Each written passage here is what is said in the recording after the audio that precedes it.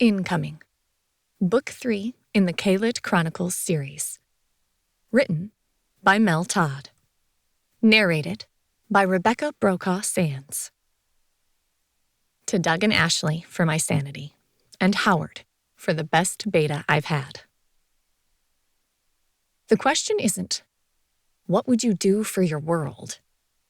It is, what won't you do? McKenna Largo. Chapter 1. Covering the Past. The sensational return of the kidnapped NFL player Perce Alexander and Detective McKenna Largo has been confirmed.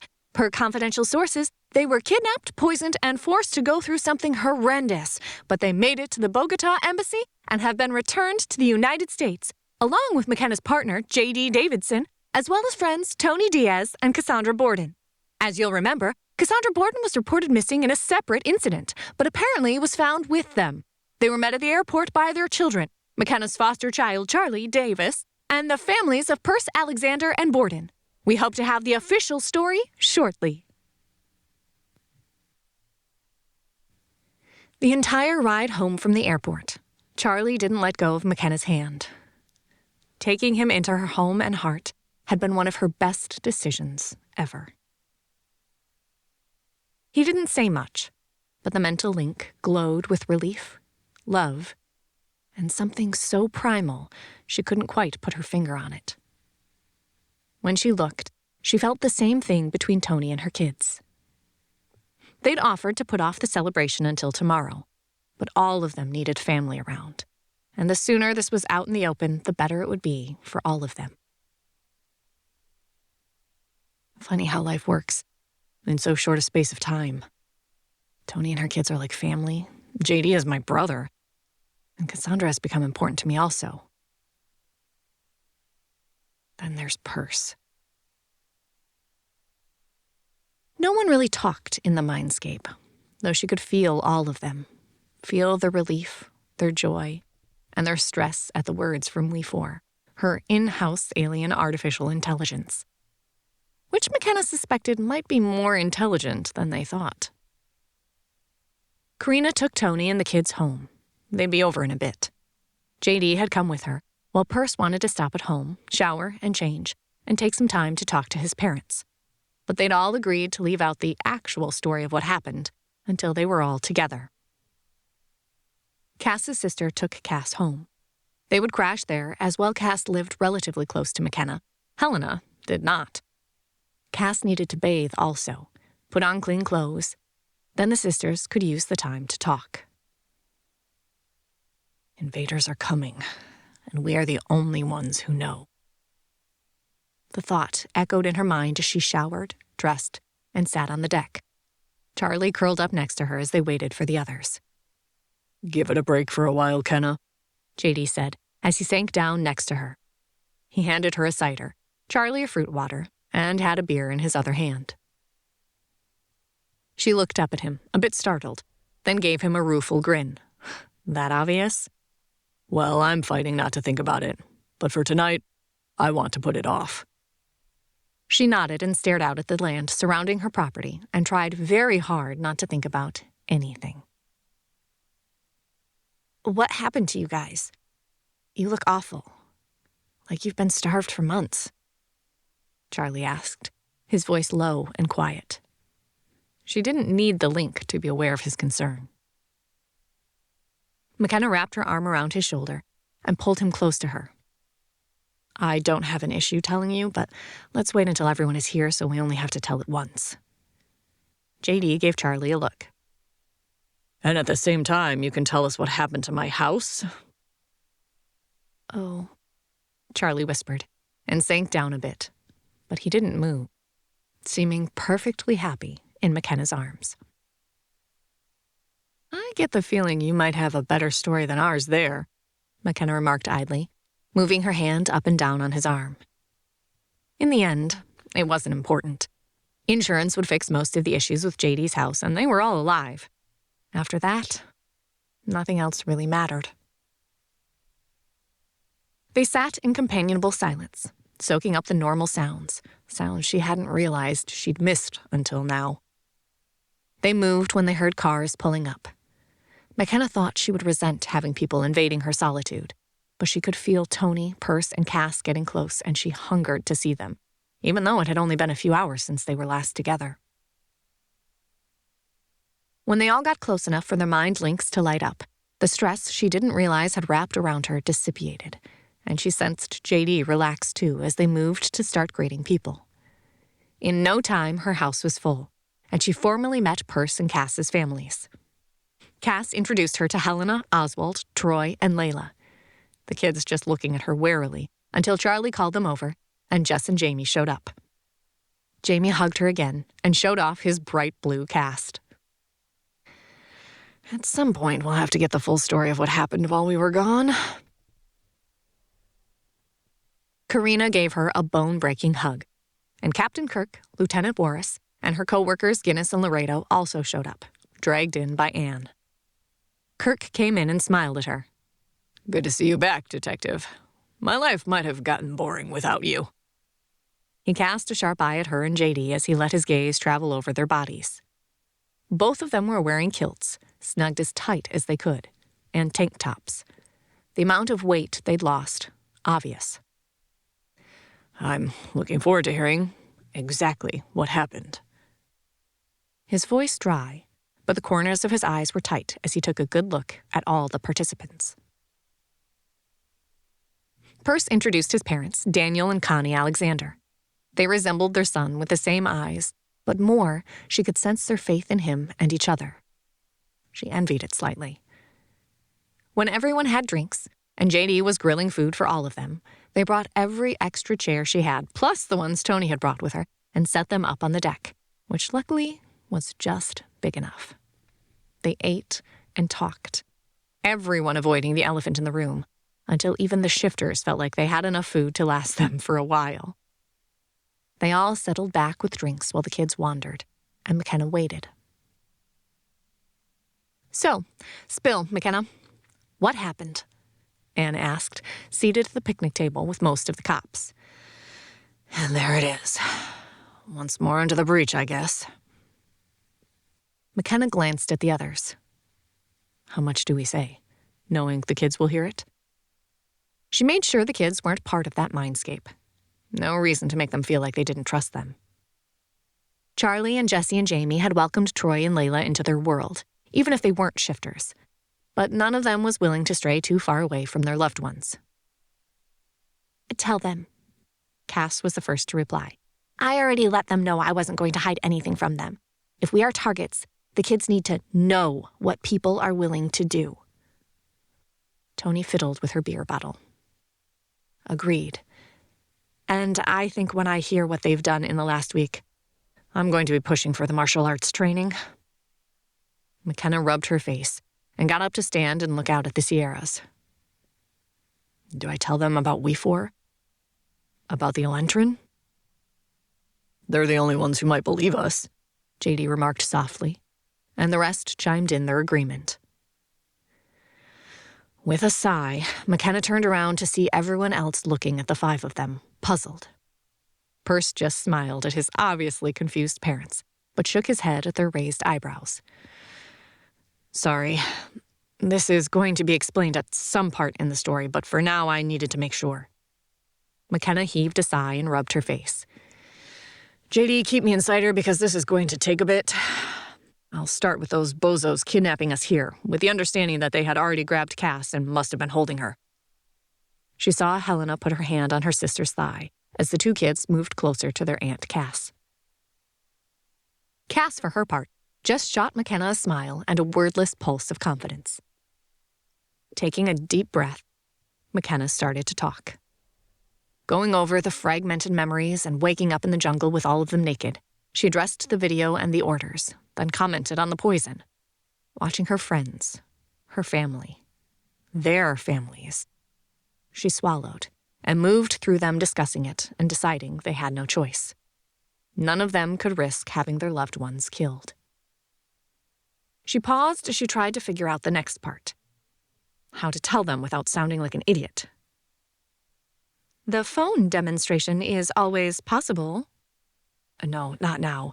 If they don't believe and run and tell someone about this, I don't want anyone to have actual proof. You do not believe any of these people would betray you? No, but I don't know Cass or Perce's family. How they're going to react to this? The conversation was carried out in the mindscape, so everyone could hear it. McKenna refused to hide anything from the people she loved.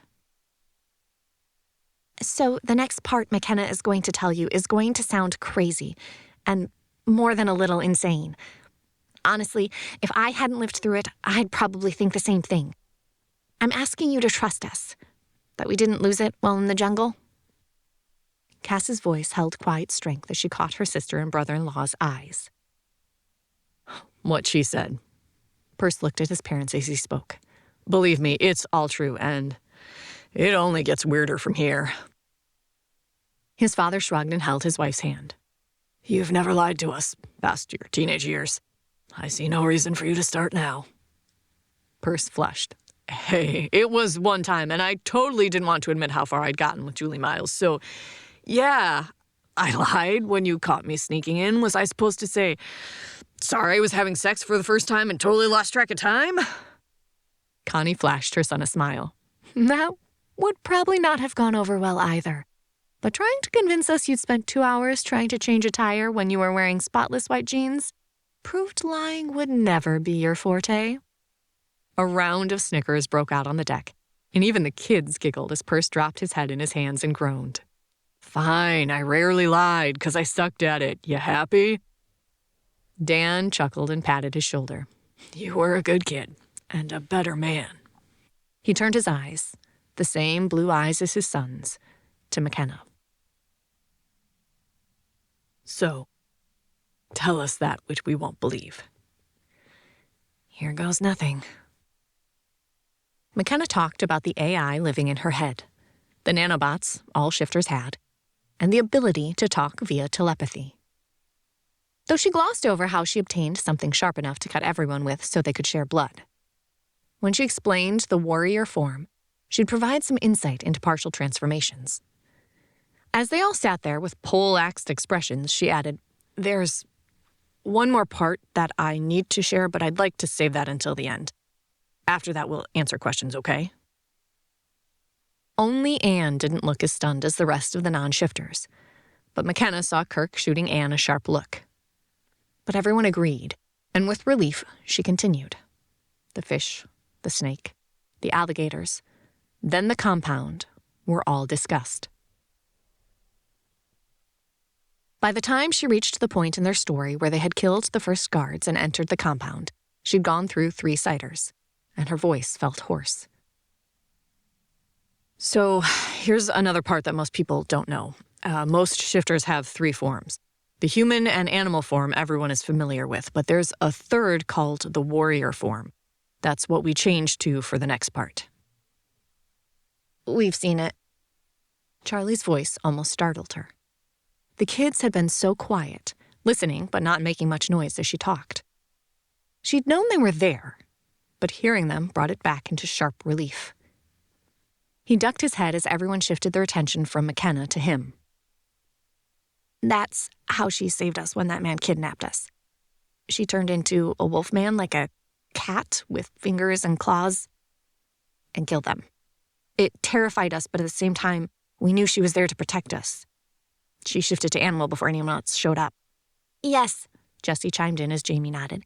It looked like the best movie I'd ever seen, but she was real and powerful. Can we see that? Kirk asked in a neutral tone. No. We forced reaction immediate and loud in their heads, and all of them winced, kids included. You have all stressed your systems too far, and the children are too young. Until you've gained back almost 50 pounds, any shifting is dangerous. Do not shift. Okay, got it. Please quit yelling. It hurts. And it did. Her very brain throbbed from the force of the words, and she saw the others holding their heads and nodding, though the non-shifters looked very confused. Sorry. Remember the AI, we call her We4, by the way. was expressing very strongly that shifting would be bad. With all the damage we did with the forced changes, we might do some serious damage to our bodies until we all gain weight back. I was going to ask about that, Helena said softly. Why are you all so skinny? And I was pretty sure from the videos both Perse and JD were much more muscular. JD grumbled softly. We were. Quit whining, Cass said softly. It could have been worse than just weight loss. Her face grave, and JD nodded, suddenly somber. True. Almost was. The looks of confusion made her half smile. I'll get to it. You'll understand. But, Captain, in regard to your question, ask me in a week or two. Then I'll be more than happy to show you. But until then, you'll just have to take our words on it. His eyes narrowed, but he nodded his head and purposefully relaxed back in his chair. McKenna took the cider JD handed her and took a long sip. At this point, she'd need something stronger. A disadvantage to not being able to get drunk anymore. But either way, the calories helped. She started the story back up with them changing into warrior form and killing the required targets. Perse and Tony weighed in with their portion of the story, and then they got to the shifting. We four came to the conclusion that multiple shifts back-to-back would enable us to destroy the poison. So we did. But every shift takes energy. She shrugged and nodded at JD and Perse. It burned up muscle mass on those two. Tony and I burned off every bit of fat and some muscle trying to change. Every bit of fat, Tony said wryly. At this point, neither McKenna nor I even qualify as B-cups. That is going to get fixed, right, we four? All my clothes expect me to have boobs, Tony asked as the people looked around, taking in the appearance of all the shifters. Yes. The nanobots are programmed to restore you to optimal health, which includes fat stores. However, if you wish alteration to your breasts, they can be given commands to facilitate that. I'll keep that in mind, Tony said, even as McKenna sighed in relief. She had no desire to look like a boy, and not having breasts with most of her body fat gone did tilt her that way. Lucky you, Cass said, trying to lighten the mood. I never had boobs.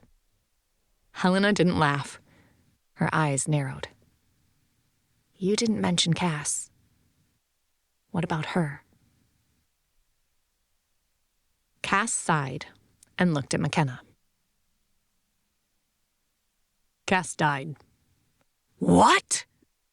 Burst from multiple throats, and Helena's hands went white around her sister's knee, and her niece and nephew wrapped around her legs like octopi. Cass smiled a sad, soft thing, even as Helena looked like she wanted to pull her sister into her arms and never let her loose. Her heart stopped. Perse and I did CPR while I forced the nanobots to repair her heart. It worked, but it was really close. McKenna closed her eyes, remembering the limp figure of Cass laying on the floor. She didn't have the mass the rest of us had. Mass to fuel the changes, and it cannibalized too much of her heart. All of us need to take a while to eat and let the nanobots repair the damage done to our internal organs. Cass just had less body mass, so more damage. She shot Kirk a wry smile, hence the no shifting for a while. Understood. He looked a bit pale at the idea. McKenna nibbled on a chip as she tried to organize her thoughts. With reluctance, she went into the last part of the story, covering the trip to Bogota, the political games, and then the flight home. Gods, this last part is going to take whiskey. She felt the agreement from the others, and JD rose. You know what? I think you're right. Tell you what, let me get some adult drinks and you guys can ask all the questions I can see on your faces. Then we'll get to the last part. I'm in no hurry to get to this part either. Besides, I want another burger. People stood and stretched, and she saw Perse and his parents deep in conversation, while Helena had a death grip on her sister, and Oswald stayed close to them, though the kids headed out to play for a bit in human form, kicking a soccer ball around. Jesse and Jamie seemed to have gained another inch or two in the last week, So they balanced out the 7 and 10-year-olds of Helena. All of them kept glancing back, checking in on the adults, and she completely understood the wariness. Hunger whispered at the back of her mind, and she went and made herself another hamburger, even as Kirk, followed by Guinness and Laredo, approached. I really want to say your experience has created a mental break and make you go see a doctor. Kirk started the conversation as he sipped at a beer, looking out at the mountains. So why don't you? She asked, as she finished doctoring the burger to her tastes. Even stuff she liked didn't taste as good as it once had. But it still tasted good. JD made awesome burgers. Because, out of all your flaws, he snorted as she shot him a sharp look with a wordless protest. You're outspoken, don't deal with idiots well, have no patience with politics, and occasionally can't see the forest for the trees. Yes, you have flaws, but lying isn't one of them. Or stretching the truth. And this truth seems so unbelievable, the only option is to believe. Besides, even if you had starved the entire time you were gone, you wouldn't have dropped the sheer amount of weight you've lost, all of you. So, yes, though I really don't want to, I believe you. It's going to get worse, McKenna said softly, and shoved another bite in her mouth so she didn't say anything else. Yeah, I get that feeling. He turned and looked directly at her for the first time. You've got my support, regardless. So might as well rip off the Band-Aid and tell us. Guinness flashed her a smile as Laredo tipped an imaginary hat. I bet you'll never be boring. Laredo's voice teasing her a bit. Yes, but will I still be a cop when this is all done? Hell, will we even be alive? She forced a smile and finished her burger, then grabbed 2 cookies and took a seat, watching the interplay of relationships around her. JD had brought out 2 bottles of whiskey, and most of the adults had some. Connie refused, wrinkling her nose even as her husband laughed at her a bit. The 2 worked well together, their love steady and strong. McKenna suspected she'd really like them if she got the chance to know them. Moving her attention to Cass's family, Helena was the tornado, and her husband the steady wall she leaned against, and their love for Cass shone as bright as Cass's love for them. Karina had moved out to play with the kids, and Tony watched everyone with stress at the corners of her eyes and mouth. But she had reason. Everyone had settled back down, and she felt the weight of their eyes on her as she twisted the tumbler in her hand over and over. Well, what's the big secret? Anne was the one to ask. But when McKenna looked up, everyone had their eyes on her. Tony nodded, then moved her attention to the kids. The line of her shoulders reflected her tension. Everyone remember a news story lately about a signal from the space that SETI Institute is offering a prize if anyone can decipher it? Most people are betting it's reflected in distorted TV or radio shows. Most of them nodded, though she noted Guinness just shrugged. His idea of news centered around sports, rugby to be specific. Connie and Dan glanced at each other, shaking their heads. SETI is the search for extraterrestrial intelligence. They normally are involved in scanning the skies for something that means there are others out there.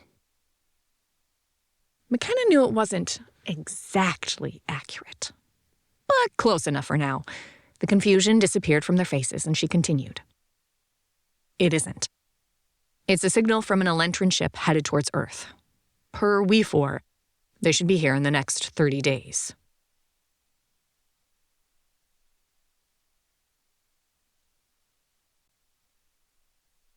Chapter 2. The Other Shoe. There has been no official statement about the situation involving the kidnapping of McKenna Largo and her associates. While there is no scheduled press conference, rumors of an intense investigation abound. At least one person has been fired from the embassy in Bogota, though it is unclear if that person had anything to do with the kidnapping. Investigators here are still looking to see how 5 people were put on a plane and flown to South America with no one being aware. The Sacramento International Airport is on high alert as all flight plans are being reviewed. KWAC News. McKenna didn't know what she had expected. Anger? Instead, they looked at her, and there was a soft sigh that seemed to emerge from all of them at once, and shoulders slumped. "I was afraid that's what you were going to say," Dan murmured. Kirk nodded his head. "Yeah." She suspected she looked like an idiot right now, glancing around at them. "You did?" The other shifters looked just as surprised. Even Tony stared at them in shock. "Sure." Kirk lifted his hand halfway, though he glanced at Anne with a half-smirk. She just rubbed her forehead with her middle finger at him. "Once you mentioned alien nanobots and that you had the commander version, it only made sense for there to be aliens. Why would they send an infection here unless they planned on coming to Earth? Do we, well, you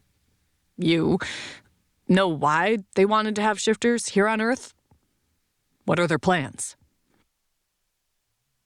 McKenna felt like an anvil had been lifted off her chest, and for a minute she thought she might pass out. The sense of relief made her dizzy. "I was absolutely sure you'd never believe us. I mean, aliens, AI, telepathy, all of it." She knew her voice had a bit of a sharp tone to it. Maybe it was fear and relief. She didn't know as she took a deep drink of the whiskey. Laredo snorted. "McKenna, you are the most blunt, honest, and straightforward person I know, and you turn into a cougar. At this point, if you told me God spoke to you, I'd probably give you the benefit of the doubt. But overall, aliens actually make way more sense than just about any other theory that's been given serious consideration." Everyone nodded their agreement. McKenna had to rub her face to prevent incipient tears. Exhaustion batted at her, and she suspected when they slept, it would probably be for a long while. "Okay, here's what We4 told us. Be aware, We4 is a program that a solar flare badly damaged. What she rebuilt is not what the Elentrin thought it should be. I think even she will admit her advice must be taken with a grain of salt." "Correct. All information provided is accurate according to the data available. But if there is a flaw in the programming, the information could be incorrect." McKenna repeated what We4 said for the non-shifters. "She?" asked Connie, tilting her head. I don't really think We4 has a gender, nor are we sure how independent she is versus a very advanced program. But she lives in my head and doesn't feel like a male, and calling something that we gave a name, it seems more wrong." A few nods and murmurs, but then Kirk redirected. "So what information has We4 imparted?" She refilled her glass, tried to organize her thoughts as she sipped. "Shifters are called Kaylid. The Elentrin, created them as cannon fodder. They use us against their enemy, the Draken. They seed a planet, give us time to cause issues, and come rescue the population from us." "Rescue? Why would we want to be rescued from you?" Helena asked this with her arm tied around Cass, as her eyes didn't leave McKenna. "So, as We4 explained it, the nanobots were supposed to lock us into the animal form, but with our minds gone. Instead, there would be insane animals in our sizes attacking and killing, unable to be controlled. They expected mass casualties, fear, and for us to be ready to accept any help. They come in and cure the madness. Then, in gratitude, we let some of our people go with them to help them in return for them helping us." She threw her hands up and sagged backwards. "Not sure I understand the logic, but it's happened multiple times." "They don't know how many people are on Earth?" Charlie said, then shrank back as everyone turned to look at him. "What do you mean, McKenna asked, eyes narrowed. Charlie started to shrink a bit more, then shook it off and straightened up. We've been having dreams. Jesse, Jamie, and me. Tony sucked in a breath and glanced at her kids, but they just nodded somberly at her. They said the population of Earth was... He paused, thinking. 900 million? 970, Jesse provided. And they're expecting like 1 million Kaylid. Everyone blinked. And Perce frowned. One of my dreams, I looked out the window. A planet hung in the view. It was blue and oddly familiar. We saw Saturn, Charlie said, his voice quiet. I checked after it had the rings around the planet. A hush fell over the group, and McKenna closed her eyes, thinking over the information. Why would they be so off on the population level? Her voice sounded a bit shaky to her own ears. She swallowed hard, trying to get more in control. Have they ever visited Earth before? Daniel asked, and her eyes snapped open, and she looked at him. Unknown. We 4 doesn't know. I think so, Charlie said, chewing his lip, brows furrowed. Why? Tony asked before McKenna could, her voice sharp, and McKenna realized her hands were white-knuckled around her glass. JD, she whispered on a private channel. Look at Tony. Can you help? They gave us languages to learn, and I think I know them. I think Jesse and I do. Jamie, did you have the same dream when you were separated from us? Jamie nodded a bit. I was in a hospital room, but different than the room I was really in for my broken arm. They said they were uploading a language module. It felt weird, but I didn't really think about it after I woke. I still felt funny from the drugs for my arm. He held up the bright blue cast, and McKenna saw Tony tense even more. Yeah, moving now. JD rose from his chair and moved it over to the space between Tony and the door and sat down next to her. In a smooth move, he grabbed her legs, put them on her lap, removed her shoes, and started to massage her feet. McKenna saw a fast look between Cass and JD. Then Cass nodded and moved her attention back to Helena, who all but had a death grip on her arm. Tony started, then relaxed as JD rubbed her feet. Interesting choice, McKenna said, her smile only visible in the mental voice.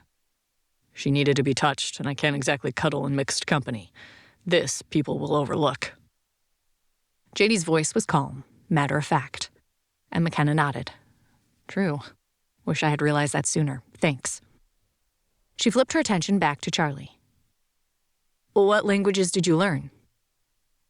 English, which we knew, but Spanish, Mandarin, Arabic, and French. All the adults had their eyes fixed on the 3 kids, and they shrank backwards, Jessie snarling softly in reaction. So can you speak it? Tony asked, her voice flat even as JD kneaded on her feet. Maybe.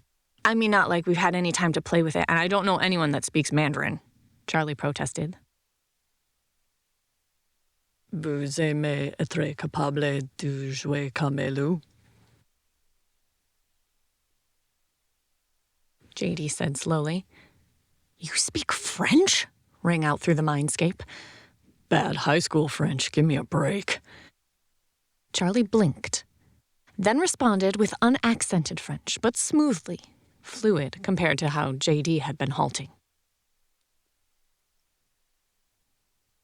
Oui, c'est amusant et je ne peux imaginer être autre chose que ce que je suis.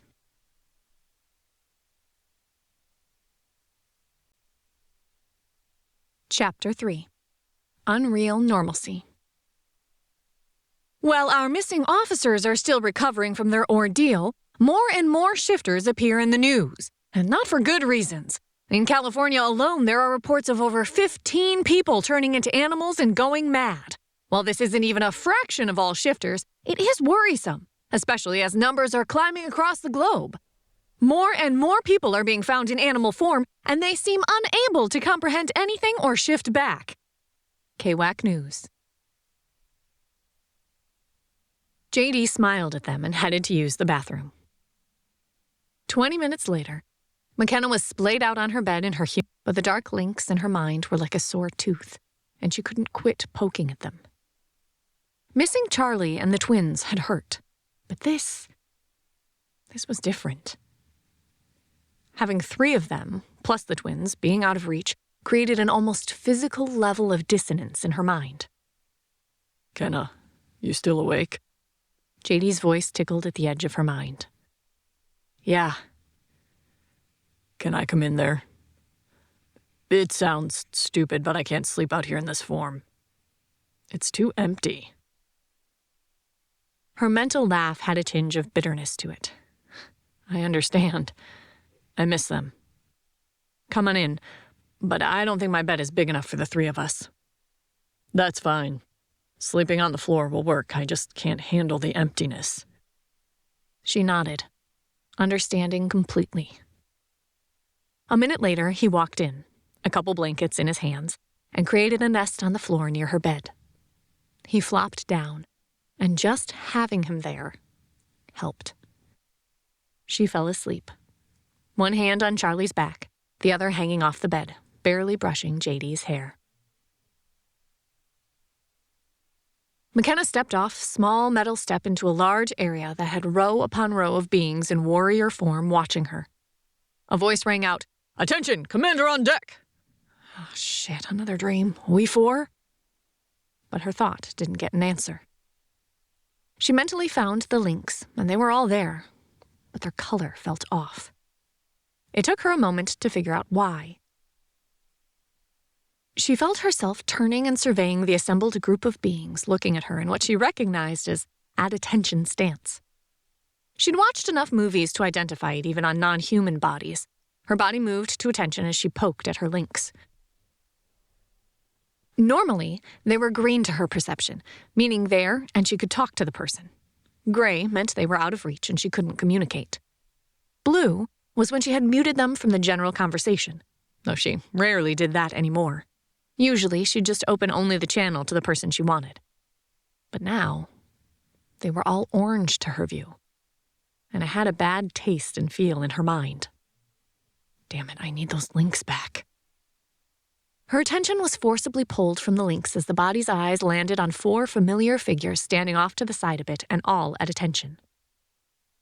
Guys, oh, thank goodness. Why can't I talk to you? We 4? JD? Perse? Tony?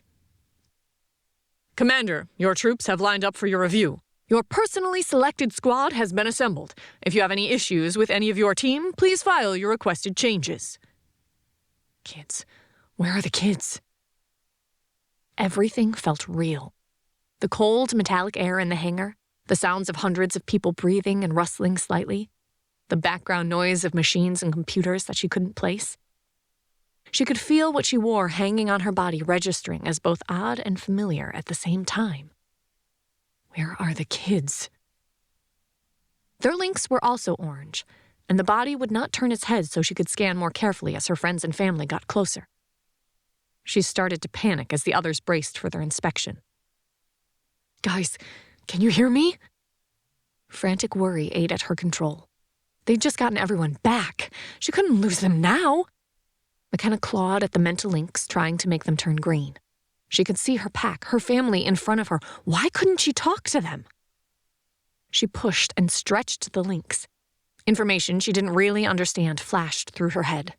Connection options, satellite links, overrides, trans-subharmonics alignment. Desperate, she wrenched and twisted, and a sharp pain raced through her mind. She screamed mentally, even though the body she rode didn't even flinch. The scream was joined by screams from the rest of her links reverberating in her mind. McKenna jerked upright, the scream choking in the back of her throat. She felt movement as Charlie sat up too, rubbing his head, wincing. What was that? JD's voice came from the floor as he also appeared in her line of sight, rubbing his head. McKenna, JD? Cass's voice echoed in the mindscape. confused with echoes of pain included.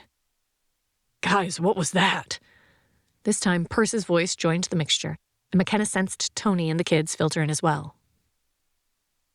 Tony? How can we be talking? You're too far away, and Perce, you're way too far. What is going on? McKenna asked. Her heart leapt, then settled down as all the lights were a steady, constant green. She could feel their health, still too skinny and less robust than she would like, but they were alive and there. Interesting. That manipulation of the links had not been found to be a possible option. Leefor's voice had an odd, confused tone. Oh, what do you mean? What happened? Did I do that? Yes. You forced the transharmonics logic to tap into both the cellular and satellite bandwidths. Normally, these communications bounce off the Elentrin ship to be able to communicate while on the planet. You rerouted them to alternate channels. Interesting. What does that mean? Why can I talk to them now they're so far away? In essence, you are hijacking the bandwidths that satellite and cellular phones use. You can talk to them anywhere on the globe if there is any type of network available for the transharmonics to hijack. She felt, more than heard, the sigh of relief that drifted through the mindscape. But Cass vocalized it. I'm glad. I was having issues with all of you so far away. My sister is still here, but it wasn't the same as you. Now I can feel you again, and I feel better with that. Agreed. And now there isn't a limit on me talking to my children. The fierce joy in her voice tasted of golden honey. McKenna lay back down, pulling Charlie in human form into her arms, and with the links vibrant in her mind, she fell asleep easily. No dreams waiting for her this time.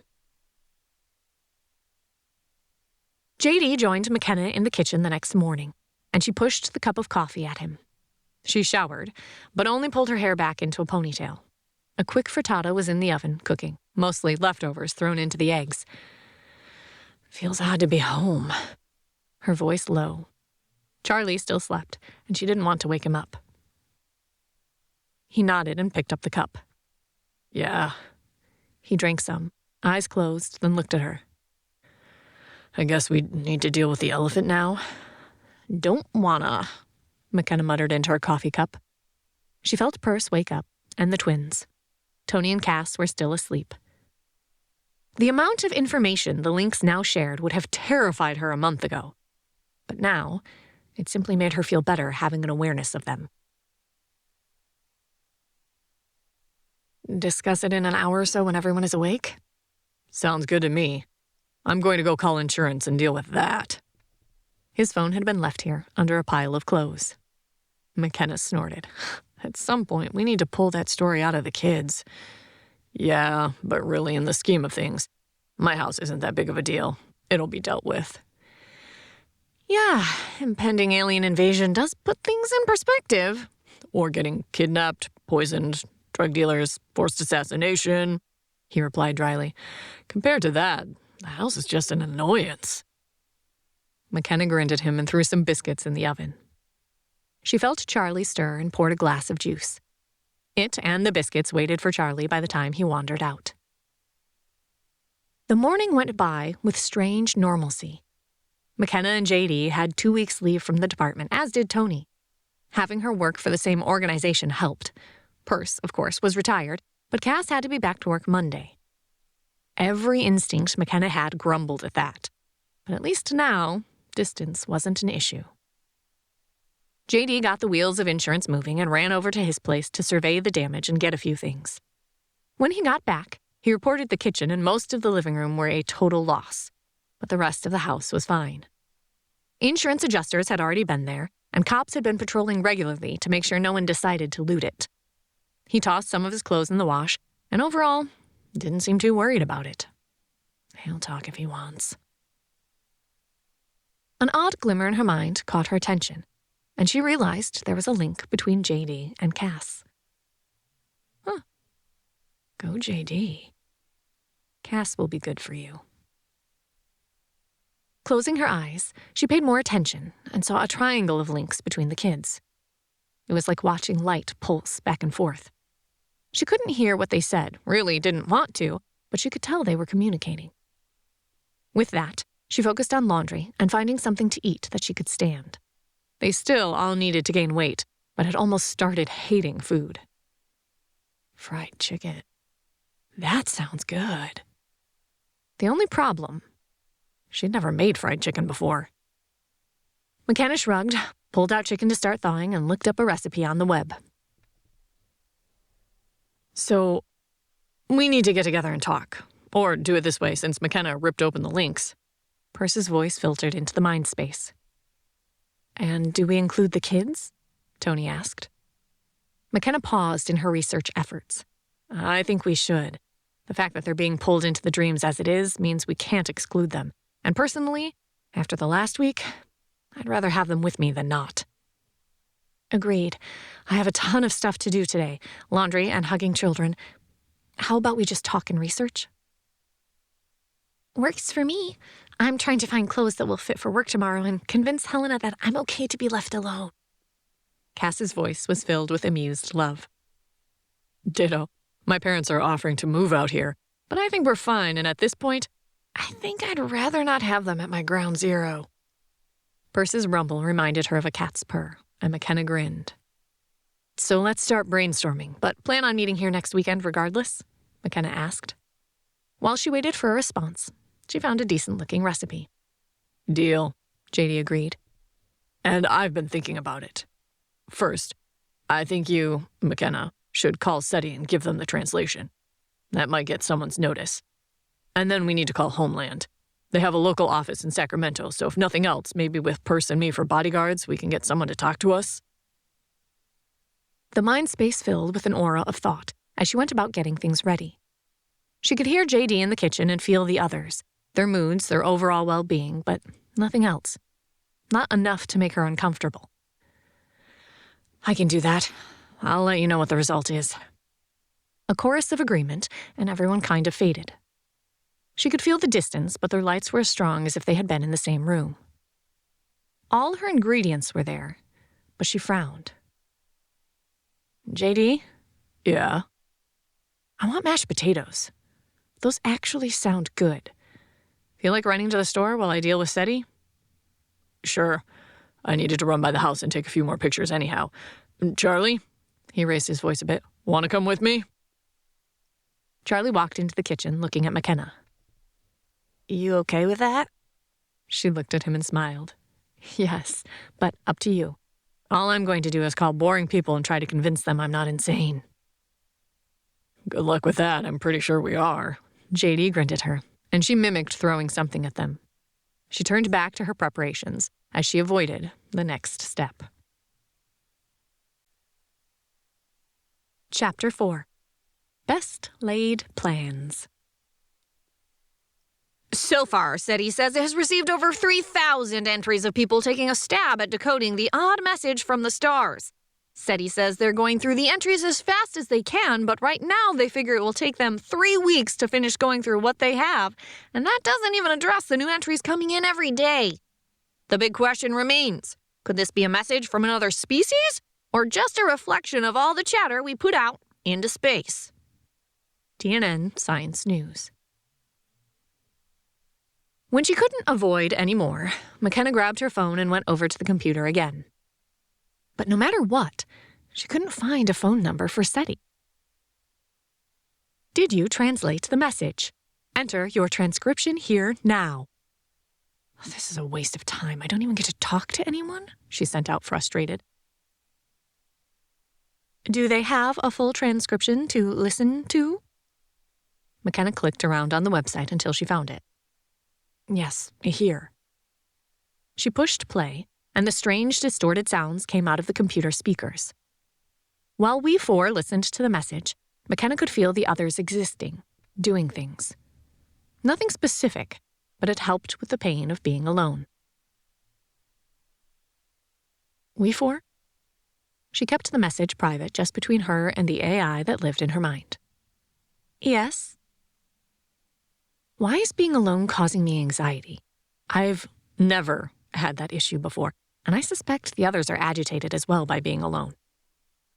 There are reasons. Explanations can be provided. Are you ready to provide the translation? Yes. That she made public and began to type as we four spoke. This is a message between 2 of the 3 ships headed this way. It looks like their signal hit a radiation wave and went wide instead of narrow, allowing it to filter to this planet. Message begins. In 3.4 Liad, the ships will be in orbit above the 3rd planet. Signals have been intercepted that imply their technology may be more advanced than expected. Harvesting areas are ready for new Kaylid.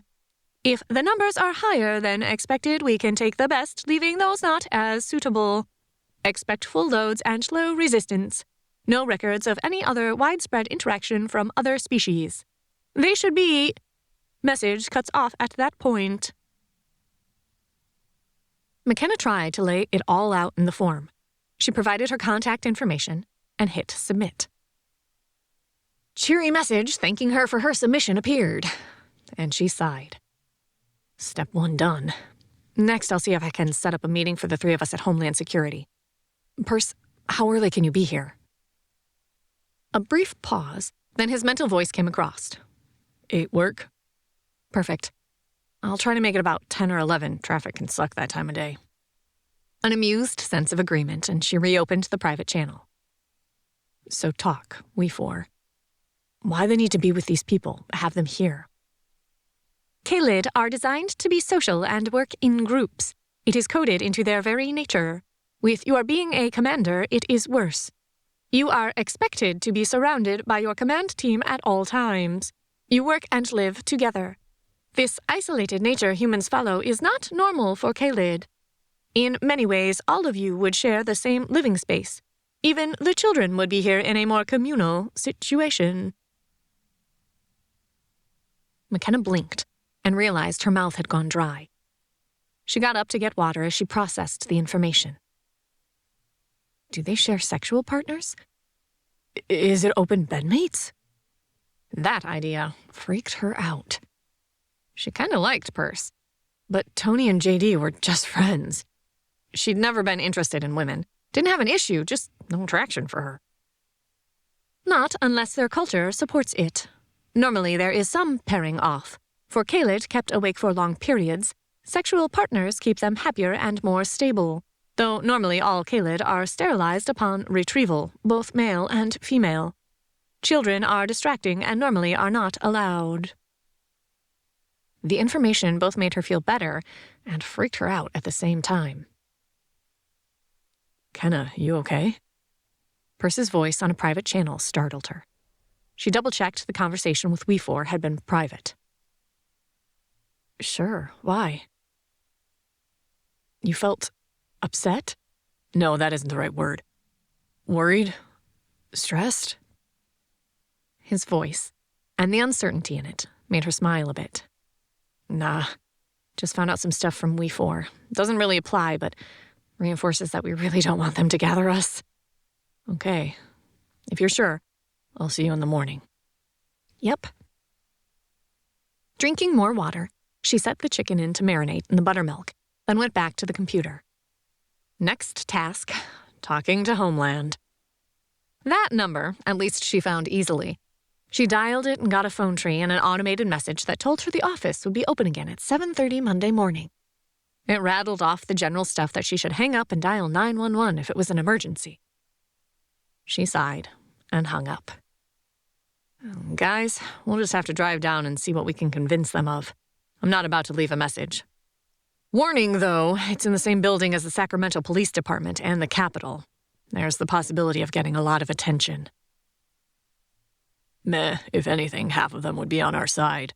So, not going to worry about it. I heard the message we 4 translated. How long is a Liad? JD asked, and she could feel Charlie paying attention to the conversation. A Liad is 9 Earth days approximately. They are closer than calculated. They must have found a new Draken planet and are planning an invasion. The information sat in the mindscape like a lead weight, pulling at all of them, but not able to be moved. Okay, then. Monday we shall go see what we can do. Maybe we'll get lucky.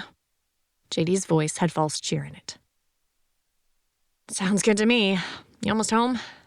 Need those potatoes. Yes, 10 minutes out. With that, they all went back to their normal lives, but the warm sensation of their links soothed her as she worked on laundry. As she tossed clothes in the bucket, she made a mental list of things to do tomorrow. Looking at her closet, she froze and sighed. Purse? Making the channel private. Yes? This is going to sound horribly stupid, but would you wear a suit Monday? I have one dress that might fit. One of those, someday I'll lose enough weight to wear dresses. At this point, it's going to be too big, but none of my clothes will fit. I'm hoping yours will be more forgiving and you can act as the front man. Sure, I have 1 or 2 higher-end suits that were a bit tight. They should fit fine now. Why don't you wear your uniform? Because I can't even keep it on. It's so loose the pants fall off, and I never got the skirt version. Besides, while I believe Kirk will support us, I don't want to go as Detective McKenna Largo. I need to go as Shifter Queen McKenna Largo and hope they don't lock me up and throw away the key. Yeah, I see. Emergency shopping trip? She chewed over that idea. Yeah, I think so. Maybe Tony will come with. Thanks. Always. His voice held a rich velvet that coated her mind and made her shiver in pleasure before she forced it down. So he was cute. She didn't have time for this or the energy. Really. Tony? It took a second. She could tell Tony was distracted and almost let it go. Yes? Interested in clothes shopping this evening?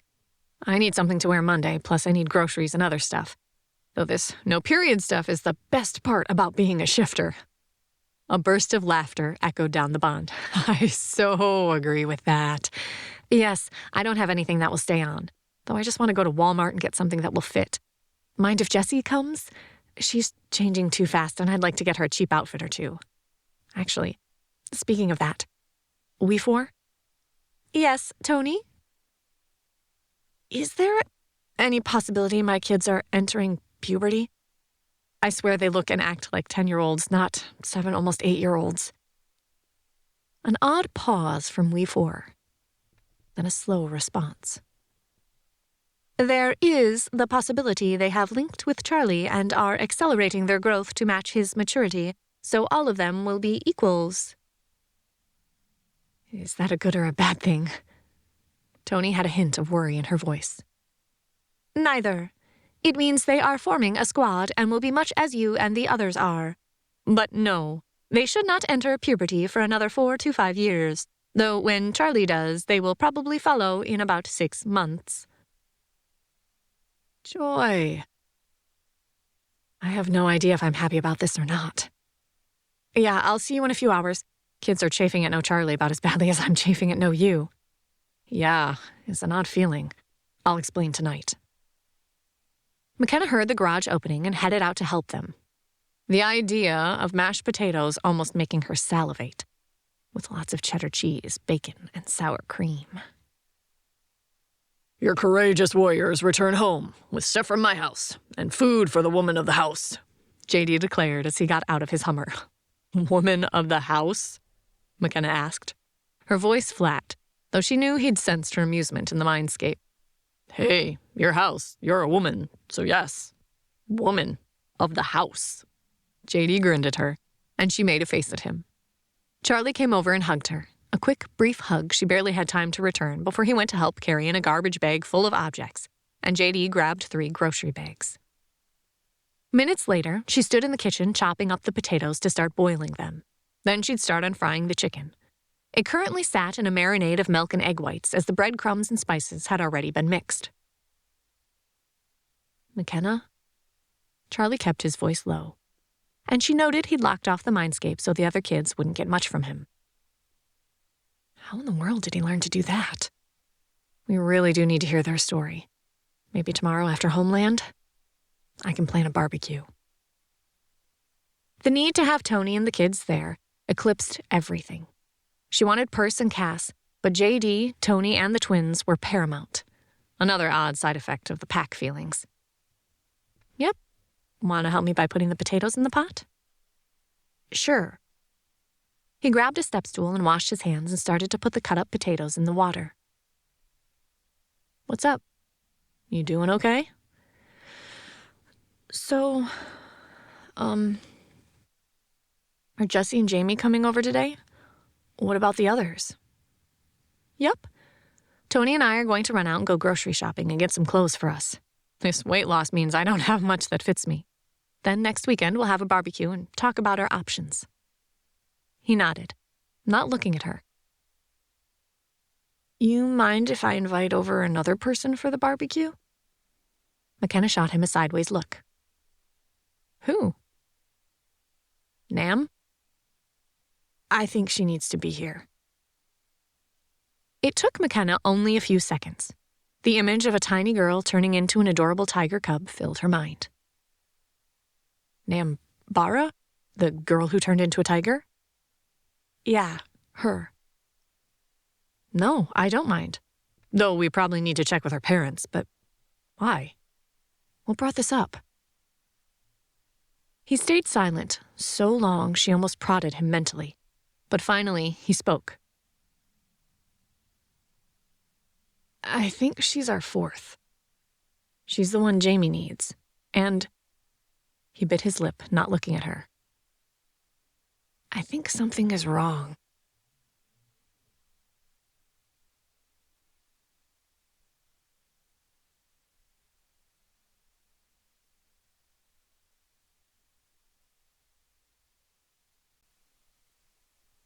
Chapter 5. Feelings. Thundercats is making a comeback. With the emergence of shifters, the old cartoon series has gained in popularity. A search is being made for people who can shift into the iconic animals, jaguar, cheetah, lion, tiger, and 2 young cat shifters, to fill the roles of the iconic series. This might be the most exciting movie to come out in the recent past. This comes on the heels of a casting call for Jungle Book, filmed with shifters in most of the roles. TNN Entertainment News. Multiple things fired off in McKenna's mind, and she looked at him, her hands frozen mid-chop as she tried to process all the bits of information in that statement. I have an issue asking her parents, but why do you think she's your fourth and that Jamie needs her? Charlie kept his eyes on the pot, not looking at her, holding his body rigid. All our dreams keep asking where our fourth is, that we need our final member. It didn't make any sense, and we thought it was the dream. But when Jamie broke his arm, the dreams changed. Telling us he was in the hospital wing, that freaked me out a bit more. He shrugged and finally looked at her. And he dreams about tigers. But I don't think he knows that I've seen his dreams. He's not talking about it. But Nam is the only tiger we know. McKenna finished chopping the potatoes, moved more slowly to give herself time to think. Okay. I don't remember anything specific while we were being held by that idiot. Did I miss something? Nah, but he usually stayed close to her. She's so small, and Jamie liked being near someone he could take care of. Jesse can't stand it when he tries. A bark of laughter slipped out, and she grinned at Charlie. Jessie doesn't like anyone doing things for her. Independent doesn't begin to describe her. Charlie half smiled. She's pretty firm about being equal, he shrugged. But Nam? She spent so much time scared. I wish we could have talked there, but being locked in animal form wasn't possible. I think if we could have communicated like we do now, she would have felt better. All we could do for each other was cuddle as animals, and it didn't help since we couldn't reassure each other. McKenna nodded. Being able to talk mind to mind in that situation would have made everything so much easier. But what was. No sense dwelling on the past. It helped more than you might think. Adding 1 more, or even 3 more to their barbecues didn't make that big of a difference. Okay, I can call. But she's a bit younger than Jessie and Jamie, right? Like 6? I think so. I don't know. She doesn't go to our school, and I haven't seen her since the hospital. He paused for a minute. Then he almost whispered, I miss them being here sometimes. She gave him a light shoulder bump. I do too. I wanted to change that, but with all this alien stuff, I don't know when it'll be. Let's find her parents and call, okay? Are there any of the other kids that we should call also? Charlie flashed a smile at her. No, just her. For now. Though, a party someday might be nice. He didn't look at her, though. His ears had turned pink. Thanks. So now what? He nodded at the potatoes that all sat in the water. We start boiling and not start any fires? He flushed red and ducked his head. It's okay. Maybe you can tell us all tonight? He nodded and jumped down from the stool, which put the counter at waist height, and headed over to the TV and video game. McKenna set the pot on the stove, breaded all the chicken, and laid out the oil to start heating. This would make a good lunch. They'd probably get takeout when they came back. With that all ready to go, she headed over to her computer and sat there. How to find out the girl's number? She really didn't want to log into the police system and use it. That seemed too much like abuse of power. But maybe calling in a favor would be acceptable. Sheriff Michelle DeSoto's business card sat by her computer, and she picked it up and dialed the number. Waiting for it to ring, she watched Charlie go start up the video game. Right now, he wanted to keep her in sight, and she completely understood. Not having the rest of them around drove her slightly batty. Michelle answered on the second ring. DeSoto? Sheriff DeSoto, this is McKenna Largo. Largo, heard about your excitement. Looks like you all made it back in one piece. Her voice held warmth and interest. Maybe there would be a chance to get the information needed. Mostly. Lost more weight than even remotely healthy, and I'm sure there will be more fallout at some point. But for now, we're enjoying being home and being with loved ones. Good attitude. So I doubt you were calling me just because. What's up? Charlie wants to talk to one of the kids we were with. Just a feeling, but one I'm willing to indulge. But in the mess and chaos afterwards, I didn't get contact numbers. Would it be crossing any ethical lines if I asked for some contact information? A pause. Then a sound that might have been a sigh or a chuckle. Maybe. Except every parent asked me to pass on the information to you. I had left it on a piece of paper with your hospital stuff, but I suspect that got lost. Give me your email and I'll shoot it over to you. I suspect most of them will be more than happy to hear from you. A weight she hadn't realized had settled on her heart after that bloody, emotional day lifted. I never saw it. That would be great. Thank you so much. Not a problem. Give me your email address and I'll shoot it your way. They talked for another minute or two, then McKenna hung up. Charlie had been paying more attention to her than his video game from how many times his cart crashed. You going to call her? He asked as he crashed again. Yep, right now. He put the game on pause and got up and wandered over to lean on her while she called Nam's house. After ringing 3 times, a woman answered the phone. Hello? The wary voice of someone expecting a telemarketer. Hi. This is McKenna Largo. I'm looking for... She glanced at the contact list again. Vakin or Porvi Bara?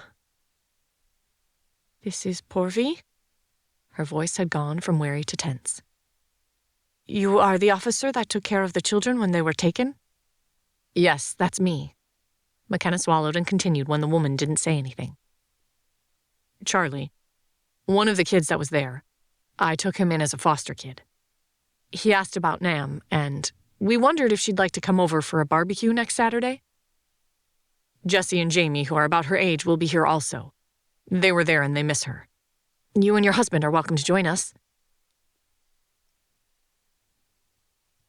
The silence stretched so long, McKenna started to ask if the woman was there. I will bring her Saturday. Address and time? The voice was abrupt and a bit desperate. McKenna blinked but gave her the address. Any time after about 1 is fine. I look forward to seeing you and Nam. Yes, as do I, the woman said, then hung up, leaving McKenna frowning at the phone. Then she looked at Charlie. Did that come across as odd to you as to me? She knew he could hear clearly enough to have caught both sides of the conversation. Charlie bit his lip and nodded. Can we ask Tony and Jamie and Jesse to be here by noon that day? I think Jamie needs to be here. Sure. Tony? She asked in the public space. And next week, can you show up about noon? A friend of the kids is coming over, and Charlie thinks having them here before the girl gets here is a good idea. Fine by me. At this point, a week away seems like an eternity. Remind me closer to that? I'll be heading over in about 3 hours. Works. I'm going to start frying chicken for lunch. Figured we'd get takeout for dinner. Okay, I think I want Thai, though. Oh, sushi. Tony sent a wave of desire, and McKenna gagged. After the fish, how can you want that? Heck if I know. Just do. See you in a bit. I need to finish doing stuff here. McKenna looked at Charlie. That work? Yeah, thanks. He smiled at her and went back to his game. McKenna went to make fried chicken. The chicken turned out decent. The mashed potatoes, awesome. The shopping trip worked as expected. McKenna found a dress with a nice jacket, some shorts, t-shirts, and a bra that would hold her over until she put some weight back on. Tony had a simple shirt dress for her and some various clothes for her kids. They got pizza and Chinese to deal with Tony's craving. So, we really doing this? Contacting Homeland Security? Tony asked as the kids were outside, discussing something with an intentness that probably implied stress for the adults in the future. McKenna enjoyed what she could. But that night, they all ended up in the same room again. JD on the floor and Charlie in the bed with her. All in human form. All needing to know the other person existed.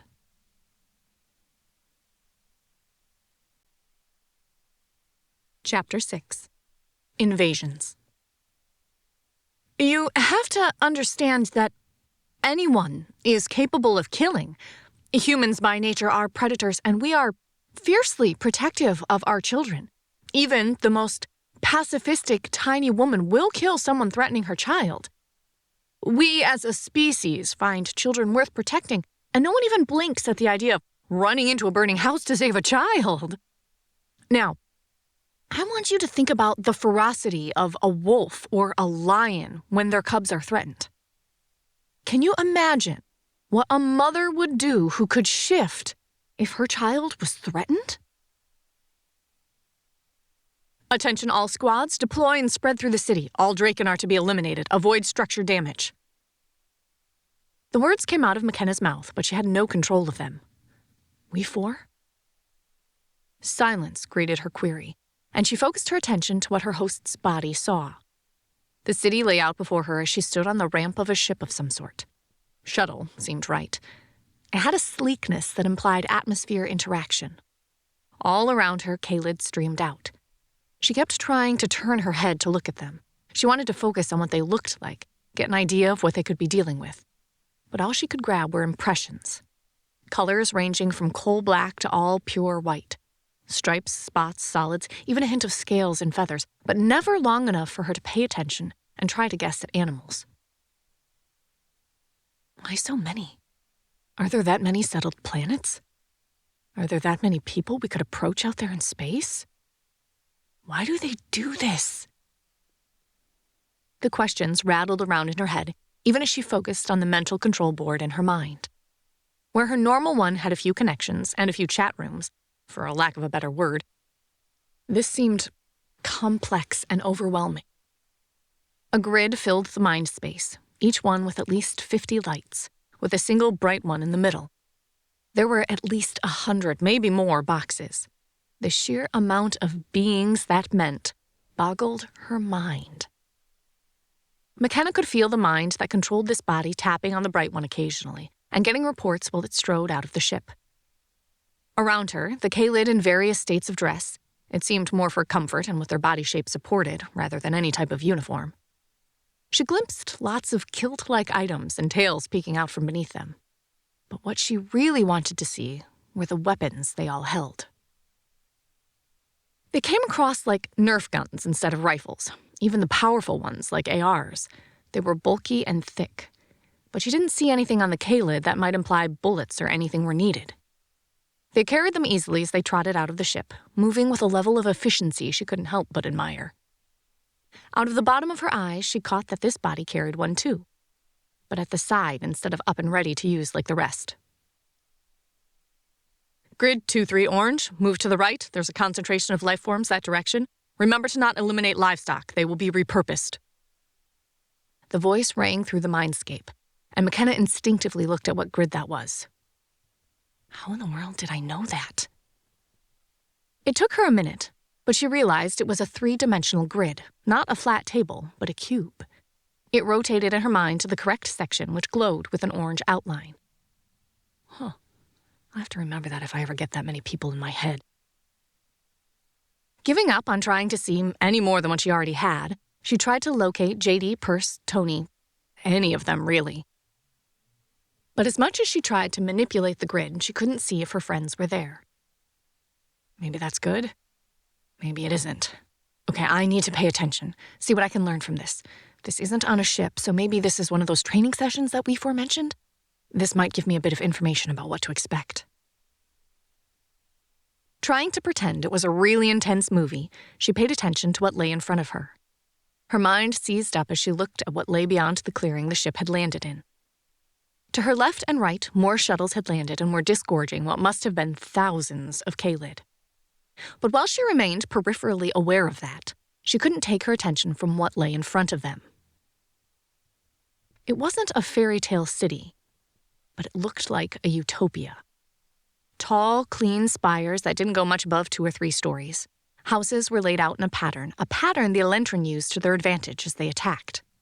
They spiraled in around the farms and other buildings, and as it went in, they were more complex, while the city seat lay in the middle. McKenna tried to figure out what sort of government the Draken had, but nothing came up to that thought.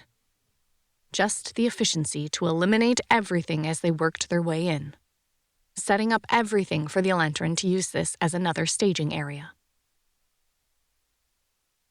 The air smelled clean, and while McKenna knew they had electricity, she didn't see lines running anywhere. Even the buildings somehow seemed right. Not a huge metropolis, but a city probably about the size of Rossville proper. She itched with the need to learn more, but couldn't sink into anything in this odd knowledge to pull out what she wanted to know. The body kept striding forward, looking at the other Kaylid spreading across the area in a silent, deadly wave. Some had already hit the first buildings, and she saw a flash of red out of the corner of her eyes, but the head didn't turn so she could see. Up ahead, a building that screamed family home with a courtyard, the odd small animals running around in the area. I'd guess the equivalent of chickens, maybe? She couldn't focus on them long, but the feathers gave her that impression. A being ran out of the door, screaming something in a liquid language that made her want to stop and pay attention, to learn how to speak like that. It held a broom and ran at McKenna. The moment froze in her mind as she saw every detail. The elegant, lizard-like neck and head, the jewel tones covering the body, the simple dress-like robes in the same vibrant colors that complemented the skin.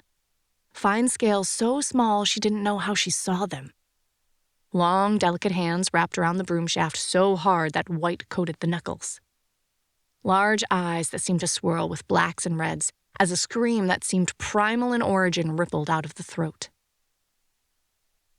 She wanted to put up her hands, to assure this being that she just wanted to talk, to learn about them, to hear the language again. The body raised the weapon in a fluid move, and McKenna felt herself sighting down the barrel and aiming at the head. A twitch of her finger, light erupting from the end of the weapon. Before she could blink, the light slammed into the head of the being rushing towards her, and it disappeared. The body ran a few more steps, then crumbled to the ground. the broom still wrapped in its hands. McKenna wanted to scream, to apologize, to run from what she had done. The body kept moving forward, and the purple blood that trickled from the neck rated only a glance, as if to verify the being had been killed. A quick glance inside the house revealed nothing else. The body she rode moved back out and kept walking on the road, the spiral twisting through the city like some perversion of a yellow brick road. It spirals, but it's leading death into the heart of their city instead of leading me to the wizard. McKenna's thought tasted like bitter ash, and she was oddly glad that she didn't have a real stomach. Otherwise, she might be throwing up. Commander, all troops have been deployed at the perimeter and moving in now. Acknowledged. Be aware there seems to be more resistance than normal. Not only are the normal guards resisting, but the populace is fighting back also. The body replied out loud and mentally.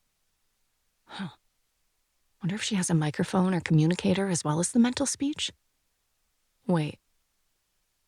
A single being attacking with a broom is more resistance than normal? Thinking about anything except the dead bodies that were littering the area seemed like an excellent idea. All her questions wouldn't have answers, and she didn't know what else to do. That thought pulled her attention back to the action going on around her. There were a few people fighting back and throwing things at the Kaylid. One even seemed to have a bow and arrow-like item, and she did see one dead Kaylid on the ground. Where are the soldiers? The protection? Why didn't they have guns around them? Where are the people fighting back? Why didn't anyone grab that weapon and use it against them? It made no sense. If this happened in any city she'd ever visited, people would be digging weapons out of every closet. The military and National Guard would be attacking. Surely they had known they were landing. What was going on? She could see barricaded doors that had been broken down, Kaylid splattered with purple blood, but nowhere did she see any form of organized resistance. Mostly people running and hiding.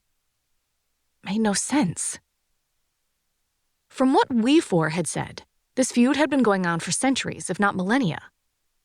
Why didn't they fight back? Commander, we are approaching the business district. So far, injuries have been light, but there are signs of more organized resistance at this point. Well, finally. Carry on. The losses are negligible so far. There are 5 ships of Elentrin waiting to inhabit this place. The body remover corps will be following along. We have been instructed to convert all dead to fertilizer. Remove all weapons from fallen Kaylid and any property that can be reused.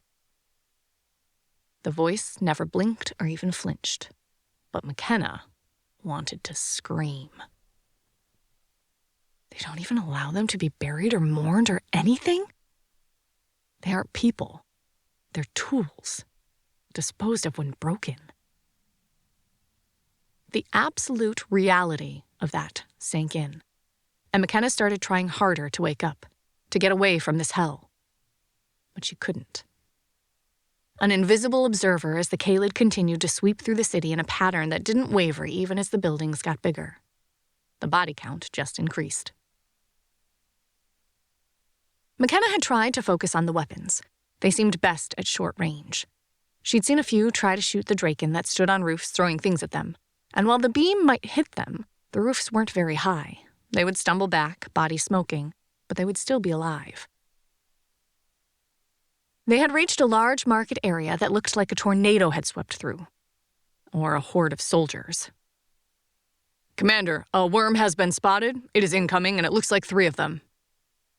A sigh slipped out of her host.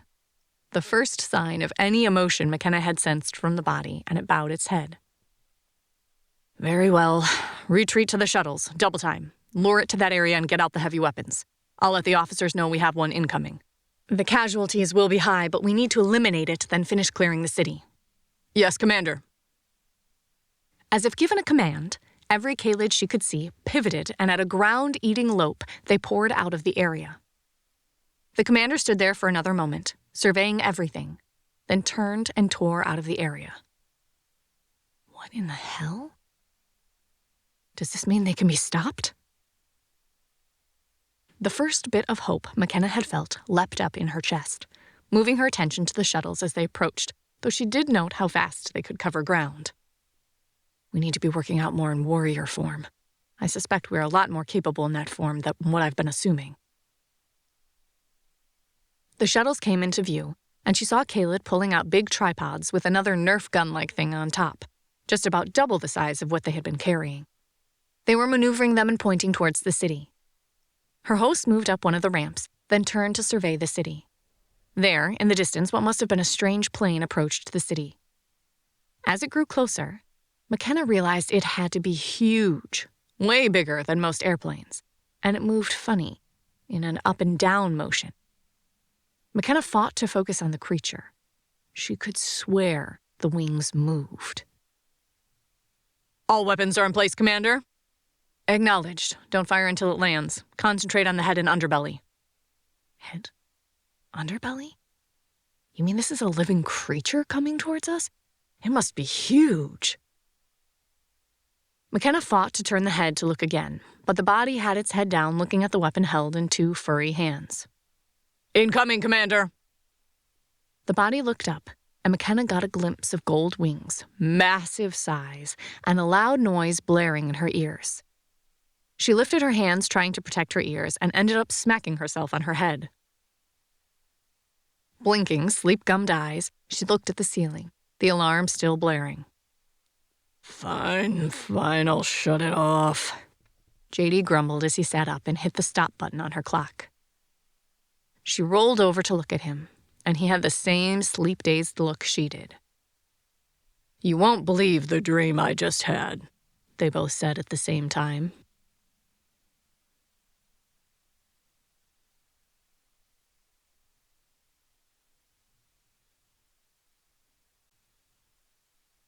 Chapter 7.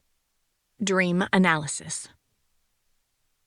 Quiet Iceland has been in the news lately, not for their volcanoes or glaciers, but their simple acceptance of shifters. As one city official put it, Iceland doesn't have any natural predators anymore. No wolves, lions, jaguars, or anything like that. So all animals are being treated as intelligent beings. Any livestock is tattooed at birth, and this eliminates any issues. We aren't sure why this is such an issue for other cultures. I mean, how often have you seen a tiger walking down the street calmly in New York? TNN Shifter Special. None of them said anything else until they all sat out on the deck, food in front of them. Jade, you could say that. We four, it wasn't a real thing happening now, was it? McKenna asked, trying not to hope too much for the training options. While aware of your interaction in the dream state, no information about it was gathered. Please describe. Allowing you to remain in the dream did not provide access. Huh. I had wondered about that, since I tried to talk to you and you never responded. McKenna ate slowly, telling them everything about the dream. She didn't broadcast it right now, wanting to keep it to the three of them right now. She didn't pull the punches even though Charlie listened. He deserved to know. She probably sucked as a foster parent, but she couldn't treat him like an innocent child.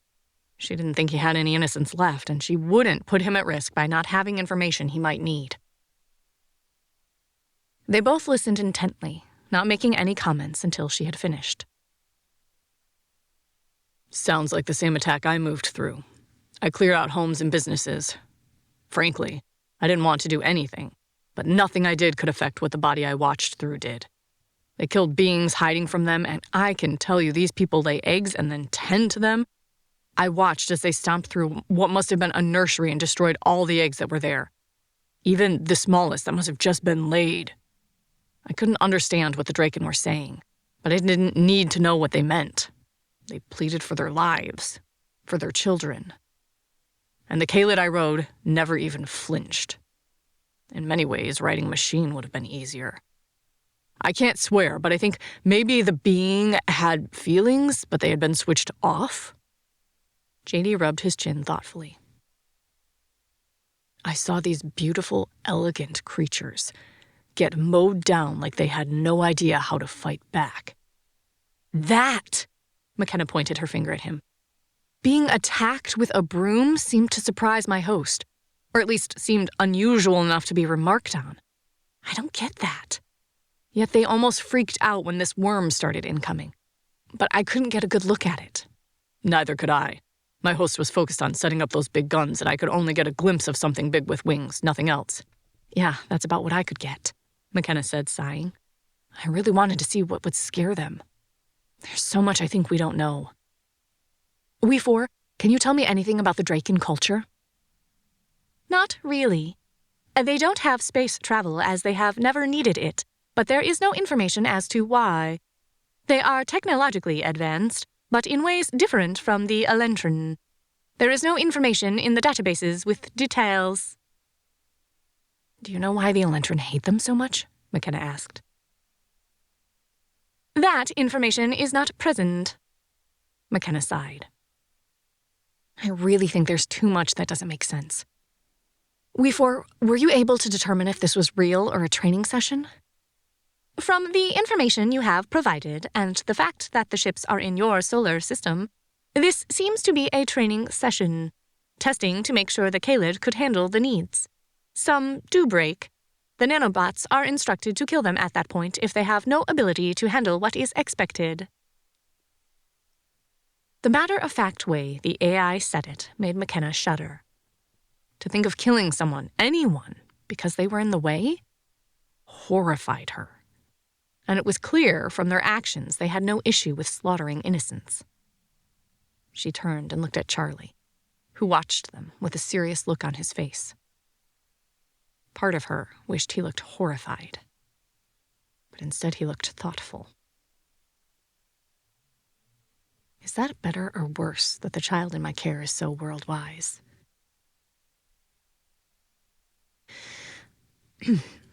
Were you in the middle of all that? She tried to keep her voice flat, but a hint of worry crept in. Charlie shook his head. No, I was on a ship, I think, working with weapons, but I don't think they were the ones you were using. From what you described, yours were long and kind of chunky at the front? McKenna nodded. These were pretty short. Held in one hand, they had a really wide front. They kept telling me they were collectors, made to be used on other Kaylid.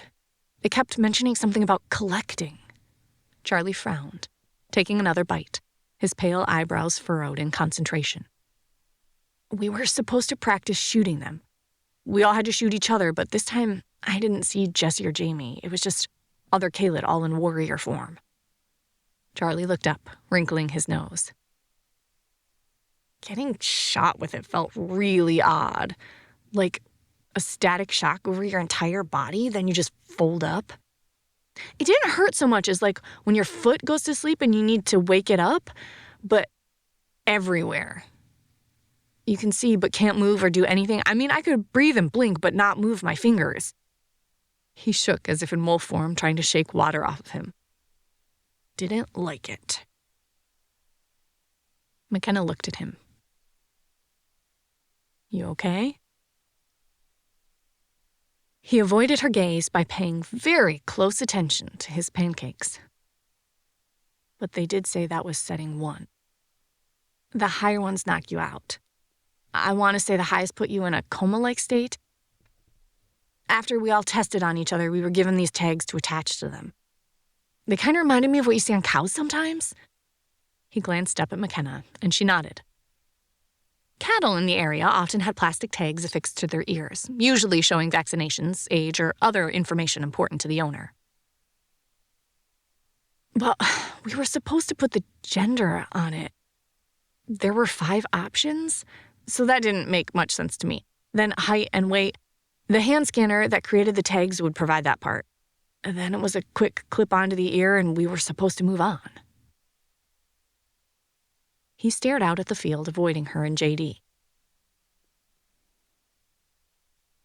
The person giving the orders, not the same one from the dreams before, said a collection vehicle would be by later to pick them up. Charlie fell silent and poked at the pancake again. The fact that there was still pancake on his plate told McKenna something bugged him. So, what else happened that's bugging you? She prompted, but didn't stare at him, Instead, she got herself some more bacon and potatoes. "What does tubing mean?" he asked, biting his lip as the pancake slowly turned into mush. McKenna blinked. I don't know. What was said?" "The teacher person said they would be collected and tubed." "What does that mean?" "Oh, McKenna thought about the conversation she'd had and shot the question over to Cass. "Cass, does the term tubing a Kaylid mean anything to you?" "1 second. There was an odd feeling of tension. Then Cass's voice came back. "They were all kept in canisters or big tubes from what I could figure, like racks of canned goods. So I could easily see it called being tubed." Her thought had an odd quality to it. "Is that good or bad?" McKenna asked, after double-checking it was only her and Cass in this conversation. "Yes. They didn't seem to be in pain from what I could figure out, but I'm damn sure they also killed or, in their view, eliminated anyone not needed or damaged in some way, and it was done with less interest than you might pay dumping expired canned goods." "So noted. Thanks, Cass." "You dream it all last night?" A taste of strawberries washed across the connection. "Yes, but not in the way you mean. I have to get back to work. Yell if you need something." Cass closed the connection, leaving McKenna smiling a bit. She had a good idea what Cass had dreamed about. She opened her eyes to see Charlie and JD looking at her. "Charlie, it probably means they were talking about how they, the Elentrin, store Kaylid. And Cass says they're put in big containers and kept there. Not asleep, but not hurting or anything." Charlie frowned, then his eyes lit up. "Oh, like at the beginning of the movie Alien when they were all sleeping?" "When did you watch Alien?" McKenna blurted out, even as JD looked surprised. Charlie flushed, his skin turning into a light pink that crept up to his ears. Well, we were at JD's while you were gone." "Trust me, we're never watching anything again like that. That freaked us out." McKenna didn't know whether to hug the boy or fall over laughing. The idea of watching Alien at their ages? She hadn't watched it until a teenager, and it had still scared her then. She cleared her throat, trying to seem unaffected. "Yeah, similar idea. Probably different technology. They don't hurt or aren't aware of anything. They just sleep until they wake them up." "Oh." Charlie sighed, relieved. "That doesn't sound that bad." "So they just sleep until they need you?" McKenna just nodded, not wanting to get into what their lives were like outside of the tubes. "Nothing else?" Charlie started to eat a bit more, perking up. Seeing him eating the pancake helped her feel better. "We need to get ready to head out to Homeland Security in a bit," JD mentioned as he polished off his plate. "You on your way here?" she asked Perce in the open space. "Leaving in a bit. Need anything?" "No, I'll get dressed in our show-and-tell clothes in a minute. Did you happen to dream last night?" she asked, not caring if everyone heard. "Not me, but then I wore myself out last night. By the time I laid down, I could barely move. Trying to bleed off stress, which means working out. Besides, giving the nanobots something to do." "Time to go get ready," JD commented as he headed to his room. She forced a smile, grabbing the dishes and heading in.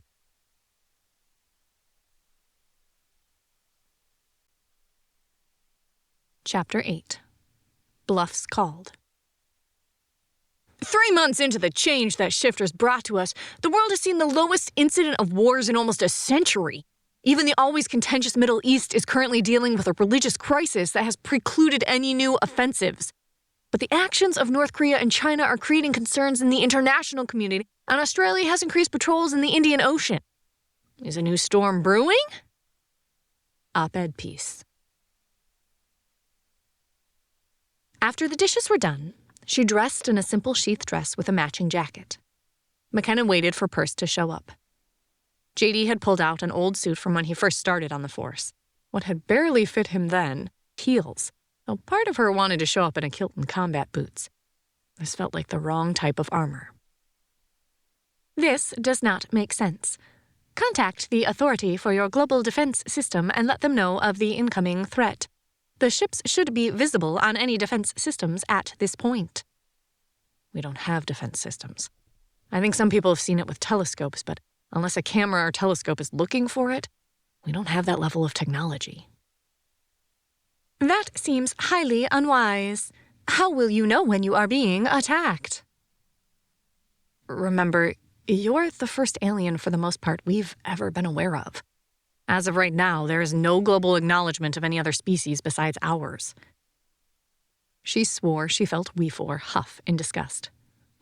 Fine. Then contact your leaders and let them know of the incoming danger. Our leaders don't have ways for normal people to contact them like that. Everything has to go through channels. And that's what we're trying to do. You are not a normal. You are a commander. This time, she knew she heard affront in Weefor's voice and resisted laughing. Everyone could hear this conversation, and she suspected more than one of them was amused. Be that as it may, they don't know that or what that means. So we try this the hard way. And if this option fails, what then? Time is precious. Then we get creative, I guess. I don't know. I wish I did, but I don't know what to do if this doesn't work. She heard Perce's car pulling in and glanced at JD, who finished filling travel mugs of coffee for them. Ready? For a day in a monkey suit trying to convince people we shouldn't be locked up? Not really. But hey, it'll be a new experience. JD's voice made her laugh. Sarcasm is uncalled for, she said with a grin. Besides, I'm wearing a dress and heels. Point. I admit you are suffering more than I am. He walked to the door with her. Perce had just climbed out of his car and he smiled at both of them. Kinda thought maybe he looked at her a bit longer than needed. But she didn't mind. Charlie? They had school today. After missing it for a week, they needed to go back and catch up. The absence won't be excused, but Anne had explained to the teachers what happened, and they can make up the work. Or at least Charlie can. Jessie and Jamie don't really have homework, only being in first grade. McKenna half smiled. The kids had broken down last night and told them everything that had happened. By the time they were done, McKenna didn't know if she wanted to strangle them or hug them so tight that they could never wiggle free. A review on guns and a trip to the range when he turned 12 had been added to her list, but she didn't change the gun safe code. If someone came after them again, she told him to run first and foremost, but she couldn't remove his ability to protect himself. It had been proven that people might try to kill them. She pushed away the memories, and the conversation as they headed towards the capital stayed light. Perce drove, his car getting much better gas than JD's Hummer. They avoided the main topic until they pulled into the parking garage. Am I taking the lead in this? Her voice quiet. No other options had appeared that wouldn't make her look like a truly crazed person. Yeah, I think that's best. You have the social impact, and maybe you can leverage that to something decent. I think we all know time is disappearing more quickly than we might want. Perce's voice had the same solid worry as wrapped her heart. Great. McKenna in the lead. She didn't want to feel sorry for herself, and really, she didn't. But she had no idea how to pull this off. You're the commander. We are but your minions, JD said in an overly pompous voice. McKenna mock growled and batted at him. He dodged easily, but his humor helped. With a bit more confidence, she headed to figure out how to convince someone they weren't crazy. With the office in the Capitol Mall, they got more than a few recognized looks and nods, mostly positive, as they headed in. At the desk, security glanced up at them as they approached. Good morning, how may I help you? The security guard seemed disinterested and going through the motions. "Yes, I need to speak to someone from Homeland Security. I have a possible incident to report." Very well, I'll let the agent on duty know there are people here to talk to him. Wait over there, please. He waved them to a waiting area and then typed into the equipment on his desk. A wave of relief made her sigh as they headed over. At least this way, no one would overhear why she wanted to talk to the agent. Maybe this wouldn't be as bad as she thought. Sitting would require being still, and she all but vibrated with nerves. So sitting in one place would drive her crazy. They all stood, waiting and trying not to feel self-conscious. After about 5 minutes, a man walked out of one of the elevators and made his way over to them. In his late 50s, he had that bored, world-weary look she recognized from other cops. Gruder, in particular. The whole, "I've seen everything, I don't care, leave me alone" look. Overweight with dark brown hair starting to bulge in the back, he didn't have the broken capillaries of a heavy drinker, but the cigarette stench that surrounded him told her he smoked a pack or more a day. He walked like ex-military, though, and his skin held a dark tan that implied lots of time outside. "I'm informed you have a tip to pass to us, terroristic." His voice matched the look on his face, and she didn't know if this would be a good or a bad thing. McKenna stepped forward, and she felt JD and Perce move to flank her. From the slight narrowing of his eyes, he saw it too. In a way, it's complicated. If we could go somewhere and discuss? He looked at all three of them, then nodded abruptly. "Follow me." The agent headed towards the elevator bank and stood on the other side of the security check, watching with sharp eyes as they went through. They had left their guns at home, not wanting to get into that aspect of all this. All they carried was ID and the keys to the car. Even phones had been left at home. With the new range of their telepathy, they figured it would cause less angst. Besides, if any of them were conscious, they could communicate. The man didn't speak on the ride up the elevator, just got out when the doors opened and led them to a small conference room. The room had a pitcher, some glasses, and multiple yellow legal pads and pens laying on the table. On the far end, a VoIP phone sat waiting with an attached video conference system. He placed his phone face down on the table and sat at the side of the table facing the door, forcing all of them to have their backs to the door. McKenna sat, though it made her uncomfortable. She pushed away the discomfort. They weren't here to make trouble, and she could hear anyone entering as long as she paid attention.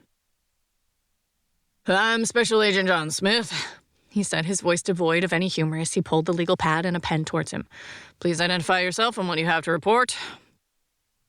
His voice contained boredom and world weariness, signs of a man who didn't expect anything to come of this. "Any bets as to how many reports of 'my neighbor is a terrorist because they don't go to church on Sunday' he's had to take?"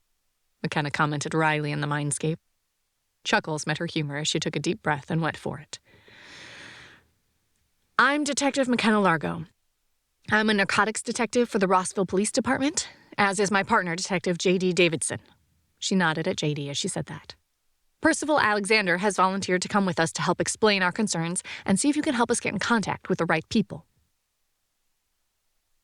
Smith froze, looking at them closer, then picked up his phone and tapped a few times. He looked at the screen, looked at them, then back at the screen. "Huh.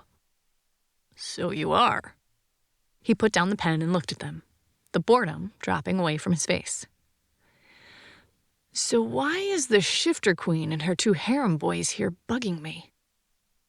McKenna choked, his comment derailing her. "What?" Her voice might have cracked on that part. The agent just shrugged and looked at her. "You're popular. You could get anything by lifting your pinky. Why are you here wasting my time?" McKenna rubbed her face, trying to get past the embarrassment and the desire to snap at the man. "I'm flattered by your belief that I'm that popular, but I'm just a cop. The fact that I was taped changing for the first time has nothing to do with why I'm here, and I'm not on social media because I'm not an idiot. At this rate, maybe I should start a worldwide panic. That people would arm themselves." She sighed and didn't give anyone time to respond to her comment. "We really need to talk to the Secretary of Defense and possibly the President, but we'd really like to do this correctly." The man raised his hands, sarcasm dripping off his body language. Please, do go ahead. What does the great McKenna Largo think is so important that I should rush it to the Secretary of Defense and the President? McKenna was ready to just walk out now. The man had already decided they were glory hounds, and she had no idea how to convince him otherwise. This is a mistake, and I don't know how to get past it. Give up and walk away? She asked frantically as she stared at the man who just looked at her, his face impassive. I don't know, but we have to try. JD's voice was serious and worried. I didn't think we'd get attitude until after we started to talk. This isn't good. McKenna took a deep breath. I have evidence that the epidemic of people turning into animals was not a random thing, but a planned attack against us. John Smith sat up a bit looking at her, some of his disdain dropping away. Against which us? It was something that happened globally. Against Earth. What? She spoke fast, trying to explain before he lost it.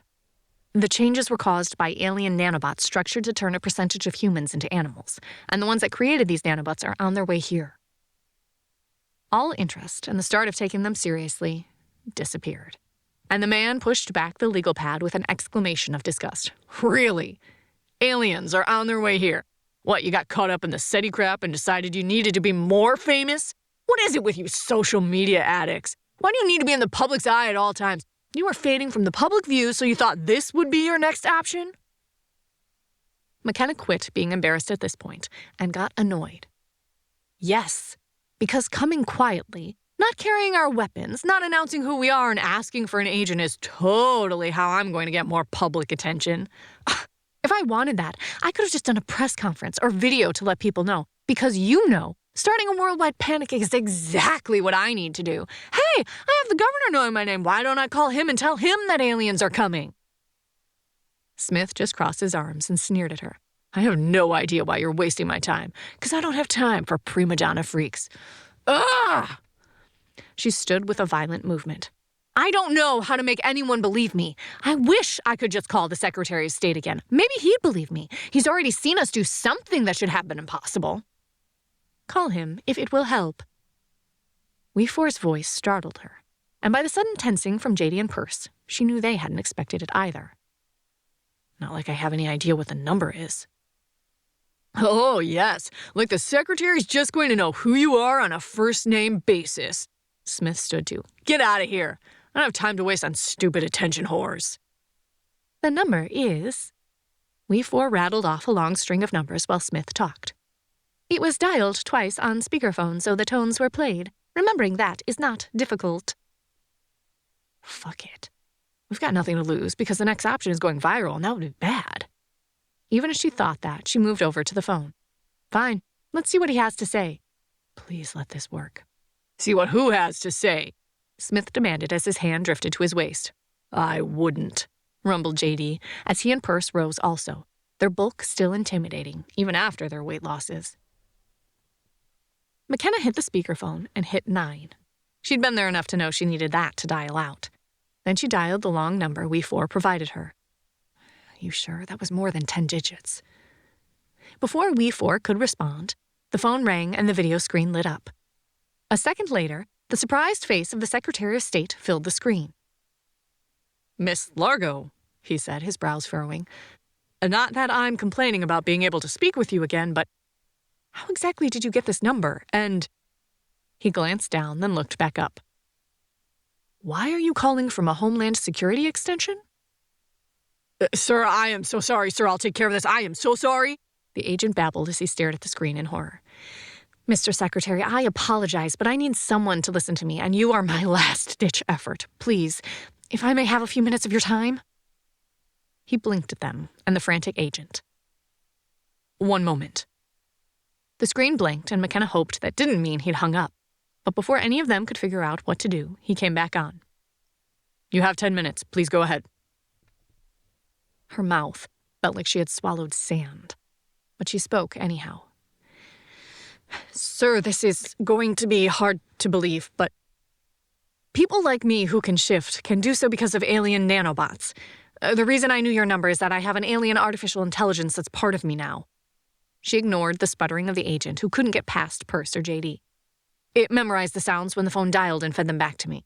I'm not doing this as a lark.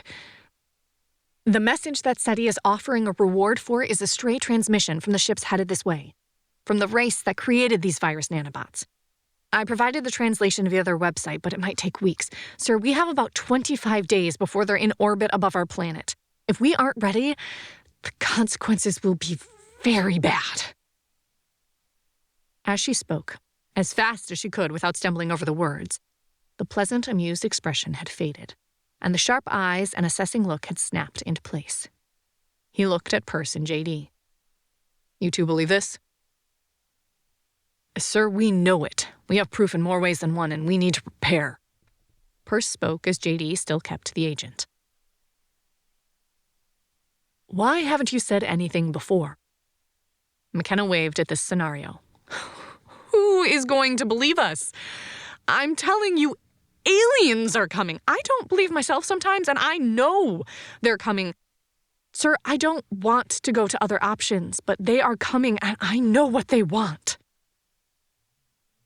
What would that be? His voice still cool, but she could pick up background noise and suspected other people were listening in on this conversation as well. They're coming for us, sir.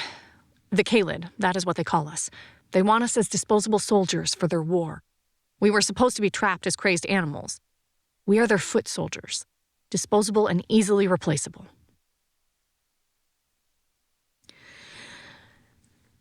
You do realize how hard this is to believe. Yes, I do, sir. Tell them these coordinates based off of galactic coordinates with your sun as the center, Weaver spoke in her mind. That is where the Armada is right now. If NASA or any of the large telescopes look at these galactic coordinates, they should see the ships. She repeated the numbers as Weaver said them. The secretary looked at her for a long time, then nodded. I assume you can be reached via the information provided at the embassy?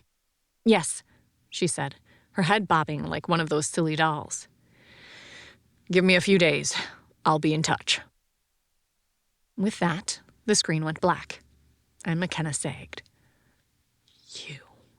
You idiots!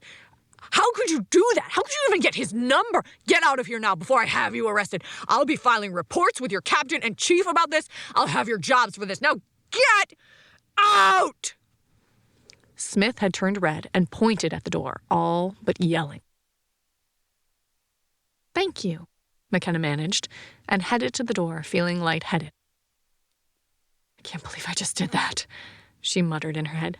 That was cool, Ash gussed. I could hear what you said because JD and Perce kept the channel open, so it was almost like being there. Though I'm glad I took a break. Otherwise, the other people in the lab would have thought I'd lost it with my giggling. You rock. You did awesome, Kenna. I never thought about the spaceships. If they can see them, surely that will lend credence to what we said. JD's voice had warmth and concern in it. I hope so. The only other option might involve worldwide panic, so I'd really like to avoid it. A few days? How long do we wait? The elevator deposited them in the lobby, and the security guards were on their feet staring at them. McKenna flashed a smile, held her head up high, and headed to the door at a walk, refusing to show 1 ounce of worry. But deep inside, even as a strong female who had no issue handling herself, having JD and Perce to look intimidating made her feel better. Getting in a fight here would do no one any good, and men were more likely to back down from obviously scary men. She had no issue using their own idiosyncrasies against them. The escape, and it felt like one, made her a bit giddy as they got back to the car. She climbed in the back. JD really couldn't fit even in a nice car like Perce's, buckled in, and closed her eyes. We did it. Now to see how long it takes. Her voice somber in the mindscape. How long do we give them? Tony asked. Not too long, but at least until after Saturday. I want the barbecue and Nam to come over. Perce, Cass, you two coming? Hell yes. You're lucky I haven't moved in. I hate sleeping without you. Cass's voice had an odd pain to it, but McKenna didn't know how to respond. Ditto. In fact, mind if I crash there that night? Be nice to drink a bit and not worry about driving. McKenna tilted her head. Your bots let you get drunk? Yes? Well, I mean, the last time it took a lot, maybe more than it should have, but not like I get drunk that often. He protested a bit defensively. Not all bots would have repaired the same programs at the same time, but with the blood exchange, it would be extremely difficult to get more than slightly buzzed without interference. That pronouncement dropped like a lead weight in the middle of the space, and everyone fell silent. Well, there goes my booze bill, Perce said dryly, and the rest of them broke up laughing.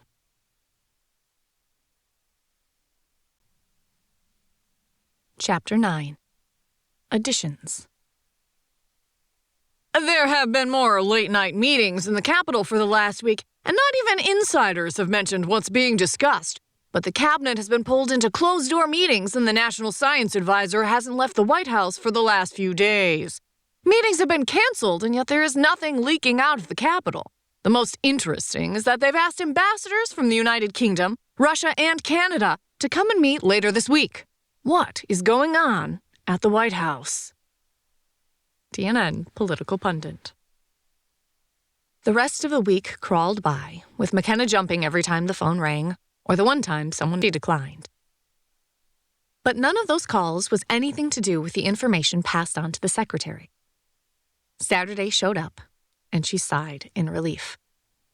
Even having JD stay with her, they'd given in and bought a new air mattress and set it up in the third bedroom while he let the insurance do their thing, didn't lower how much she missed the others.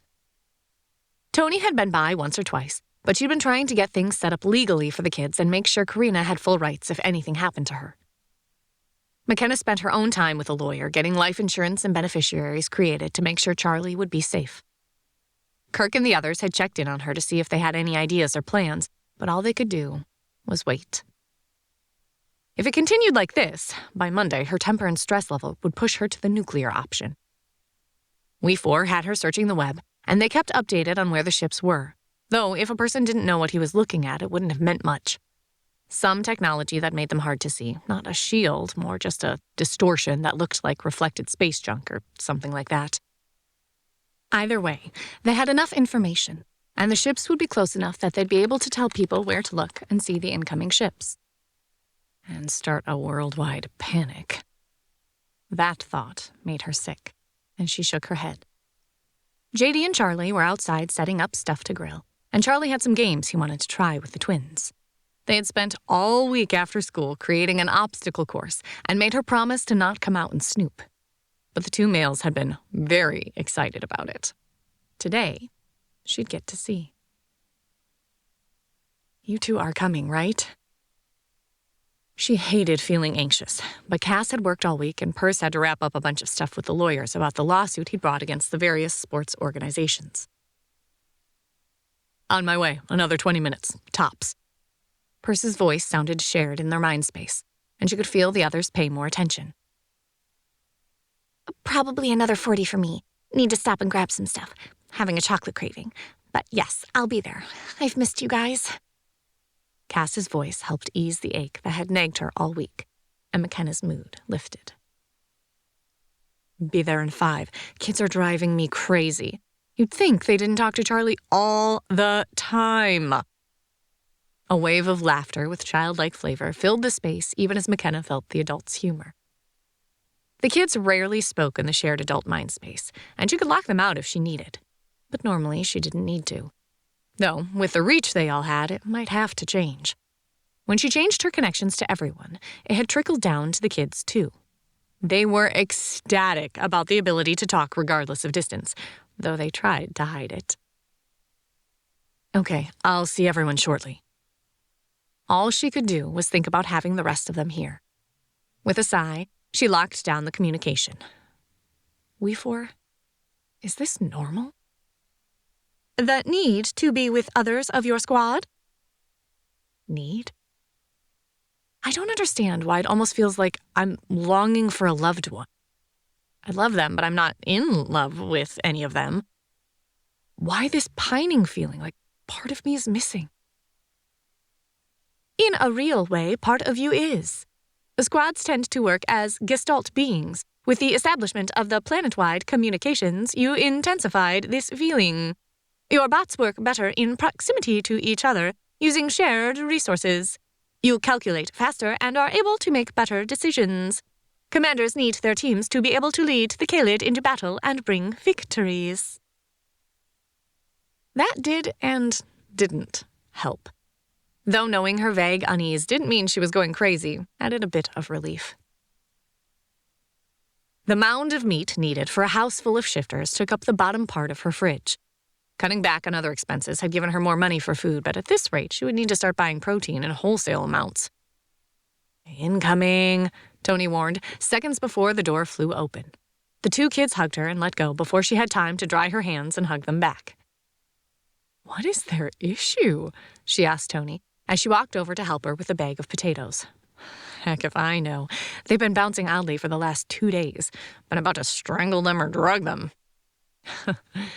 McKenna dumped the potatoes into the sink. No Karina? She knows she's always welcome here, right? Yes, but she's going to spend the day with some friends at the river, though she was bemoaning missing the grilling. McKenna grinned. I was going to chop these into quarters for the grill. Should take about the same amount of time as the chicken. Then we can have these too. Sounds good to me, Tony said, even as she started pulling out the more snacky foods and vegetables that she dumped in the sink with the potatoes. I wanted some peppers and onions on the grill, too. Works for me. McKenna started to scrub the veggies when there was a knock on the front door. She turned to look. Almost everyone came in the side door in the garage. You didn't close the garage, did you?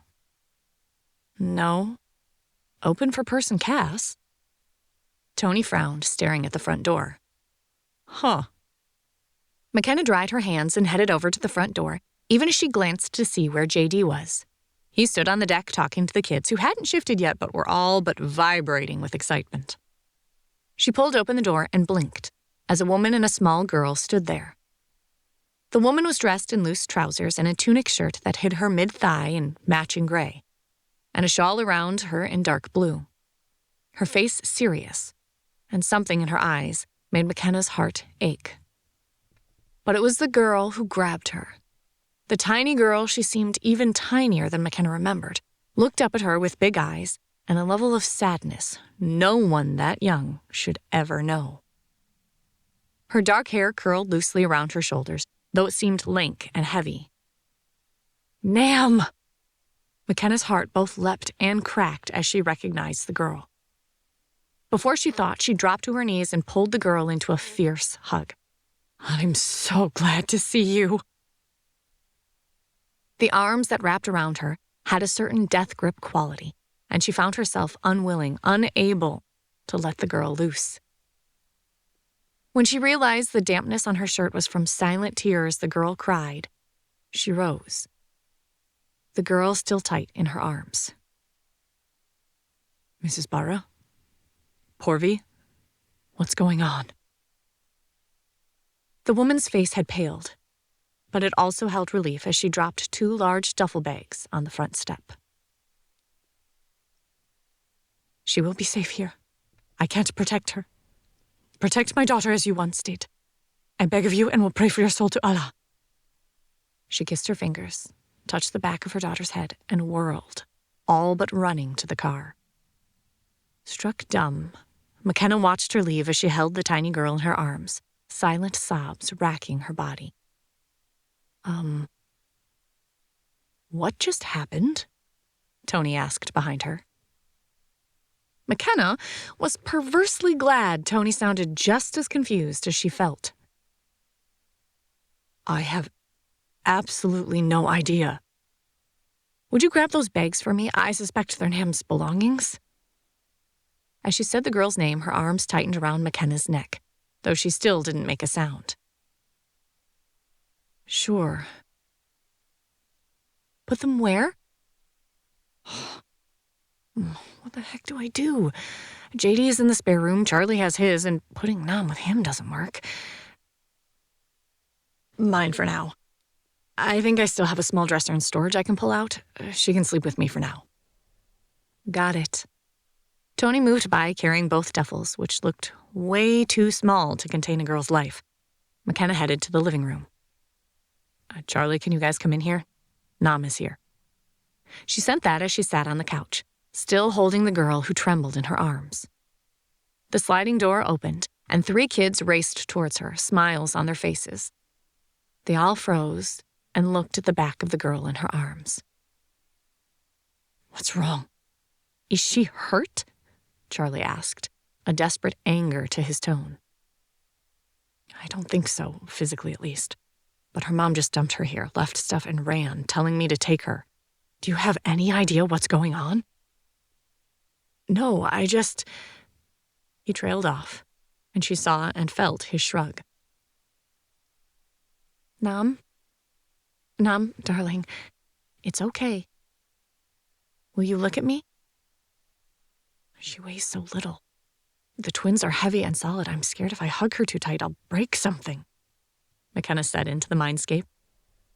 She put that comment in the main room, knowing the kids would hear, wanting feedback from Tony. Tony walked back out even as JD came in, drawn by her comments. Nam, you remember me talking about JD? You remember meeting him that day?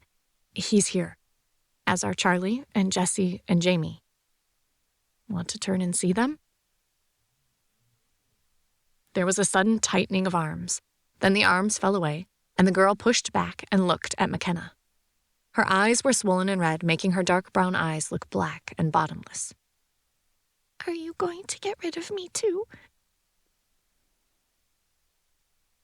Abba said I was an abomination. She said the word too clearly.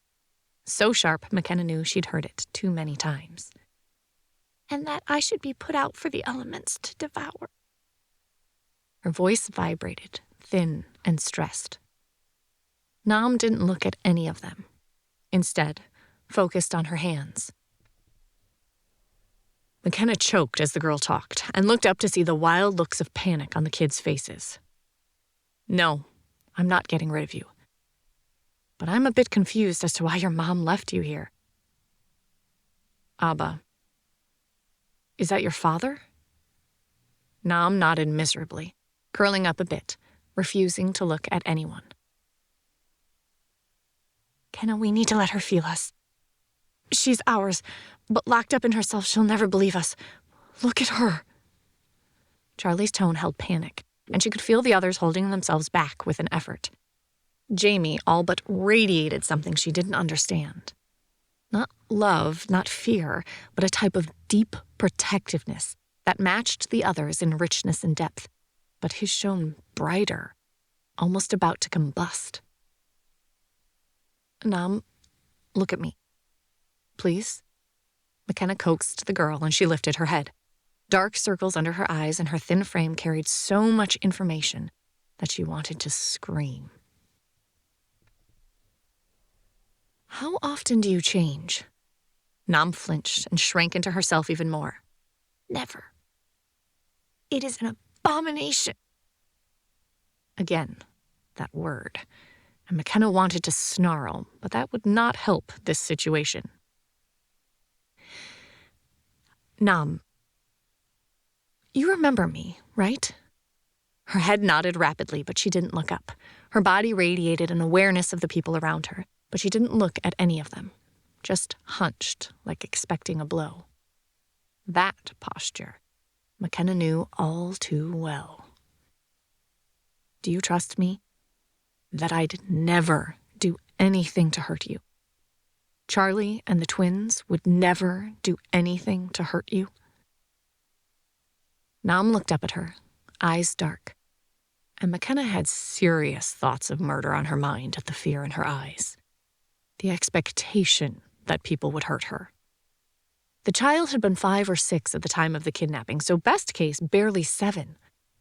No child should know enough to look like that. Yes. Nam's voice barely counted as a whisper, but McKenna grabbed it, needing to do this, not knowing any other way.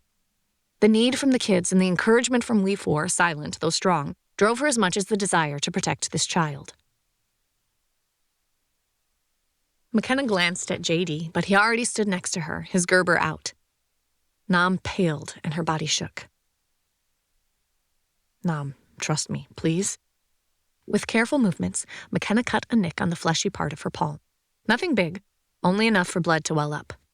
Charlie was next to her before she could finish, his hand out, and Jamie and Jessie next to him, their hands out, but their eyes all locked on Nam with an almost hungry intensity.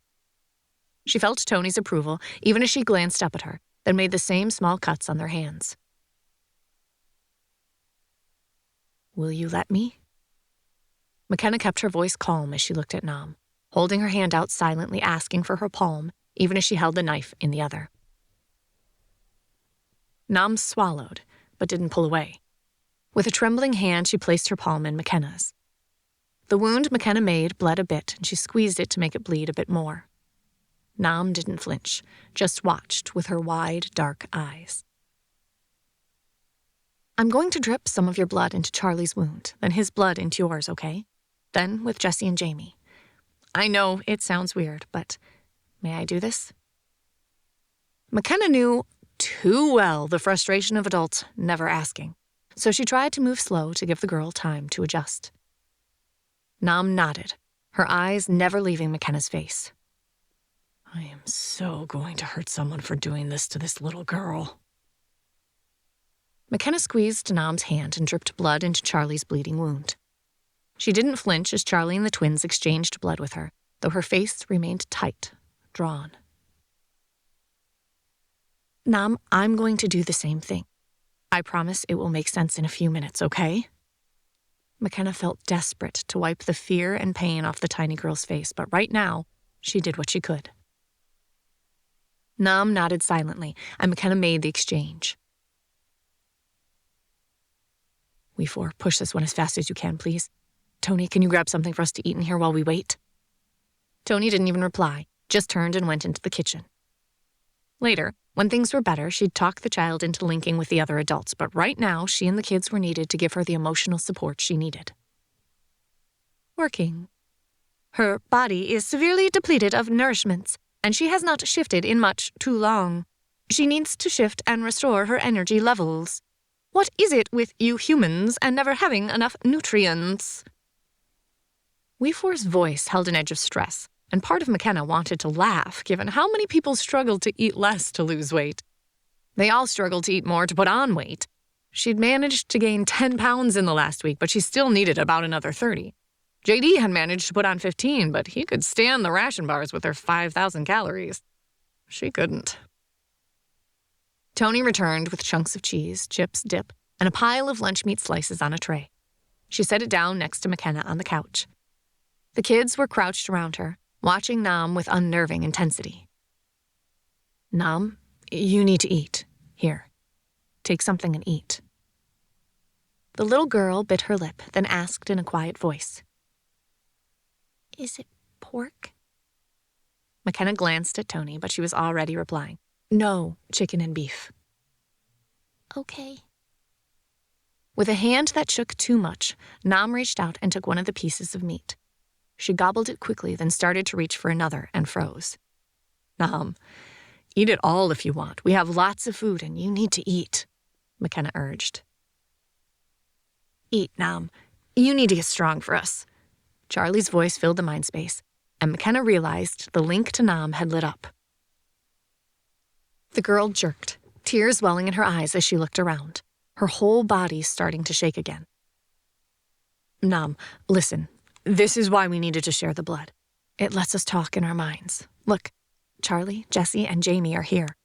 You can talk to them the same way. Just find their names in your mind and think. I promise it will seem normal very fast. Nam, we've been waiting for you. You need to eat and shift. Jamie's voice took over, and the space filled with emotion that McKenna shied away from. It was too strong and scary for her to face with these kids. Love, but not love. Pack, but more. Nam turned in her arms to look at them, tears starting to run down her face as Jessie and Charlie sent their support, their warmth, their concern for her into the mind space. McKenna didn't look at Tony, and Tony had locked herself down tight. She had no idea how she might be reacting to the sheer emotions flooding the shared mind space.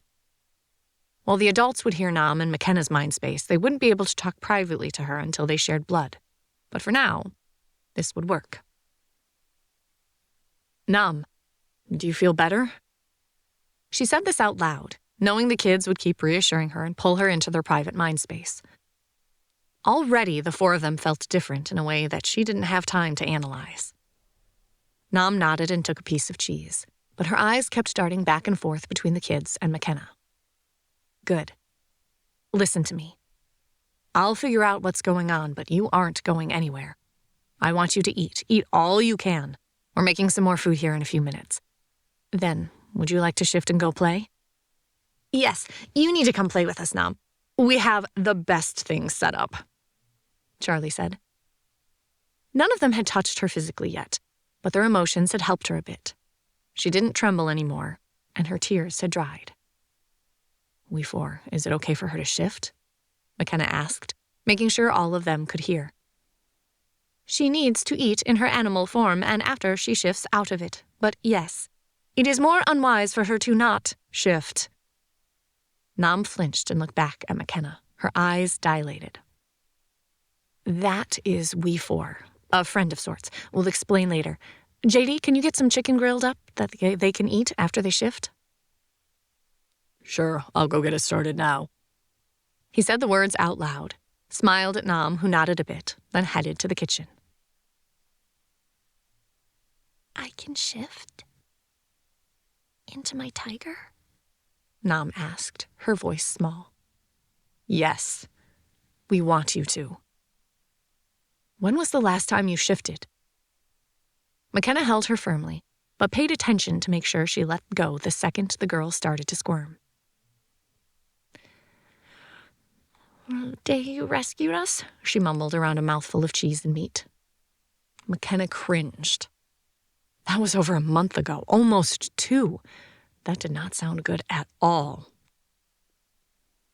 Okay, she kept a smile in her voice. But you get to play today. Look, JD is already starting to grill, so all of you will have chicken breast to eat shortly. Nam turned to glance at JD, warming up the grill. McKenna saw a decent amount of the platter of food had been demolished. That made her feel a bit better. It looked like she had another person to fatten up. I'm starting to feel like the witch and Hansel and Gretel fattening up kids for the oven. Jessie? The girl looked up at her, her face oddly serious. Want to show Nam your changing area? Then the boys can change? Jessie jumped to her feet, a smile blossoming across her face, though McKenna wondered if others could tell it was forced. Sure, Nam, come on. I've been outnumbered for way too long. Nam hesitated, then glanced back at McKenna, asking silent permission. Go, play, have fun. I'll be in here, and I told you all about JD. You can trust him with everything. I do. So do we, Charlie contributed, even as Jessie held out her hand, smiling at Nam. One last look, and Nam sighed and then turned, climbing off McKenna's lap. McKenna let her go and watched as Jessie took her hand, walking sedately outside. Charlie, McKenna said as the door closed behind the two girls. I'll let you know if she tells us anything. I don't know for sure what happened, but... He broke off, looking out the door. I can't explain it. Sorry. He looked at her, biting his lip, and McKenna pulled him into a rough hug. I get it. Some aspects of this whole thing are more than a bit confusing. Just, if you find anything she needs, let me know. Charlie nodded, hugged her tight, then headed to the deck. Jamie was already at the door, both hands clenched into fists. Jamie, you okay? She asked on a private channel, her mental tone soft, coaxing. They hurt her. They hurt her, and we didn't know. His voice carried pain, and she wanted to hug him, pull it away. She looked up to find Tony watching her, but Tony just nodded and headed into the kitchen. Should you have? Yes? No? Maybe? She's here. She's what we were missing. How could we not have known? His voice plaintive, even as he turned to look at her. You did. Charlie did. That's why she's here. You can't expect more than that. Be there for her now, just like you were at that place. McKenna didn't know what else to say. These dynamics still confused her. She didn't know how to deal with the adults that had ties to her heart, much less help children through the same relationship maze she found herself in. He nodded, then slipped out the door to the deck. Wanting to throw things, McKenna headed into the kitchen to find Tony destroying vegetables. You okay? She seemed to be asking that a lot lately, but from the tension in her friend's back, she knew the answer, but she wasn't 100% sure as to which part had her so angry. Maybe it was all of it. I'm trying to convince myself I don't want to find her parents and beat them half to death. I'm freaked out at how my kids are reacting to this girl they barely know, and we still have aliens to deal with. Nope, not all right, but no idea what you could do to help. McKenna laughed, though the amount of humor in it was low. Nice to know I'm not the only one freaked out by the kids. Is it just me, or do they feel different now? They are different. They feel like a unit. Almost like we do, Tony said, still not turning from where she cut up potatoes. There's someone missing from ours. Can't you feel it? With a bit of trepidation, McKenna closed her eyes and felt down the bonds that connected all the adults. And sure enough, there was a space. Like a link was missing. You think we have another person somewhere to fill that? Tony didn't answer, focusing instead on piling vegetables into foil packets.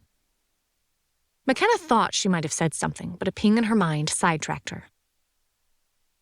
I'm here. How should I come in? Perce asked. Side door is fine, McKenna responded, even as she picked up and stared at her phone. What are you thinking? Tony asked, finishing with the foil packets. That I probably need to call Roy Wallace and make sure I can legally keep Nam. He's going to flip, especially with JD still here. McKenna slumped against the refrigerator. Did I do the right thing? Should I have chased her mom down and made her stay? Tony stopped and looked at her, and suddenly burst into laughter just as Perce walked in, his arms burdened with more food. Kenna, you no more could have turned down that child than you could have let mine come to harm. Yes, call Ray, but personally, I'd wait until after the aliens have landed. At that point, I don't think it will matter anymore. Perce looked back and forth between them. Did I miss something? McKenna smiled. My life is never boring. In fact, I'm pretty sure I'm the poster child for Murphy's Law. You sure you want to be around me? A smile lit up his face, and McKenna couldn't help but smile a bit herself. Of course I am. I'm retired. I have to have something to keep me from wasting away of boredom. Both McKenna and Tony looked at him. He'd put back about 15 pounds, though he still needed about another 20 to get back to his original weight. But there was nothing about him that implied wasting away or boredom. They glanced at each other and burst out in laughter. Oh, fine. I know when I'm not wanted. I'm going to go see JD. He winked at both of them and put the food on the counter, then slipped out the back to where JD was surrounded by furry kids. Their laughter faded, and McKenna felt better for it. Yeah, I'll worry about it in a few days. For now, she's just having an extended slumber party with her mother's approval, though I might need to trade you kids. I get Jesse, you take Charlie? If you need to, we'll see. They were headed to the deck when Cass pinged in her head, the common mind space filling with her thoughts. Hey, I'll be turning down your street in a few minutes, but I think there are 3 black Suburbans all headed this way. They've been following me for the last 3 miles. A shaky laugh. Pretty sure the men in black are here.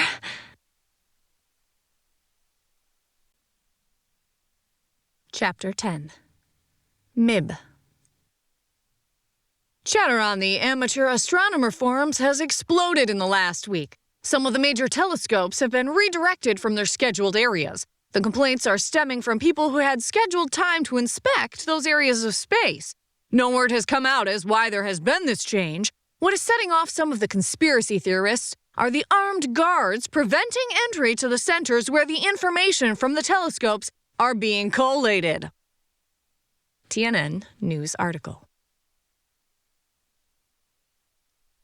The words acted like a cattle prod on McKenna, but she didn't know if her surging emotions were positive or negative. Off to the loony bin. Guess CPS is definitely waiting until after this meeting, she commented out loud, her voice dry. JD, how are the kids? Having fun. Nam is the most adorable thing I've ever seen. You must come see this, he responded. McKenna glanced at Tony, who flashed a sympathetic smile and carried the foil packets out to the deck. Men in black or not, they needed to eat. Make sure the kids weren't scared, and being together was better than being alone. A spur-of-the-moment idea made her grab her phone, and she sent a quick text to Kirk and Anne. People in black SUVs incoming. Assume Gov. Follow up if you don't hear back from me by this evening. That made her feel a bit better. At least if they were grabbed, someone would know something happened. How sad is it that I'm expecting to get kidnapped? I need a new life path. The thought amused her as she and Tony walked onto the deck and froze at the overload of cuteness. The beginning of the structure Charlie and JD had worked on was visible from the deck. It was an obstacle course with tunnels, ramps, ladders, things to jump over and crawl under. All in all, it looked like fun for a four-legged form. The kids were all in their animal forms and were tumbling up and down a ramp and into a tunnel made of corrugated metal, the edges coated in duct tape. Their body language exuded joy, as did the tail wagging and perked ears. The tiger cub that Nam turned into bounced along, following the others. Compared to Jessie, she looked tiny and delicate, even in this form. McKenna noted she could see too many ribs and made a mental note to get more protein drinks for Nam. None of that changed the fact that they were absolutely adorable. For a full minute, she just watched and let the joy of the children push back everything else. But reality intruded all too soon. Definitely headed to your place. They're parking on the street behind me. Charlie, you guys keep playing, but anything happens, run and hide again. But for now, I don't want them to think we're scared. You got that? She moved over and slipped her phone into their little changing area under their clothes. My phone is hidden under your clothes. Charlie had paused, looking back at her, his ears twitching. Okay. He stopped bouncing around and leaped up to the top of one of the structures and sat there watching. The cats all looked at each other and slunk into tunnels. McKenna noted Jessie and Jamie made sure Nam stayed between them. They did get some food before they played, she asked as she heard a car door open and shut. Yup, each of them ate a breast, but yes, she needs more food, protein and fats. They're staying in the cars. What do you want me to do? Cass sounded stressed. Just come on in the side door. It's open. Ignore them. The ball is in their court, and we have grilling to do. McKenna instructed with an odd calm that was half panic and half relief. Okay. A minute later, Cass came in with her arms filled with grocery bags. I have drink mixes and rum. I was thinking daiquiris. Now I'm thinking shots. Let's see what they say and how freaked out we need to be. Perce nodded as he pulled out his phone and texted rapidly, then smiled at them all. I told Laura Granger. She's my mentor for the law school stuff, though at this point, who knows? But it does mean that if we disappear, she'll call the cavalry. McKenna grinned at him, glad she wasn't the only one thinking like that. The doorbell rang and she took a deep breath. Party time. JD, can you get me a hamburger? You know how I like it. I don't want them to think we're pushovers. We have a barbecue going on. The smile felt forced, but the support that washed through the mindscape helped. At least if they think I'm crazy, I still have friends. You are not mentally disturbed, If necessary, the phone communication can be utilized again. That I would prefer to save for a bit, as well as the mental communication. That is information that we can use to protect ourselves. Letting anyone else know that right now scares me. Valid. Everyone fell silent as she opened the door and looked out at the 4 men on her doorstep. Glancing past them, she saw 3 figures at the vehicles. No weapons in evidence, but obviously a guard. At this distance, she couldn't tell what branch of the service they were. McKenna shifted her attention back to the men in front of her. The person standing at the door looked like he was in his mid-50s, fit, an army uniform with multiple pins and ribbons. His hair cut close with touches of gray, serious brown eyes that were currently narrowed at her, waiting for her to say something. McKenna noticed his slim briefcase and wondered what it held. She took her time as she catalogued the other men. One wore an Air Force uniform, the blue being a dead giveaway, probably in his 40s, with no expression at all on his dark face, his African heritage absorbing the bright sun. The third wore a decent suit with glasses, a pinched expression, and fingers that twitched like he counted something on the fingers of his right hand. His left held a computer bag bursting at the seams. The fourth screamed guard. He wore a gun at the waist of his fatigues. His eyes scanned constantly, and all of them scared her. "May I help you, gentlemen?" she asked, leaning against the door. "Are you McKenna Largo?" the army guy asked, and she knew damn well they knew who she was. But she went along with the charade. "Yes. And you are?" She tried very hard to not seem as nervous as she was. The very real fear they could kidnap them rode the back of her mind. "I'd really like to talk to you inside, as opposed to standing on the front step for all the world to see," he countered, his tone neutral. McKenna made a show of looking past him at the empty land around her and the small amount of traffic. He didn't flinch or look embarrassed. She gave him points for a good poker face. "Come on in. But you," she directed her attention to the one with the gun. "Yes, ma'am." "I have children inside in the form of animals. Under no circumstances are you to draw that weapon in my house or around these kids. Is that understood?" His tanned skin, dark hair, implied Hispanic, but she suspected he had Native American blood in him. "I understand your concerns, ma'am, but you are not my first priority." "Maybe. But I will not allow my kids, any of the kids, to be hurt or scared." Her voice had no give. Not that she knew what she would do besides let Tony kill him. Not like any of them were bulletproof.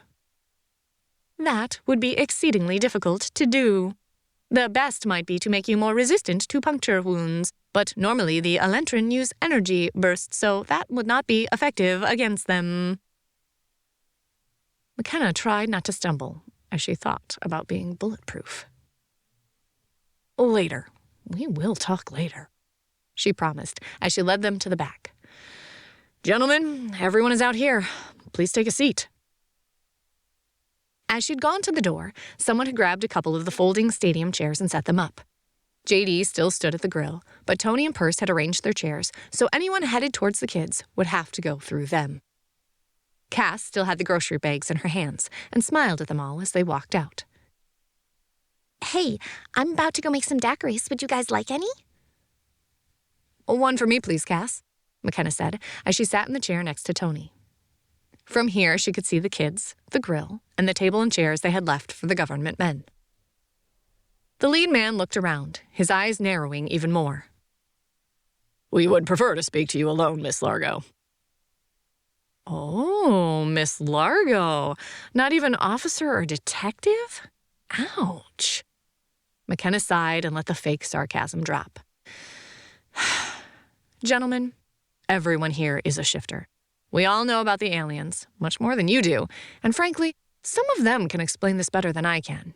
It is all of us or none." The man blinked, looked at all of them and sighed, sitting down. "Miss Borden, if I weren't on duty, I'd gladly accept your offer. As it is, no." "Okay, I'll bring out some Cokes and stuff." Cass gave them a smile that almost looked real, though her tension radiated in the mind space as she slipped back into the kitchen. The guard had taken up a position at the far end of the deck against the railing, watching everyone. McKenna was fine with that. The only kid currently visible was Charlie, and he moved fast when he wanted to. My name is Brigadier General George Davis. I'm one of the senior officers for the U.S. Army Space and Missile Defense Command, usually called SMDC. This is Major Richard O'Neill. He's one of our primary officers for interfacing with other nations for atmospheric protection from ballistic objects. He's involved with NASA and is also an astronaut. The Air Force officer nodded at her, still standing almost at attention. Dr. Daniel Shanks is our premier scientist and has verified the information that you passed on to the Secretary. We have a lot of questions for you. His voice stayed calm, but she could hear the tension in it, and it made her nervous. Thank you. Can I just call you George? I really don't want to repeat that every time. He nodded, his face unreadable. Phew. George, take a seat. Relax, 'cause I'll answer everything I can, but be aware you aren't going to like the answers or how I know them. He nodded at her, and the three of them took seats, George turning to face her even as the doctor pulled out a laptop and a phone and fired them up. The colonel, Richard, just watched everyone, his eyes sharp. It took us a bit to translate the coordinates you provided. No one is sure yet how you could have gotten those coordinates, but when we aimed multiple telescopes at that location, then tracked a trajectory towards Earth, we saw 4 ships headed this way. 3 are huge, bigger than our biggest aircraft carrier. The 4th smaller. More of a yacht look than the big ones. Those come across as transport for freight. McKenna blinked at him. This was all new to her. Cass, I really need that drink. A strong version? Very strong. Ditto, chorused the other adults. On the way. Anything to worry about? Just trying to explain the impossible to the unbelieving, Tony said, her tone wry. McKenna had to fight back a laugh. Okay, I don't disbelieve you, but do you have a question? Or questions? I have no idea what they want to hear. What would make them believe? If they ask questions, maybe I can answer them? Maybe. George settled back and looked at her. He didn't seem angry or like he thought she was lying. Mostly, it felt like he saw her as a puzzle. He still didn't say anything, just looking at her, then turned his head to look at the others. Everyone but JD watching him. JD watched the grill. Burning meat would be a bad thing. I have many questions, but most of them will have to wait until I get you back to D.C. and in front of the cabinet. McKenna flinched at that, and her heart rate spiked. Just then, Cass walked back out with a tray full of drinks and handed them out, putting some Cokes and water on the picnic table. Thank God. I don't want to go to D.C., she commented in her head, even as she took her first long drink. Weefor, can you let the booze affect me just a little? 'Cause I'm so wired I'm about to explode. Understood. It will affect you per normal until you ask me to stop it. McKenna sighed. So if that's what you want, why are you here? Why didn't you just ask me to come to D.C.? Because I need to know why, ma'am. He leaned forward, his arms on his knees. McKenna fought not to roll her eyes at the basic body language of showing he was vulnerable. He wasn't. Why what? He sighed, then frowned. That may not have been the best question. Maybe it is how. How do you know this? What do they want? Why are you the one who knows this? McKenna sighed and took another long drink. Charlie, play. Don't hide. And when you need more food, come up here. Nam, you especially. You need to eat. She felt their assent and heard them starting to move around. The guard's eyes snapped over to them and grew wider. Then the hint of a smile curved his lips. Gotcha. Cuteness overload usually wins. Knowing the man wasn't immune to cute animals made McKenna feel immensely better, and she redirected her attention to George. I'm aware of how insane this all sounds, And frankly, part of me hoped you would tell me you couldn't find the ships we told you about. That way, I could convince myself I was crazy and just go about my life. A wry smile and nod from George encouraged her to keep going. While everyone is still thinking that a virus allowed us to change, she waved her hand encompassing them all. It wasn't. Both George and the doctor suddenly looked very sharp and intent, their body language focused on them. I swear, if they lock me up in a loony bin, you guys had better come visit, she muttered in her head, and only got back laughter. I see how it is. You know what caused the change? George asked, reminding her of one of the cats about to pounce. She refocused. Yes. The reason is nanobots that were sent here from the very aliens currently approaching us. These nanobots contain the cellular blueprints, for lack of a better word, that allow our cells to be restructured. They burn calories to fuel the changes and give us the ability to switch back and forth. The doctor looked at her. Well, that actually makes sense, assuming they are quantum computers encapsulated within the nanobot. Actually, I've been told they function more as a distributed file system, with the nanobots that are embedded all through our bodies providing the ability to do the calculations and store the information needed. Dr. Shanks leaned forward, his mouth open, but George cut him off. Told? Told by whom? Oh boy, here we go. She took another fortifying drink, letting the light buzz cut the edge off her stress.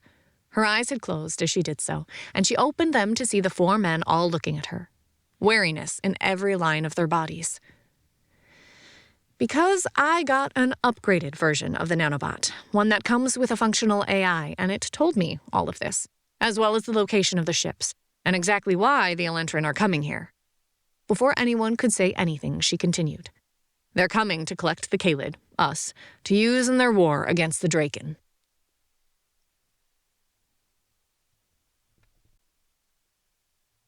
Chapter 11.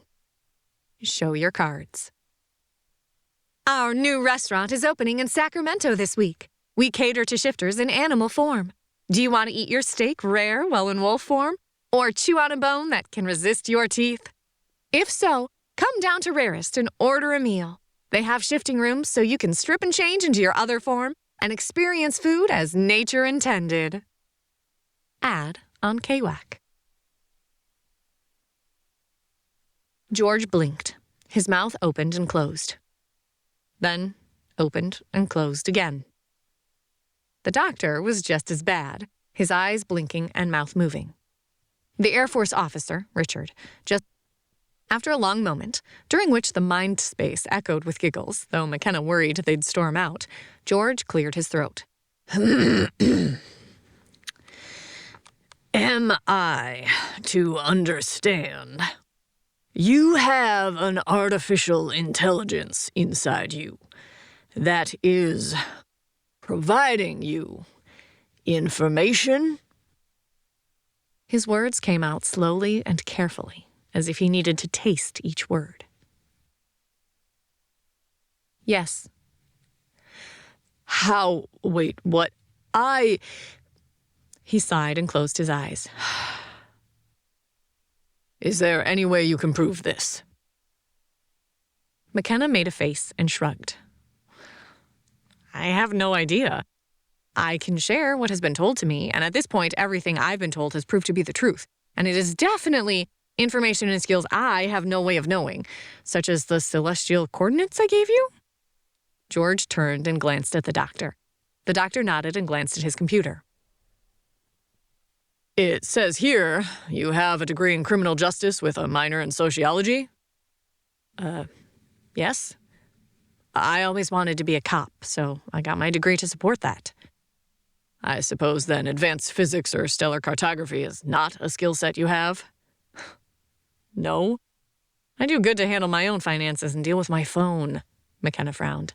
I mean, Cass is a PhD person in stuff, so she's way smarter than I am. I specialize in biology and botany, though, not that stuff. Best I ever got into was organic chemistry for the physical sciences. Cass chimed in as she helped JD start assembling hamburgers. A small pile of chicken breasts was cooling on the side table. Oh, good, he's got stuff cooling for the kids. Do you mind if I ask you some questions that would be well outside of your listed education? Daniel asked, even as George sat back to watch. Sure? We4, is that an issue? No. This should be interesting, though any names you have for specific values I may not know, if they are not things you would know. We4 says fine, but warns that the common names for things might not match up, especially if they aren't stuff that I know she has no way of knowing. We4? Daniel asked. Crap, I said your name. Damn it, I was trying not to do that. She sighed and took another sip of her drink. Even with We4 cutting back on the counteragents, a buzz didn't last long. In some ways, getting nice and drunk sounded like the easy way out, but there wasn't anyone else to pick up this burden. So no easy way out for her. It's what we call the AI. Hey, you sounded stupid. What do you mean things might not match up? Why does an AI have a name and a gender? The doctor broke the silence, and McKenna shrugged. She's in my head, and calling something it is rude. Yes, a name, because again, saying, hey, you or AI sounds stupid. At least We4 sounds odd, but not attention-catching. She sipped on the cold drink, enjoying the contrast to the heat outside. So if you call something X and she doesn't know X and I don't know X, the answers aren't going to match up. George frowned and jotted down something on a notepad, but didn't interrupt their conversation. Daniel picked up the thread of the conversation. That is understandable. I'll ask questions that should be understandable. If I say Planck's constant is, he glanced down at his computer, 6.6260704 times 10-34 m to kgs, would you tell me what that calculation is used for? That is the energy a photon carries with the frequency of its electromagnetic wave. We4 kept talking and answering the questions he asked, and McKenna just recited it. Most of the questions and answers sounding like when she auto-corrected into Spanish. But the doctor got more excited. Daniel, George interrupted, does this prove anything? The doctor snorted. Either she's a genius, the likes of which I've never seen, or she has an intelligent computer that can guess what my next question will be. Your call. George rubbed his temple. I'm going to accept you're right, frankly, because the consequences of assuming you're insane and aliens are not coming are shattering. Well, if I humor you and everything you said is a lie, the cost relatively low in comparison. Gee, thanks, McKenna replied, her sarcasm obvious, but she relaxed a little. What do you want us to do? George asked. The question hung there in the air, and McKenna just looked at him, frozen. And on that note, let's eat, because I think Kenna's about to have a heart attack. Gentlemen, please share a meal with us. We need to eat, the kids need to eat, and there isn't any answer to this. At least not as far as we're aware. JD interrupted her moment of deer-in-a-headlight reaction, and she closed her eyes. Eat, give them a bit of time to adjust to this, and you need to calm down, Perce said in the shared space, his voice calming. We aren't, George started to say when Richard interrupted. Yes, we are. We haven't eaten, and sharing bread is an old tradition that helps build trust. And at this point, trust is the only thing we have. Besides, I've been smelling that food for the last 30 minutes, and I am starving. He grinned as he said that, and it brought warmth to his face, chasing away the taciturn persona. Ditto, the guard said, and she could see he had relaxed a bit, too, though he still stayed alert. Fine. The next few minutes were involved in creating burgers, getting the rest of the food out here, and cutting up the chicken breasts. Guys, you want to come eat some now? And you can have some more food after they leave? McKenna asked the kids who had been playing through the obstacle course. She'd kept track of them and their emotions, but hadn't talked to them, though they could hear the mind space through her. Yes, Nam needs to rest a bit, too. Can we get cheese on the chicken? And maybe some mustard on mine? Charlie asked as they started to move towards the adults. Nam hanging back a bit with Jamie right beside her. JD put the cut-up chicken breasts with some chunks of cheese on a large platter and doctored one with mustard.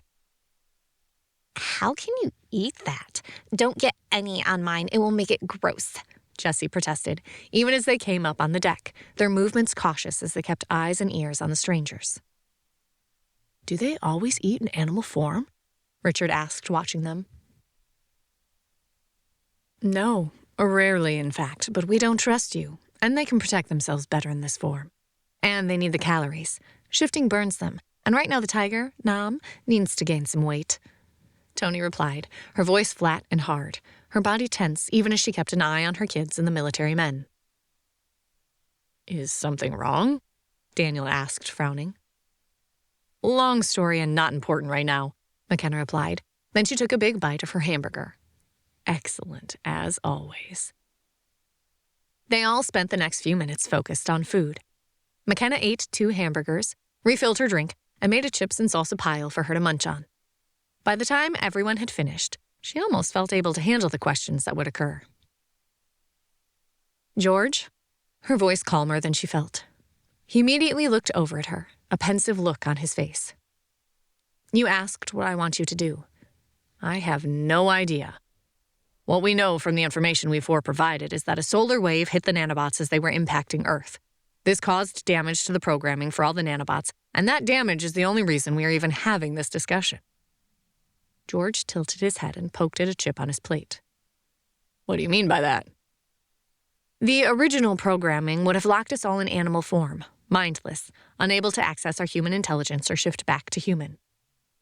Richard tilted his head at her, his eyes narrowing. Like some of the people lately that seem to have truly turned into animals. Yes, though there is a chance I might be able to get them to shift back. Maybe. What? How? I'm a commander. The AI is just one of the benefits. George made a note, then nodded for her to go on. McKenna sighed and tried to reorganize her thoughts. With all of us trapped in animal forms, mindless and terrified, we would have wreaked havoc and terrified people. The Elentrin are showing up to save us. She made air quotes around the word. They would enable us to gain our human forms again, and in payment would take a portion of the remaining Kaylid to use for troops. Though I think they made a few mistakes. I understand the strategy. There are historical examples of it being used when laying siege to cities to have a disease spread and offer to come in and cure it. But what mistakes do you think they made? George asked, making another note. McKenna had a bad feeling he was making notes of all the things he needed to follow up on. Oh, well. Having someone competent was better than another idiot. Do you work with any shifters? She asked. George blinked and glanced around them, then nodded slowly. There are 2 in my organization. Have they mentioned anything about dreams? No, but not sure I would have found out. Neither of them is a particular friend. Why?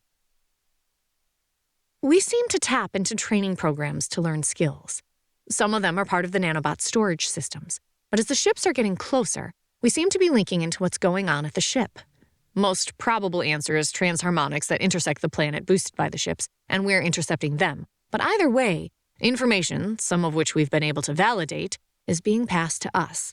And if it's accurate, they're expecting maybe industrial revolution level of technology and approximately 1.5 million shifters. The 3 men's eyebrows raised at her statement. The guard, whose name she still didn't know, kept watching the kids with a hint of a smile on his face. The 4 of them had decided adults were boring and were playing around the obstacle course again. Why in the world would they think that? And even if they do, they should be seeing our satellites pretty soon. That will disabuse them of that notion. Not to mention, why did they think the shifter numbers would be so low? There are around 150 million shifters, we think. That is going off the percentages, Daniel blurted. McKenna shrugged. Not really sure, though they expected a certain amount of us to be killed. The AI says the nanobot swarm is self-replicating and continues to replicate as they pass through space matter. They are tiny, but they had a lot of material coming here, so by the time they hit Earth, they would have numbers over 2 billion. Only the commander modules don't replicate. There are 50, and they assume at least half won't find viable hosts or targets, if you prefer, she said at the sour look on their faces. Cass came back out from helping JD take food into the kitchen. In her hands, she held a large pitcher and walked around refilling drinks. McKenna caught George and Richard looking at it longingly. The doctor seemed oblivious as he typed furiously on his laptop. So how many commanders do you think are on Earth? How many people have AIs? McKenna shrugged. No way to know. The failure rate is pretty high, as you can see if you do the math. Maybe as few as 5, maybe as many as 30. It also depends on the damage. This AI rebuilt based on my actions and attitudes, which means, as far as we can tell, We4 is sentient. She took a deep breath. I'm not answering the other questions yet. Now here are my questions. What now? George narrowed his eyes and jotted something on the notepad, but didn't say anything as the doctor turned the laptop towards them. Since we found the ship, we have more of our telescopes pointed that way, all under top-secret eyes-only clearance. No one is getting to see the data reported back to us. We even have armed guards to keep the scientists out, which is causing a lot of feathers to fly. But we've intercepted communication between their ships. Would you mind translating it for us?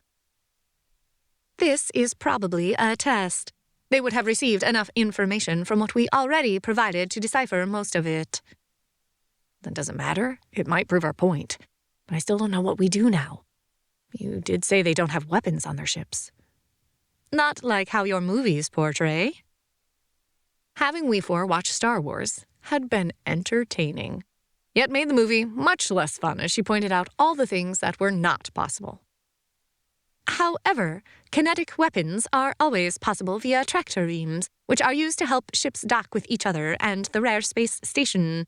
Most Draken do not use spaceships, as that is not how they travel.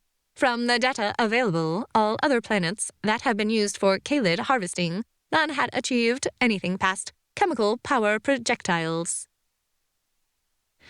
Go for it.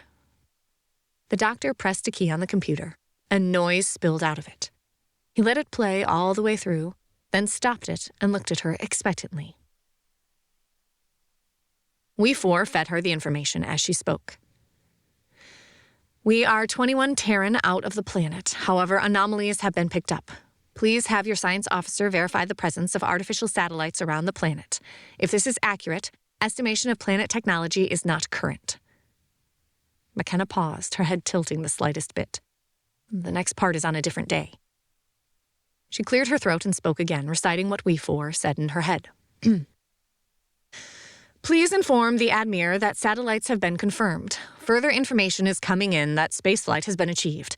Information is still being gathered. It will not be ready by the time we reach their moon. Suggest moving around the planets and making the approach more oblique, allowing the planets to mask our path. McKenna looked at them and shrugged. That's all there is. How long is a Terran? We4 says that's their days, but it's the equivalent of 26 hours. If they change their approach, that could change that estimate. George sagged back and rubbed his temple. And you're the only one who can do this. McKenna blinked, then shrugged. As far as I know, We4 translates. We can do other things, but when it comes to the Elentrin, yeah, JD or Cass can't do that. Another note went in George's notebook, and he rose. We basically have 4 weeks to prepare for this. I'd like you to come to Washington. We need you to help deal with what's headed our way. The idea of leaving everyone, leaving Charlie, sent a feeling of wrongness through McKenna. She had no idea what would happen in the long run, but doing it alone seemed like the worst idea ever. No, I'm not going anywhere without my friends. George looked at all of them and shrugged. Fine, they can come too, but we need to get going. I am not leaving my children, Tony and McKenna growled in almost one voice. George threw up his hands, exasperation clear on his face. Fine, bring the kids. We'll figure out how to deal with them, but right now you're the most important person on the planet. McKenna actively cringed at that and looked at Tony and JD. Forcing the words out, she said, I can go by myself. You guys stay here and watch the kids. That would be unwise. A commander functions better with her team. Over the last week, you have seen the difference not having your command structure with you. Each of you brings different information and skills to play. Leaving them here will hamper you and possibly reduce overall effectiveness and functionality with existing programming. Huh. What does that mean, we four? JD asked, before the rest of them could say anything. With the amount of blood transfers we have done, nanobots slaved to this program have duplicated through most of your bodies and are enhancing processing power as well as providing you with some aspects of commander modules, such as the partial shifting and probably the ability to create more Kaylid. When you activated the transharmonics, it also increased the ability to communicate with the other nanobots in your squad, increasing processing power. While they do not have the language matrix, it is possible to share that with more nanobot transfers. Then we all go. It isn't like you're just going on a trip. This is our world and us we're talking about. But I've got a job. So does everyone but Perse, Cass pointed out. Hey, I work. Just for myself. And I'm scheduled to take the bar soon. But wondering if it matters. He didn't sound that upset. I think the three of us can get a leave of absence. I know Kirk would approve it, and he could drive through Tony getting it. But if we take the kids, what then? Karina would have to come. She's out of school still for at least another 3 weeks, but I suppose if aliens land, school probably won't be an issue. I can talk to her, Tony said, and McKenna didn't disagree. Is everything all right? Richard's voice pulled her out of the discussion in her mind, and she looked at them. New information from We Four. It would be best if everyone comes with me. She says her ability to process data is increased with them with me. Why? The question came from Dr. Shanks. She says since the nanobots are working as a DFS, there is a processing increase as it provides more threads. If that makes any sense to you? It doesn't to you? No. And to be honest, I try relatively hard to not think about it too much. If I really started thinking about having an AI in my head, all our bodies filled with tiny machines, I might lose it. Her voice was grim. I sometimes think she tries to tone down her personality to keep me from freaking. Damn it, I didn't mean to say that. I'm strung so tight, I'm not keeping my mouth shut.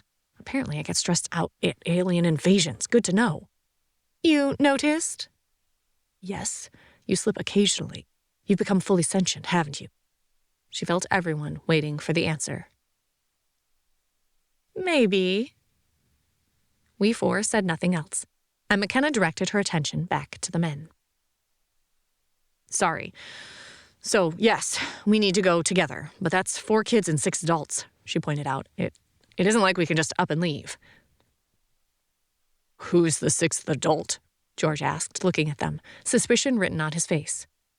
My live-in nanny, unless you really want kids running around while we do whatever we are doing, Tony replied in a dry voice, but McKenna could feel her stress. And I need to call work, Cass pointed out. And there is an issue with one of the kids, McKenna said slowly, cringing a bit. When had all this gotten so complicated? George sighed. I need a staff sergeant here. Why didn't I bring one? Because you didn't think you were bringing back another full squad of people? Richard said wryly as he pulled out a phone. I'll get Sergeant Reynolds going on what we'll need. Housing for multiple adults and children. I'll get us transport. You can deal with this other stuff. His smile had bitter humor, and McKenna fought to not feel guilty. I did not cause all this. I'm trying hard to help. This is not my fault. Stop it, Kenna. In the long run, none of this matters. You're ours and we aren't going anywhere without you. JD's voice rumbled through the mind space, and her head jerked up and looked at him. He smiled even as he picked up his phone, planning on calling Kirk. I'm calling my work, Cass said, stepping off to the side. Kids, we're going on a trip. Charlie, want to go pack? Make sure you have enough for 2 weeks. Jessie, Jamie, your mom is calling Karina. She'll probably pack for all of you. Tell her if there's anything specific you need. She felt the channel between the twins and Tony pop open, even as she turned to the tiger cub that had moved over to her, tail between her legs. Nam, you're coming with us. She reached down and picked up the girl, the tiger form being a bit more awkward to hold than a kid. I already have all your stuff. I'm not leaving you. Even as she talked, she held her tight, petting her to comfort the little girl. George, the situation with Nam is odd. She started to explain when a sudden increase in volume from Cass off to the side caused her to look that direction. Well, her and Perce, who had not needed to call anyone, though at some point he would need to go pack. Fine, Chuck. Be that way. I quit. You can take the job and shove it. She hit disconnect on her phone and turned and glared at everyone watching her. I really miss landline phones some days. They are so much more fun to slam down than just hitting a button. She took a deep breath, closing her eyes for a second, then popping them back open. I need to head home and pack. I'll call my sister from the car. I need to do the same, Perce added, looking at the military personnel. George heaved a sigh, then turned and looked at the guard, who'd eaten almost as much as any of the shifters. Torres, grab Court and please follow Miss Borden in her car to her place. Let her pack. Then if you would meet Mr. Alexander at his and proceed to... He paused and glanced at Richard O'Neill. Beale Air Force Base. They're getting a jet ready for us. It'll be a few hours, but I can't see us getting there any sooner. His sigh held a wealth of annoyance of the slowness of civilians. This McKenna had no sympathy for.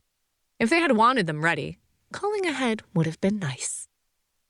McKenna noticed J.D. looking at Cass and figured they were communicating. She turned back and Torres, he did have a name apparently, walked over to them. You sure, sir? I sincerely doubt any of these people are going to attack me, and they've made it very clear their first priority is their kids. Besides, have you seen anything that makes you think they're full of shit?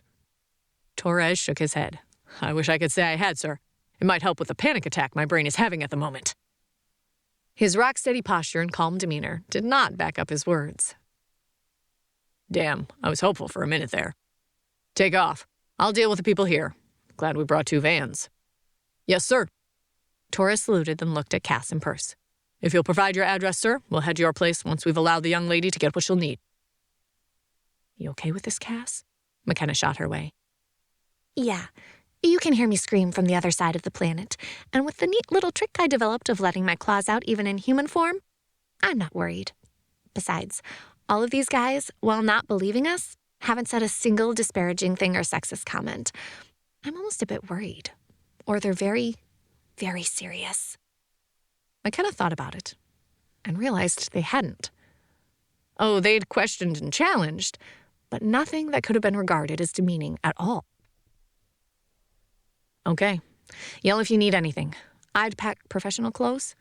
She broke off and sighed. She turned to George. This is going to sound insane, but are we going to be meeting with important people? People wearing suits and ties who would expect us to be similarly clothed? An odd look crossed over George's face, and he nodded slowly. Probably. Assuming all this stuff bears out, I'd assume you'd meet with the cabinet. The cabinet? As in the president and those people? McKenna asked, feeling vaguely nauseous. Yes. Why? McKenna rubbed her face. This is going to sound so stereotypically female. She sighed, but knew all too well the power clothing had. All of us are seriously underweight, and none of us really have clothes that fit. Well, Perce did, but our weight loss, we don't have clothing for those sorts of meetings. Heck, I had to buy a new dress just to try to get Homeland Security to take me seriously. Not that it worked. George looked like he wanted to groan. Richard, however, raised his hand. Reynolds is a jewel. You need to promote her. Seriously, she brought this up. Get me your measurements and we'll have people waiting with clothes for you in D.C. McKenna almost sagged in relief. Thanks. A few minutes later, measurements taken along with photos to match coloring, Perce and Cass were headed home. Tony and her two were headed to their house to pick up Karina. She thought this sounded fun and exciting. Tony hadn't told her about the aliens and didn't figure it was worth it now. Nam hadn't moved from McKenna's arms, though Charlie had shifted back to human and currently packed up his stuff, his mood somber. George looked at her, and his face softened as he took in the tiger cub, now half asleep, in McKenna's arms. What's the story on her? McKenna rubbed the girl's ears, reveling in the soft fur. She explained about asking her over for the barbecue, the mom's strange behavior on the phone, then showing up and dumping everything, then fleeing. I'm not giving her up. We were going to call CPS, but figured we'd wait both to see if we were alive in 30 days and, well, to see if her mom changed her mind. But I won't let this child be abandoned or abused anymore. George rubbed his temple. I've been in the Army for almost 35 years. In 5 more, I max out. In all those years, I've never had anyone create as many problems as you do by doing the exact right thing. He graced her with a smile. Nam is coming with us, and I'll help get it cleared through CPS when the time is right. But for now, yes, I think you're right, and it isn't worth worrying about. If we're all dead, the point is moot. He smiled, even though his voice had a grimness to it that hurt. McKenna fought to swallow past the lump in her throat. Point. Chapter 12. Change of scenery. Australia today announced a preserve specifically for shifters to be in their animal form. Located outside Alice Springs, the Aborigines are running it, and you can only enter as an animal. However, all risks are on you. None of the native wildlife has been removed. It is commonly accepted that the creatures native to that continent actively want to kill you. Perhaps this will catch on as an extreme vacation, but being a shifter doesn't mean you can't get hurt or poisoned. TNN, Shifter News. By the time they boarded, McKenna knew she just wanted to go to bed, but they had a flight ahead of them. With the group of them, the plane seemed very full. The kids had all shifted back into humans, and soon after they got on the plane were sound asleep, though Nam remained at her side. The adults were still trying to avoid shifting until their weight got up a bit more.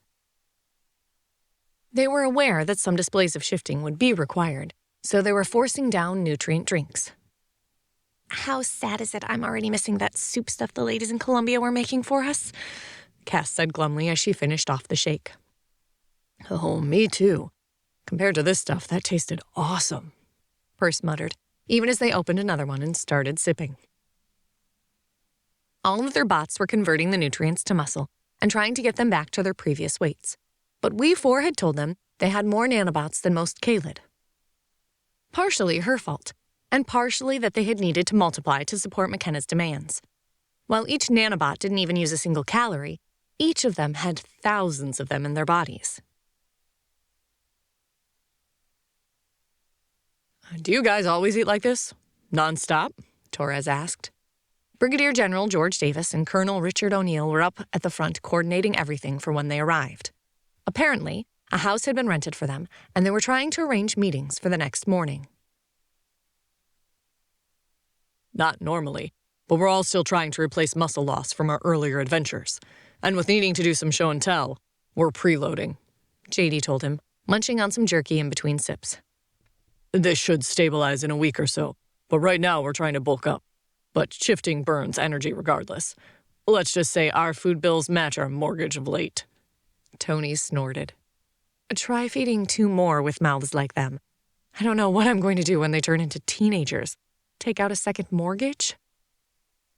The mouths in question were strapped into seats across the aisle from her, sound asleep in the boneless way only kids could do, mouths hanging open and breathing noisily. Torres grinned at them, then turned his attention to a question George asked. McKenna took that as an opportunity to talk. We 4, how many days do we have with the change and how they are approaching us? Altering their vector will not make much of a difference. Any plans on how to deal with them? Negotiation is a valid option, though the odds of them leaving without troops are low. However, the current status of their wars is unknown. Can we fight them? Of course. You have more Kaylid than they have. The transport ships are mostly empty, with only a few thousand troops. They have more powerful weapons, but it is unknown how they will compare in a battle situation. Most Draken are not warriors. Be aware they will probably call for more ships to come once they realize how many Kaylid are here. Even having a few 100,000 die would be worth it to collect the millions available on this planet. If that happens, they can have more ships here in a week. With them here, they can provide a direct entanglement to their existing positions instead of having to come in from outside the solar system. That brought a question to McKenna's mind, but Cass asked a question before she could chase it down. You said negotiation is a possibility? Why? What else do they want? That is not information in the databases. There is no information of them ever negotiating with the Draken. But with the planets they have seeded, that is unknown. We'll be landing in D.C. approximately 5 hours from now. You might want to get some rest while you can. There won't be much time after we land. Between getting you into your residence, getting you prepped, and getting you to the meeting by 0700, George's words cast a pall over their conversation, and they settled back in their seats, eyes closing as they tried to get some rest. We four? Can we beat them? McKenna asked, her question locked on a private channel that no one else could hear. Of course. It simply depends on the price you want to pay. Those words chilled McKenna, but avoiding them wouldn't make anything better, just like avoiding asking how long a Liad was hadn't. What do you mean? You have nuclear weapons. You have 7 billion people on your planet. While the exact numbers of the Kaylid or the Elentrin is not listed in the databases, the Kaylid are disposable items to them. It is unlikely the Elentrin number surpasses 1 billion on all their planets. So, yes, you can defeat them. WeFour's comments didn't make her feel good, but it did help a bit. McKenna closed her eyes and fell into a light sleep, waking often to check the kids. McKenna found herself at the head of a table. Along one side of her, she could see J.D. and Cass. The other side held Tony and Perse. Kids she could feel, but they weren't in the room. Commander, you have assembled your team. These are some of the best Kaylid we have, and I trust you will use their skills appropriately. The additional adjuncts for the ambassador have been selected now that they have found their fourth. They will act as immediate bodyguards and backup for you. They have full translation capabilities. Plans have changed due to updated information about the planet we are approaching. As your original forms best reflect the inhabitants of this planet, you will assume your original forms and accompany the ambassador. It is hoped that they will need rescuing, but monitoring of their entertainment feeds implies otherwise. The word entertainment had contempt dripping from every syllable. McKenna focused on the speaker and tried to analyze what she saw. Taller than she was in warrior form, and the being was in warrior form, but she couldn't figure out what animal he would have been. Dark fur, powerful body, and as he strode back and forth, a snow-white tail lashed behind him. Short muzzle but long ears. His eyes caught her, though. Vertical pupils in this form, whereas hers were always human, round, and an odd color of blue-yellow. Commander. His voice an odd rumble. She still couldn't speak that clearly in this form, though she had gotten better. Yes? Her eyes locked with his, and she refused to look away. His face hid emotions, so she had no idea what he thought. Please prepare your people. Cyrits, Illyrian, Scyllida, and Thelea will be the primary for this. Our goal is at least 1 million Kaylid to be harvested. Where he'd had contempt for entertainment, his voice now held less personality than WeFour, voice flat. However, as information continues to be collected, this might be a bounty for Elentrin. Preliminary information indicates upwards of 100 million Kaylid present. If that is the case, regular ships may be arranged, and all battlefronts will be engaged. No other planet has ever had this level of surviving Kaylid. You will be in charge of the selection process, and given the bounty presented, the criteria has been narrowed to prime specimens. If they have diseases that might not be cured in time, or are too young or too old for optimal performance, you will ignore them. Understood. Her voice just as flat, though McKenna had no real control. Is this real right now? Whose body am I in? Why do I see my friends? WeFour, can you hear me? Shuttles are being prepared and will depart once we achieve orbit, though we are still unsure which cities to land. The 3 main ones are being determined, and the shuttles will land there. Your group will go with the one we determine as primary. The auxiliary group with the secondary. A third group is being decanted now to support Thelia and her tastes. This time, something slipped out on that last word. Something she didn't think she wanted to understand. You are to pack what you need for a week's stay. Note that this culture tends to find nudity discomforting. Take that into consideration with your packing. Update all languages. You have 20 Terran until we reach their moon. It is expected that you take this time to prepare yourself, as you will need to excel at your responsibilities. Dismissed. The male turned and stalked out of the room, the tail mesmerizing against his dark fur as the doors closed behind him. McKenna tried to turn to talk to any of the others, but a hand touching her shoulder yanked her out of the experience. Miss Largo, are you okay? McKenna blinked at him, trying to focus. It took her a minute to realize it was Torres, she still didn't know his first name, who had touched her shoulder. She took a deep breath, then let it out. Yeah. Is there something wrong? We're getting ready to land. From there, we'll be taking to where we're housing you, then prepping you for your meetings, George said from where he stood next to her. Okay.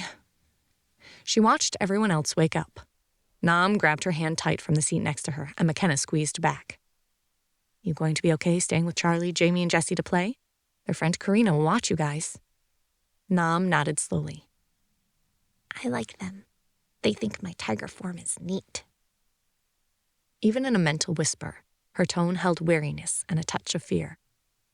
That would be because it is neat. When you get bigger, you will be a fearsome creature. She looked over to McKenna, her eyes widening. Me? Fearsome? McKenna smiled. Tigers are very fearsome. So yes, I'm sure you will be a fearsome creature that everyone will be impressed with. Nam's smile grew a bit, even as she ducked her head. You're pretty awesome, Nam. Don't worry. We'll take care of you. McKenna shot a look at Jamie and realized while her channel had been private, Nam must have shared it with them. The little girl relaxed a bit, looking out the window as they started to bank. McKenna looked over and saw JD and Cass holding hands and hid a smile. They were good together. It looked like JD had found his princess to protect. Good for him. Her stomach dropped a bit as the plane hit an air pocket, and then the wheels hit pavement, pushing her back into the seat. For a minute, she couldn't breathe, the pilot hitting the brakes harder than she'd experienced before. Worried, she checked on the kids, but all she could feel from them was a sense of excitement. Aliens might be real for them, but they still regarded this all as a huge adventure. She envied them a bit for that. Dread pooled at the base of her stomach as she rose, corralled the kids, and all of them headed down the stops of the plane towards the waiting dark SUVs. Here we come, ready or not.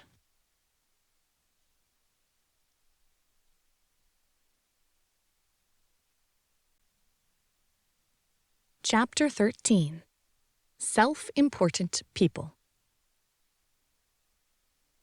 The cabinet is in closed-door meetings, and the president has cleared his schedule. No one is sure what is going on, but rumors of a UN emergency meeting are already floating around.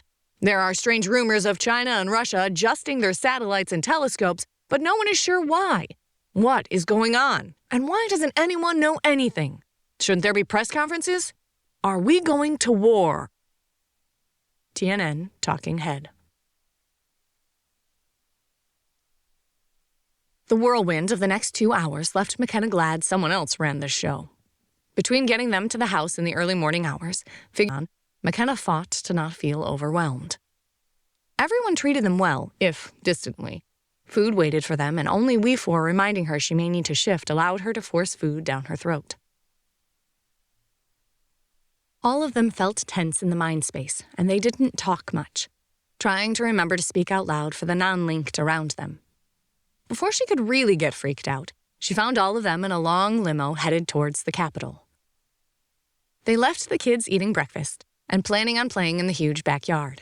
It had an 8-foot fence and a nice play set, a suspiciously new playset, for them to wear themselves out on. They all dressed in the outfits that were provided. They had fit to a level that surprised her. There had even been new undergarments for the woman that fit better than anything she'd ever worn. At least she felt presentable in a sheath dress and a simple jacket. The same efficient sergeant had suggested subtle makeup, something only Karina had remembered to pack for Tony. The women looked professional, and the men in their suits came across as respectable. And all she wanted to do was go home and crawl under the bed. George sat with them looking at them. "You all clean up nice. You ready for this?" What this? Who are we going to talk to? What are we supposed to tell them? McKenna managed to keep her voice from shaking, which she treated as an accomplishment. Though from the smile he fought back, she suspected her panic had leaked through. Damn it. Talking to people mentally when upset or frustrated is so much easier. The morose thought didn't help much, but she paid attention when he started to talk. "You're going to talk to the President, the VP, Secretary of State, Secretary of Defense, Chairman of the Joint Chiefs of Staff, and the Speaker of the House, and Senate Majority Leader." McKenna knew who most of those people were in general, if not specifics about the chairman. George began to talk, explaining who each person was and just what area they would have concerns about, and what they had already sent him questions regarding. She listened, trying to take it all in even as something tingled against the back of her mind. The dream she'd been roused out of. They had talked about multiple cities. "When are we going to talk to the—" She broke off as the driver started to talk. "Pulling in now. Please make sure all our passengers understand the security concerns." That set off pat-downs, scans, being ushered through one strange hallway, then another. They provided the clothes we're wearing, watched us pack. What weapons can we have on us? She groused as they went through one more scan. "I just wish they thought kilts were appropriate wear. Even with measurements, these pants are tight. I think the bots have been working overtime to get us bulked back up." "Ditto," Perce muttered, even as he moved with assurance McKenna didn't feel. "I never thought I'd say this, but I miss my uniform. That felt like me. This simply feels silly." "Speak for yourself." Tony's voice held smugness. "I look awesome." And she did. The green dress somehow matched her eyes and made her look elegant and composed. "Did you guys have one of those vision things on the flight up here?" Cass seemed almost tentative as she asked. McKenna started to turn to look at her when their escort came to a sharp stop outside a pair of double doors, opened them, and then stepped back, waving them in. A bunch of men in sharp suits turned to look at them, and McKenna's mouth went dry as she recognized the President and the Secretary of State. George led the way and introduced everyone, but only President Carl Simon, Secretary of Defense Doug Burby, and the Chairman of the Joint Chiefs, General Arnold Murphy, registered as important enough to remember. There were 4 or more Secret Service agents in the room, at least 2 secretaries, one male and one female, and then George. The President, Carl Simon, she recognized, though she had voted for someone else. His snow-white hair and strong, craggy nose below pale gray eyes were memorable. The SecDef had a shining bald pate, sharp hazel eyes with a hard look in them that made her think he had served. The general, in his uniform with more medals than seemed real, had a crew cut revealing steel gray hair, a body with the beginning of a potbelly, and a sneer. The sneer pissed her off. She didn't want to be here. While she might enjoy the cougar aspect of her, and had grown rather fond of we 4, she didn't cause this, and she sure as hell wasn't lying. They can all bite me. I'm here to solve a problem, and I'll be damned if their contempt and disbelief will put my kids at risk. Already Nam was hers as much as Charlie was. "There's McKenna. Kick their asses. We have a planet to save." JD's words made her grin, and her smile grew as the men looked at all of them. Before George could start to introduce them, McKenna stepped forward and let her smile widen. "Treat this as a drug bust from hell with all spoiled rich kids. Stay polite but firm. Remember what's riding on this." "Gentlemen, my name is McKenna Largo. This is my team. I believe we need to talk about the incoming Elentrin." Her voice rang through the room, cutting across the chatter in the background. My AI says we have almost 22 days before they land. Their intent is to harvest shifters from this planet. What are we going to do about it? The shocked looks on the men's faces made her want to shrink back, but she stiffened her spine, looking the president dead in the eyes. I'll be damned if I show fear here. I have no idea what the answer is, but my kids depend on me. The men blinked, first glancing at each other, then at George. Finally, the president spoke, his northern accent heavier than she'd ever heard on TV. Brigadier General Davis, does this mean it's true? That aliens are approaching? And what does this woman mean by her AI? George glanced at her, and McKenna felt a bit sorry for him, but the timer in her head kept counting down, and from the dreams, or memories, she had no illusions about the outcome. Sir, from our questioning, yes, there is an AI, and all information provided has been verified to the best of our ability. So, yes, it does look like there is an alien fleet coming to Earth.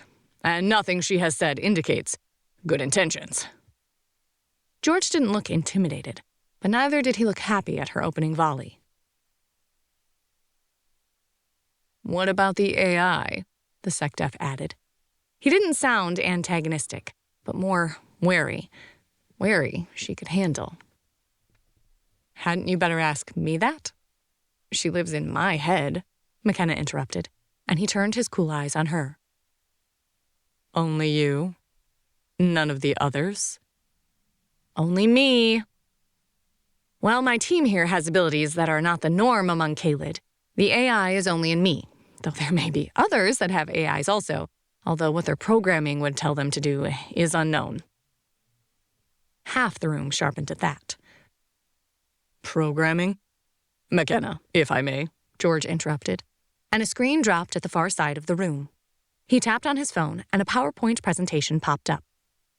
Here is a high-level summary of what we know. As she said, time is of the essence, and this is the information that has been gathered. Somehow, during the flight, George or his staff had taken his notes and everything they had talked about and made an executive-level summary in 3 slides. They covered the nanobots, the ships, the basic purpose, and tests run to verify the existence of the AI. I'm still not sure I believe all this. I can think of many ways that could have been faked. How are we to know this isn't just all a big scam?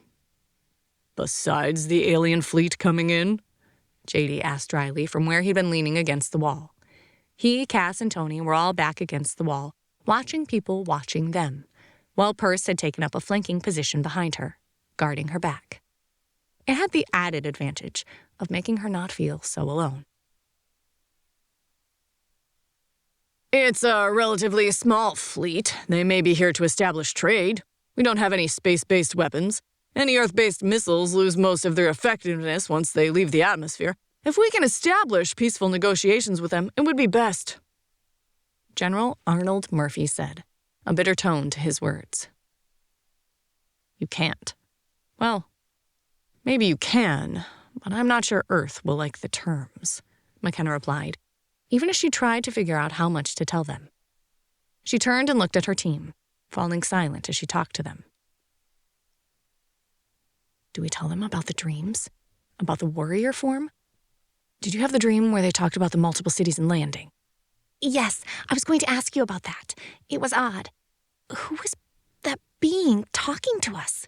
Cass asked. He's been in a lot of my experiences. Though I'm not sure he is wholly for what the Elentrin are doing, Perce commented, an aura of thoughtfulness in his voice. Some of his word choices and tones have been odd. Miss Largo? The voice registered, and McKenna turned back to see the men staring at her. Sorry. Processing an option. Your biggest issue is the AI claim, as the approaching ships are validated? She kept her voice cool, even as she asked in the mind space.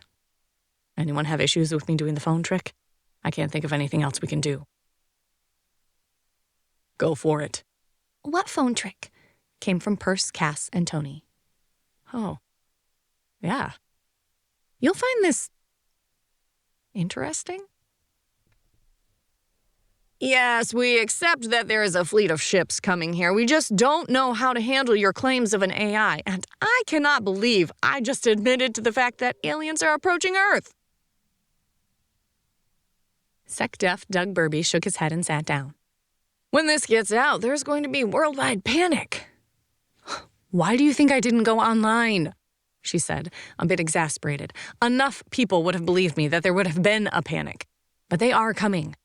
I'm done hiding stuff. We can't convince them to leave us alone. My family, my kids are going to suffer, and I'm not willing to do that. Hiding what exactly? The general growled, looking at her with distaste. McKenna snorted. You'll never believe. Anyone have a smartphone I can use? They hadn't been allowed to bring theirs, and since they could all ping the kids mentally, it really didn't matter. Everyone glanced at each other until one of the male secretaries spoke up. I do. I'll get it back, right?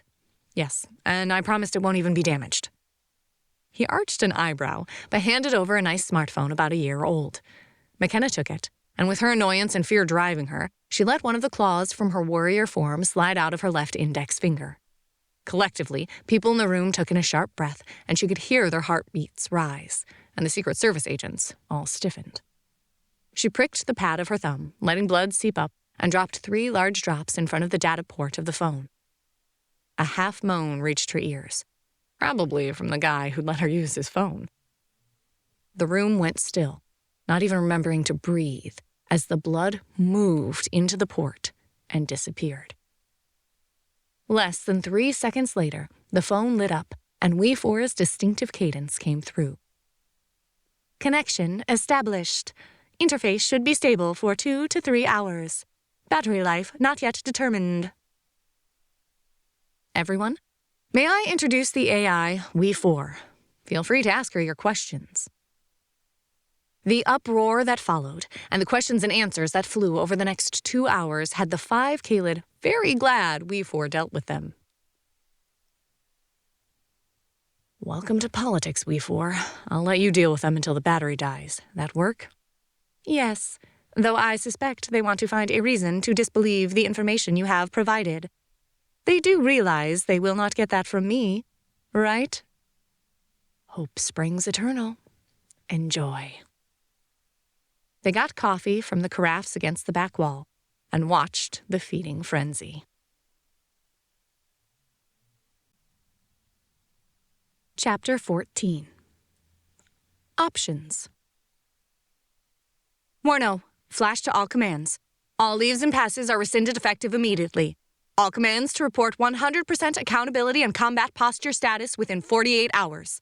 All reserve forces are now recalled to active duty status. The National Guard is directed to be activated within 48 hours. State National Guard commands are to direct full mobilization status.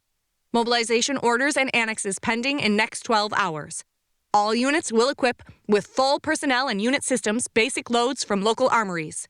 All commands prepare Warnos for anticipated extended urban assaults. Warno 201609-01.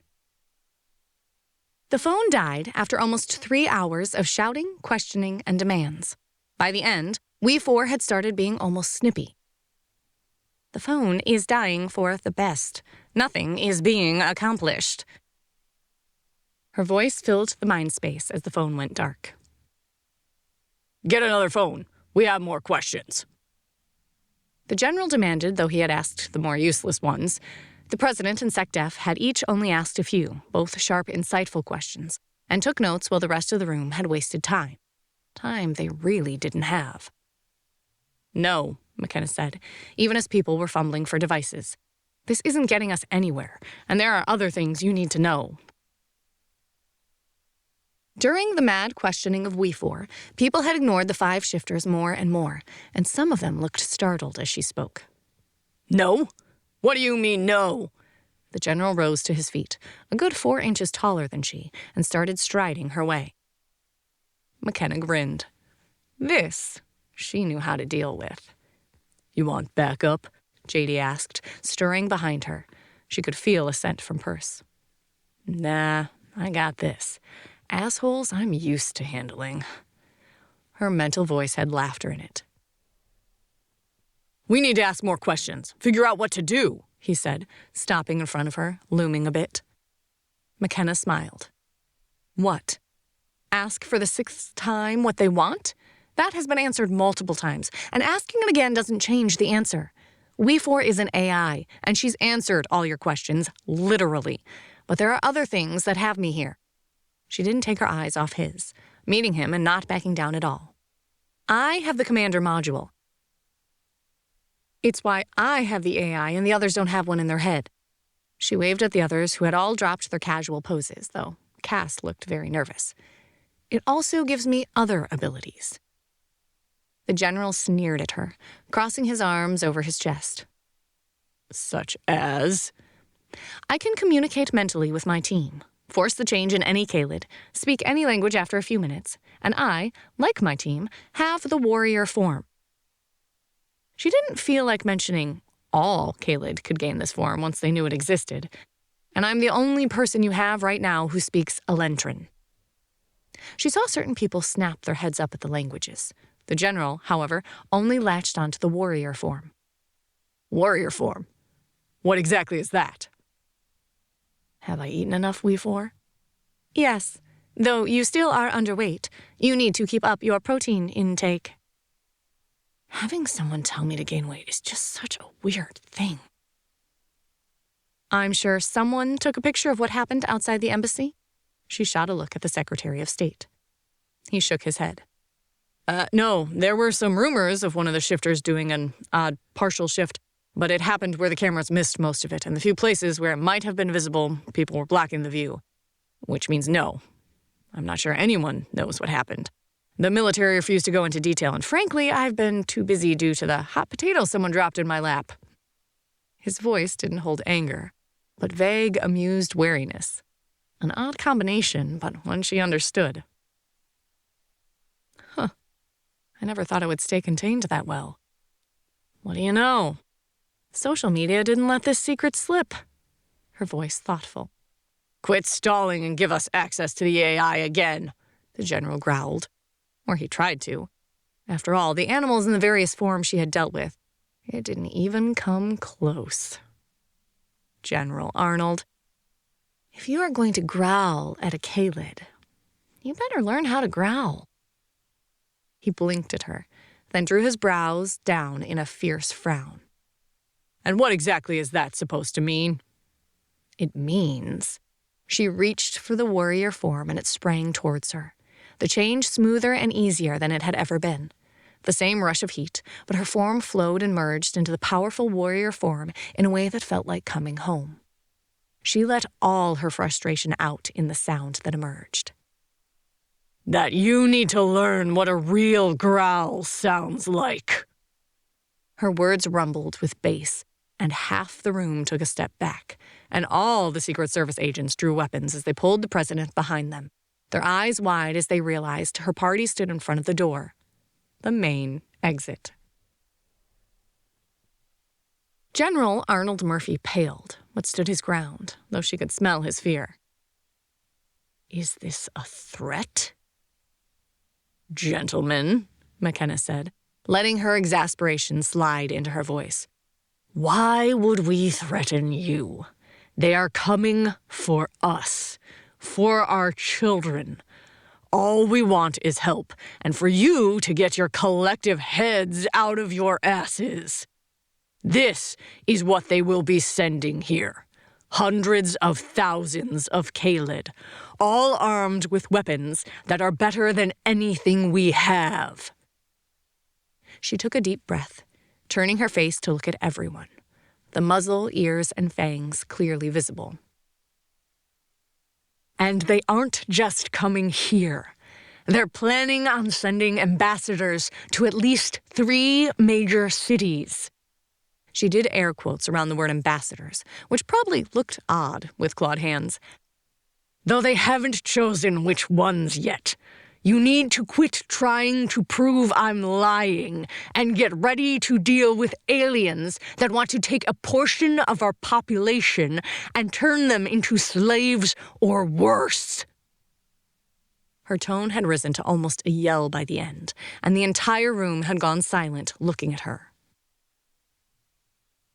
With an exasperated sigh, she let herself go back to human. A bit slower. No need to burn any more calories than necessary. At least this dress didn't rip, and even the bra, while comfortable, didn't tear, she muttered in the mind space. Do I want to know about your tail and underwear? Tony asked, a hint of laughter in her voice. No, McKenna said very firmly into the mind space, and resisted reaching back to adjust that item. The room had slowly regained sound again, though the agents still looked like they were ready to spirit the president away at any second. One of them, the one who had taken point, slowly holstered his weapon and walked over to them. Older, probably a decade on McKenna's 28, his short hair screamed military as did his bearing. But while his brown eyes were wary, he didn't approach her like a threat. You said you can force people to change forms? His voice had a deep South hint to it, though it had mostly disappeared. Yes, I've done it before. Why? McKenna tilted her head at him, but noted the general had walked over to the sec-def Doug Burby, and they were in an intense conversation that slowly drew others. My name is Christopher Collins. I'm one of the senior agents for the president and his security detail. I have an agent that turned into an animal and has been aggressive ever since. She's locked up with 2 other Marines that experience the same thing. Nothing we've tried has worked. McKenna sighed. Sounds like the original programming kicked in. That was their plan, to come rescue us from the ravening animals. I can turn him back, and we can fix the programming. We can do that, right, we four?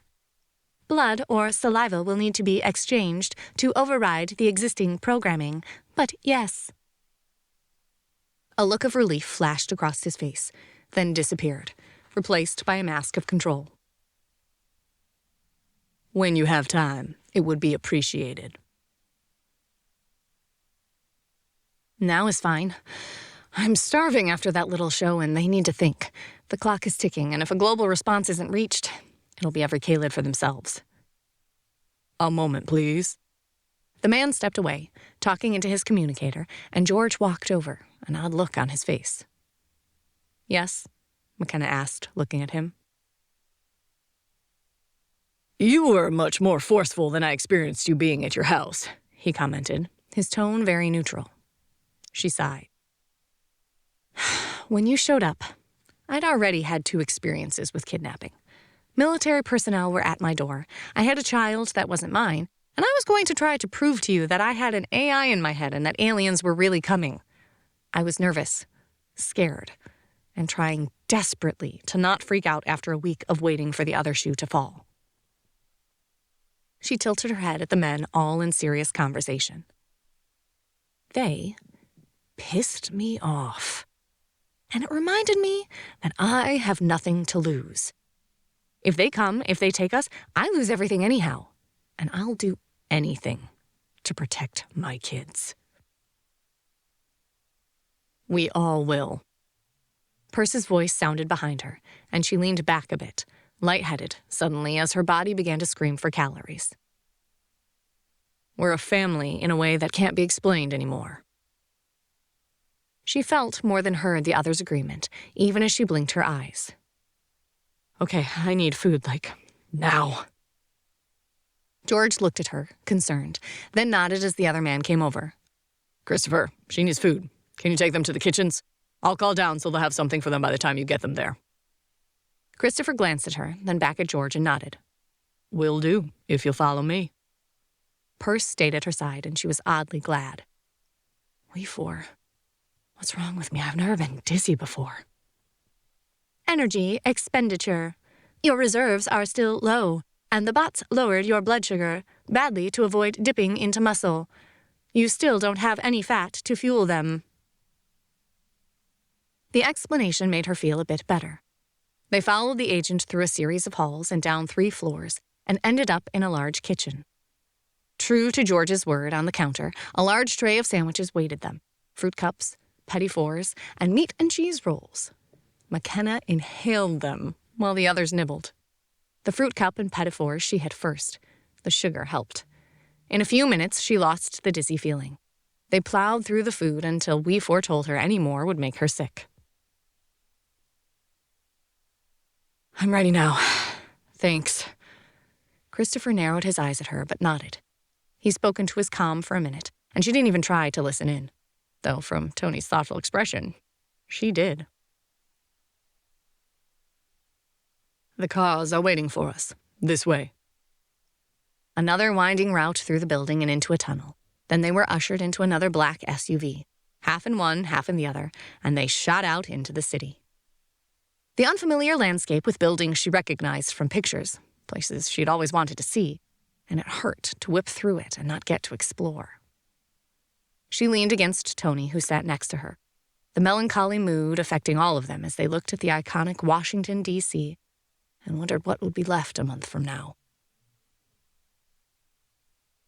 They drove up to a gate with Marines, who, after a conversation she didn't even try to pay attention to, let them through. Minutes later, Christopher jumped out, and Marines opened her door. She still really needed to pull the thong out of her ass crack, but forced a smile and ignored it. They led the group of them, with lots of Marines casting sidelong glances, through what obviously was some sort of base. After a bewildering set of clearances, they entered what must have been a jail for military personnel. It's called a brig, Kenna. Really? Even most people know that. JD teased her as they were led into an area. I'm a police officer. It's a jail. Bite me. She shot back. But she smiled, up until they turned a corner, and she saw the 3 cells occupied with snarling animals. Oh, shit. The reality hit home as she looked at what the Elentrin wanted them to be, what they expected to find, and anger bubbled at the back of her throat. This is what they want? What they expect? She asked, even as a wolf lunged at them, slamming into the bars and drawing blood. It ignored the pain and tried again. The other 2 animals, each of them in their own cage, had paced to the bars, glaring out at them with insane eyes. One was a cheetah, blood dried on its fur, and she could see a claw had broken off. The other was a jackal, snarling at her in the depths of its cell, and her heart cringed as she thought about Kayla.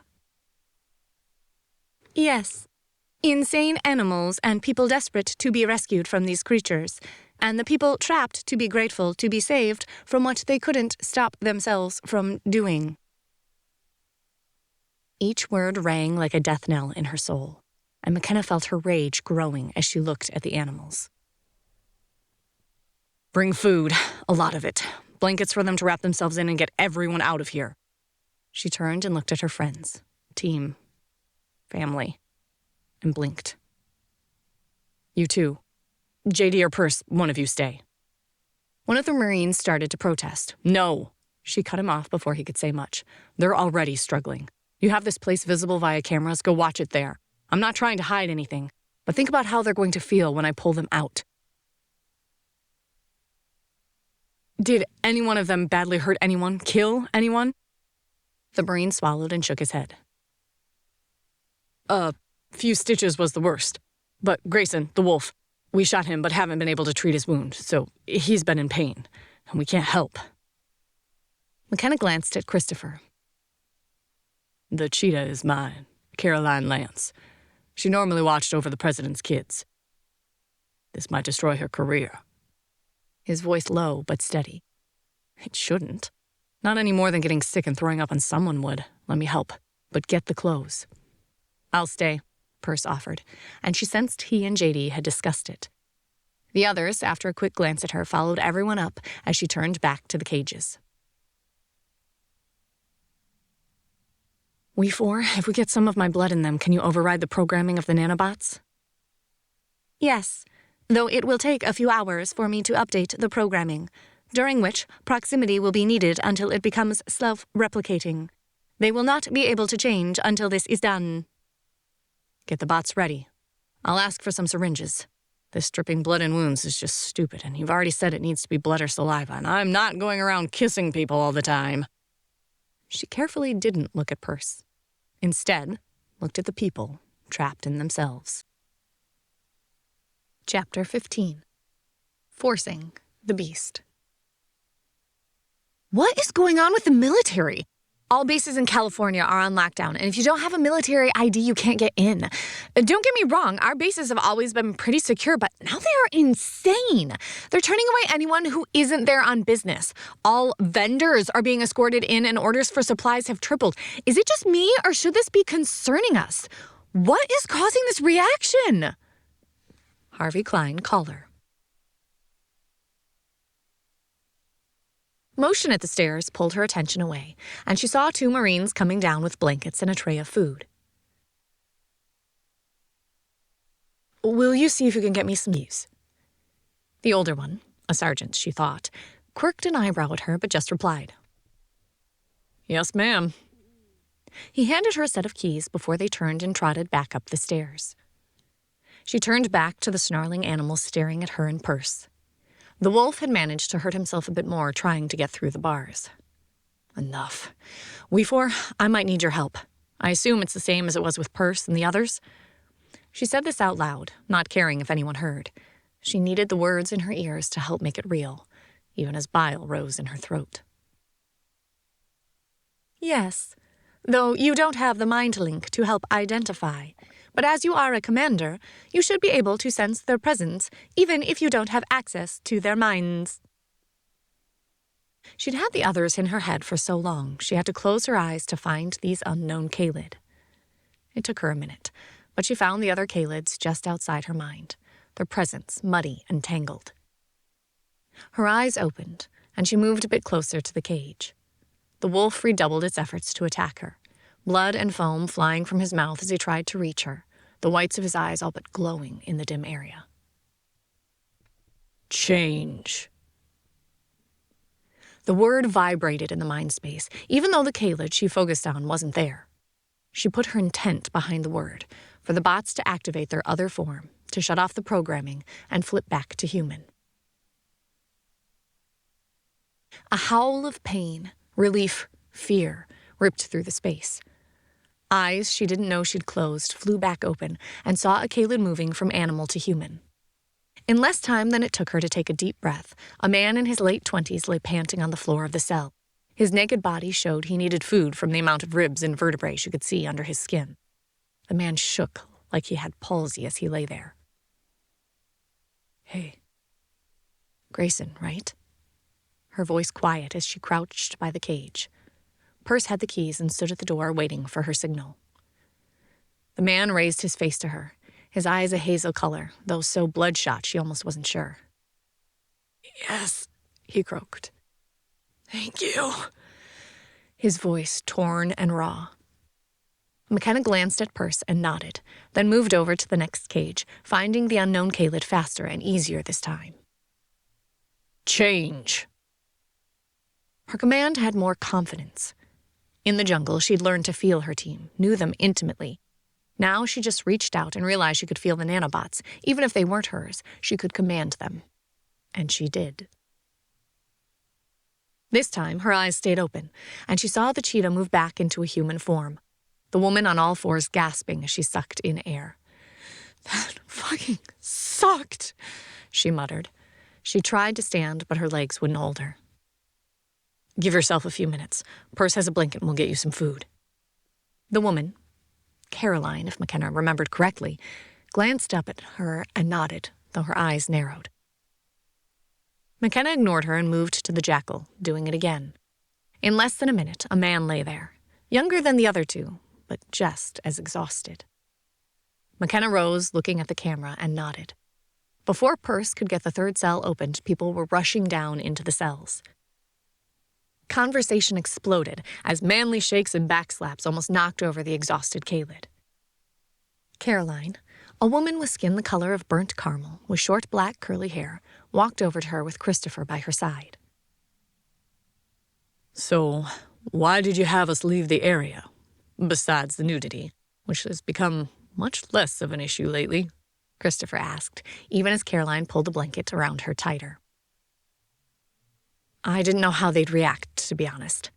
The only other time I did this, it was that or die. And we did it a lot. By the time we were done, most of us passed out. One died. Her voice clipped. I knew I could do something, but I didn't know how long it would take or anything else. What happened to us? Why couldn't I change back? I've played with that form a little, but it felt like being a passenger in a car being driven by a lunatic, Carolyn asked, even as she chewed on an energy bar. McKenna looked around. Can we take this upstairs? Let them get clothes on, and I'll explain everything. Then go into the next weird thing I need to ask you to do. Shower first? Caroline asked. I think all of us would like a chance to wash off the blood and grime. She glanced down at her hand, almost surprised. Huh. I grew my nail back. I remember when the claw broke off, it hurt like hell, but it didn't seem to matter. Nanobots for the win. Sometimes, McKenna said wryly. Caroline gave her a sharp, questioning look. Later. McKenna turned to address the Marine sergeant. Can you set up a conference room for us? Food and the syringes? Yes, ma'am. This way. 20 minutes later, McKenna found them in a large room, obviously used for training classes from the rows of tables and chairs that weren't the standard dining size. Her team was there, the Secret Service agents, a few officers from the bases, the Kaylid that had been locked in their animal forms, and people McKenna assumed were friends or family of them. Showers and clothes seemed to have done a lot for the Kaylid, but everyone's eyes were on her and the box of syringes on the table. McKenna introduced herself, and the others, though most of them had recognized her. Okay, here's the gist. The reason we can change is aliens. You all have nanobots in you, and their programming is set to make you those crazy animals. And the aliens are coming here to get us. Want to use us as their ground troops to help with their genocide. Her voice blunt, and she didn't even flinch. Christopher's eyes widened, and he stared at her. Can you tell us this? Isn't this still secured information? McKenna shrugged. It's all stuff I know, and I never agreed to not tell anyone anything. Besides, at the rate the aliens are coming, we have maybe 14 days until even basic telescopes will see them. I'd be surprised if there weren't a few scientists in other countries that are trying to figure out who to tell. And I'll do anything to protect those I love. Questions burst out, and she spent 20 minutes answering them. Questions that were much more intelligent than the ones the politicians had. Why can't we deal with these people instead of the ones we met originally? Weefor's questions set off a peal of laughter in the mind space. Our governments don't work that way, Cass said, her mental voice full of laughter. McKenna swore she felt Weefor grumbling in her mind, but she directed her attention back to the room. Some men walked in, and she realized it was George Davis and the sec-def Doug Burby. They, however, stayed at the back of the room and called no attention to themselves. So, Largo, what's with the syringes? Carolyn asked. Dressed in spare camo, she looked at home in the military garb. A striking woman, McKenna could see how she would make a good agent for the kids. A cheetah fit her, lean, strong, and fast. So, this is where it gets weird. Most of the people in the room snorted, and she had to fight back a smile. Trust me, you don't know the half of it yet. But your bot's programming needs to be updated to prevent that from happening again. The only way I can do that is get some of my nanobots with modified programming into you, which means blood, in the most unsanitary way you can think of. Good news, Kaylid are immune to most disease, though drugs and poisons still work. And the sad note is that getting drunk is very, very difficult. The nanobots prevent it from happening. God damn it, Grayson. I knew there was no way you could be drinking that fucking much without passing out. I just thought you were getting the bartender to swap out your drinks or something. One of the Marines groused, biffing the man on the shoulder. Grayson just blinked. Huh. I just thought all those weekends of binge drinking had finally paid off. McKenna laughed. Yeah, sorry about that. But what it means is, if you don't want to run the risk of getting locked into your animal forms again, I need to inject you with my blood. Gods, the medic in me is having a conniption fit. The human in me never wants to go through that again. The man who'd been the jackal, Kareem Cham, looked up at her. Frankly, if you wanted to stick me with a contaminated needle, I'd probably agree. That was the closest to hell I ever want to come. The other two nodded fervently.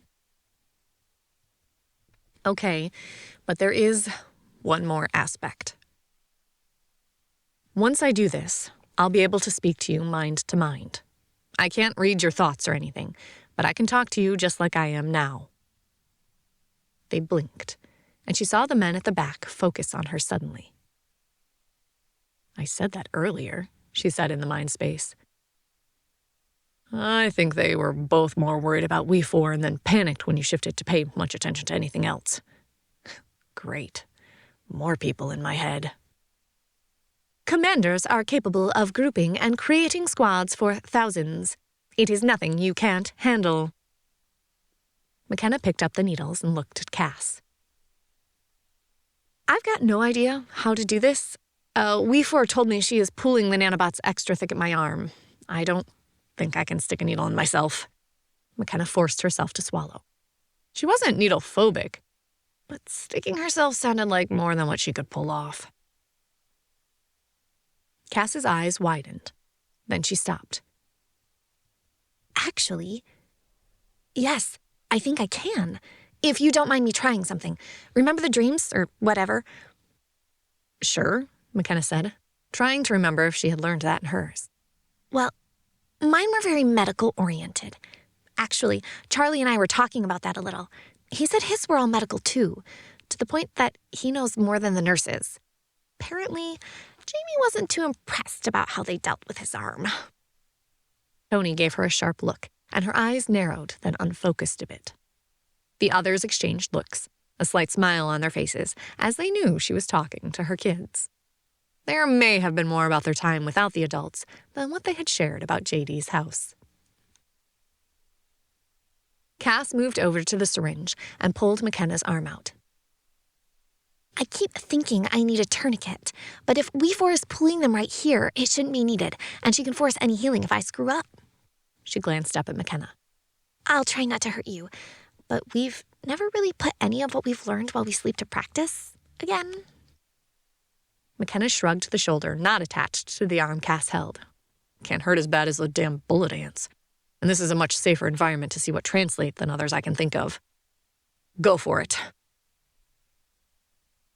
By this time, the freed Kaylid were standing nearby, and everyone watched them with varying degrees of interest. But McKenna focused on the needle sliding into her arm, with sure, controlled movements. Cass slid it in without a second's hesitation. Dang, I don't think I've seen many sticks that smooth, Kamal commented. I didn't even feel it, McKenna admitted. We4, how much do I extract? Cass asked verbally, ignoring the comments. 2 cc should be enough to update the programming within the next hour. Cass followed instructions and extracted 2 cc's and extracted the needle. Hold your finger here. I'll need to do it twice more. Cass turned and looked. Who's first? Kareem stepped forward. I never want that to happen again, and at this point, I'll be the guinea pig. If you really can talk to me mentally, I'll tell the others. McKenna smiled. Trust me, I don't go bugging much, but you can always talk mind to mind with anyone you exchange blood with. Normally, we just went the whole blood brother route, and that works just as well. Cass expertly injected the blood into his arm. Then, while they waited for the nanobots to make their changes and establish the mental connection, Cass filled the other 2 syringes. Everyone watched Kareem, odd expressions on their faces. You realize nothing will ever be normal after this, right? Tony said in their space. We're always going to be known as the ones who were the focus of the aliens and everything else. Aliens are coming. If we survive, I'm not sure normal will have anything to do with anything, McKenna pointed out wryly. True. I'll do anything to protect my kids. I'm just wondering what the price is going to be. We'll pay it, whatever it is. They are ours now, too. Perce's voice had a ring of assurance in it, and McKenna smiled. The light for Kareem came on, and she pinged him. Hey, you hear me? The man jumped and whirled around to look at her from where he'd been talking to another Marine. Holy shit, you just spoke in my head. His voice shocked, eyes wide. Welcome to the other side of weirdness. He snorted at her comment, and she looked at the others. Your call. They all agreed, and 10 minutes later the connections were established, and she pinged them, but didn't pull them into the mind space like the others. So, does this trick work with non-shifters? Caroline asked, a thoughtful expression on her face. No. While there may be nanobots, they are not programmed to spread through the body and turn that person into a Kaylid. Without that support structure, the transharmonic communication will not work. She winced as we four used the connection to answer her question. Ah, is that the AI? How do you stand that? She rubbed her temple, wincing. McKenna shrugged. You're used to it. We don't even notice anymore. The questions and answers continued for a bit longer. Then, after a few more thanks, the room cleared out, leaving Christopher, Caroline, George, and the Secretary of Defense. The three men moved up and settled down, pinning McKenna and the others with their stares. You have caused a bit of a stir at the White House, you know, Doug Burby said mildly. McKenna shrugged. Nothing I do or don't do is going to change it. They're coming, and I don't think no is the answer they'll take. We've established they don't have weapons that are meant to destroy planetary targets, but their ground forces will have better weapons. There is also the intimidation factor, Perce pointed out, and the others glanced at him. What do you mean by that? The Secretary asked, frowning. Perce glanced at McKenna and explained. We've been having weird dreams or visions of the ships. A few references have been made, and we aren't sure how much is real and how much is tailored to match our expectations. But given that we know some skills we are learning are accurate, he waved at Cass as he talked. I'm assuming that a lot of the rest is also correct.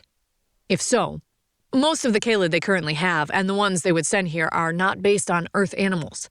From my memory, some of them are terrifying.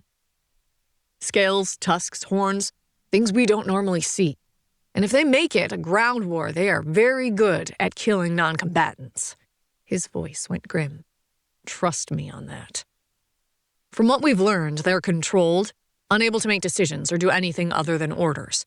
You can kill them, but using anything other than matching ground troops means destroying your own people and their homes.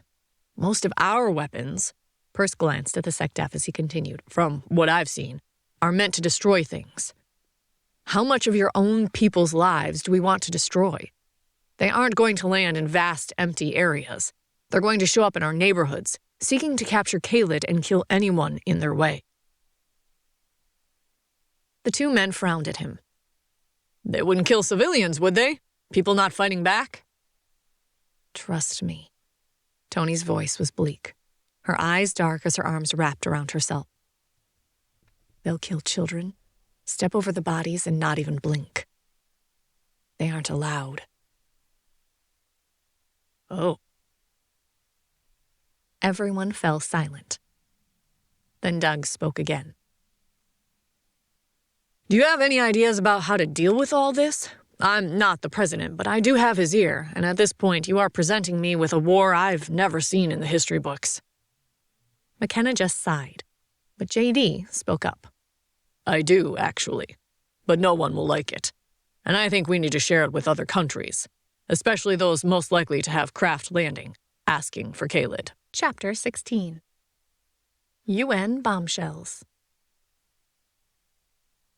Blurry images of a wolfman-like creature have been captured, but no one is coming forward to say if they are real or not. With the existence of shifters, people are not automatically assuming that all things are fake or good photoshopping. Is this possible? Can shifters turn into the werewolves of movies and fiction? What would it mean if they could? How many more changes is Earth going to face as we adapt to what is already in our world? How much longer until we don't recognize our own society? Op-ed piece. 3 hours later, McKenna really wished the dress made her feel self-conscious, and she'd have given up the expensive bit of clothing for a kilt and a t-shirt. Only Perce and Cass seemed comfortable in the clothes. Why aren't you two as miserable as we are in these outfits? She asked, as they were being taken to a large meeting room at the UN. JD had refused to say anything else, though she thought she heard him and Perce talking, a low buzz in the back of her mind, but she didn't push it. Practice. Lots of news conferences, plus practice time in court and clerking for my mentor's law office, Perce said as they were ushered into a huge room. Dissertations, job interviews, presentations all require me to dress in suits, though this is nicer than anything I've ever owned before. Wonder if I can keep it, Cass responded, her hands stroking the suit. McKenna cut off her reply as other people began to join them, none of them looking happy to see them. The only people she recognized were the President, the Secretary of State, and the Secretary of Defense. They, along with their security personnel, joined them at the front of the room. I can't say I agree with this, but at the same time, you are correct. This is a global problem, not just a problem for the United States, the President said dryly as he took a seat at the far end of the table. McKenna found herself at the opposite end, with JD and Perce on the side facing the room. Tony and Cass were in the stadium seating style chairs in the first row. People streamed in, and George, who put himself in between her and JD, whispered, identifying each person as they came in. As he did so, her stomach twisted into knots. These were ambassadors from other countries. They were taking them seriously. As they should. There's an alien fleet headed this way. I get this doesn't strike you as scary, but I've never talked to people at this level. Heck, talking to the governor made me nervous. Her mental conversation cut off as a man entered and headed to the table. That's the Secretary General of the UN. He doesn't know anything yet, so he's not happy about the end run we've pulled. Basically, only countries with active armies have been invited or those with active satellites and access to surface-to-air missiles. She shot him a look. Why hasn't he been told?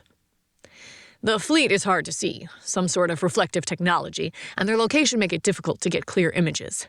Without your coordinates and images from multiple telescopes, we might not have believed until they were much closer. You are aware they'll be at the moon soon, and at that point, people will be able to see them with their eyes? McKenna asked dryly. Why do you think we're here? George responded just as dryly. JD snorted and shook his head. His plan had been met with resistance, but when he pointed out exactly what they were facing and their options, no one had been able to come up with a better plan. A few more minutes of people shuffling around, and the man George had identified as the Secretary General stood.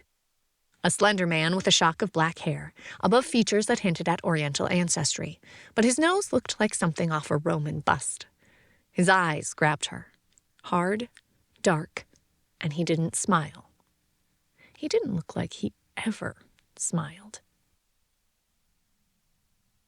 Ladies and gentlemen, this emergency session has been called under protest by the President of the United States, with agreement from their Ambassador and Secretary of State citing Resolution 377AV. As I am not currently aware of any tensions between countries in the UN, I disputed the need for this. But as founding members, they have insisted. He turned and sneered at the men gathered at the table. Gentlemen, you have the floor. McKenna had become acutely aware she was the only woman at the table. Most of the people in the room were men, though a few women were scattered in the audience. People kept glancing at her, JD, and Perce, obviously unsure as to who they were. The UN ambassador glanced at the president and shrugged. She didn't remember seeing him. Maybe he didn't know what was going on. Could this get any more complicated or confusing?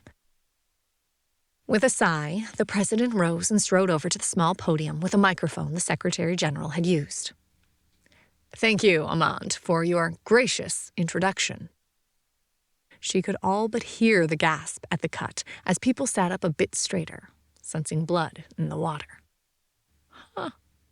You getting the feeling that it is dawning on them that we don't have time for this crap? McKenna asked. Yeah. While you were running to the restroom, someone gave him a new briefing. Apparently, the fleet has accelerated. The new timeline is less than a week. Tony's voice set the mood. Meant to tell you, but they shoveled us out immediately afterwards. And then Jamie had a question for me and I got sidetracked. But yes, we have less time than we thought. Swallowing hard, the lump in her throat refusing to move, McKenna glanced back at the president, who had fallen silent, waiting for people to pay attention to him. Contrary to the Secretary's opinion, this is a valid reason for an emergency session. I promise you all the words I'm about to speak are true to the best of my knowledge, and we can prove most of what we are saying. He cleared his throat, and McKenna saw stress around his eyes, and wondered when he'd last remembered to eat. His hands wrapped around the podium, and she heard whispers alluding to the fact that he didn't have a prepared speech. The ability to shift that has affected 1% of all our citizens is caused by alien nanobots. A stunned silence fell.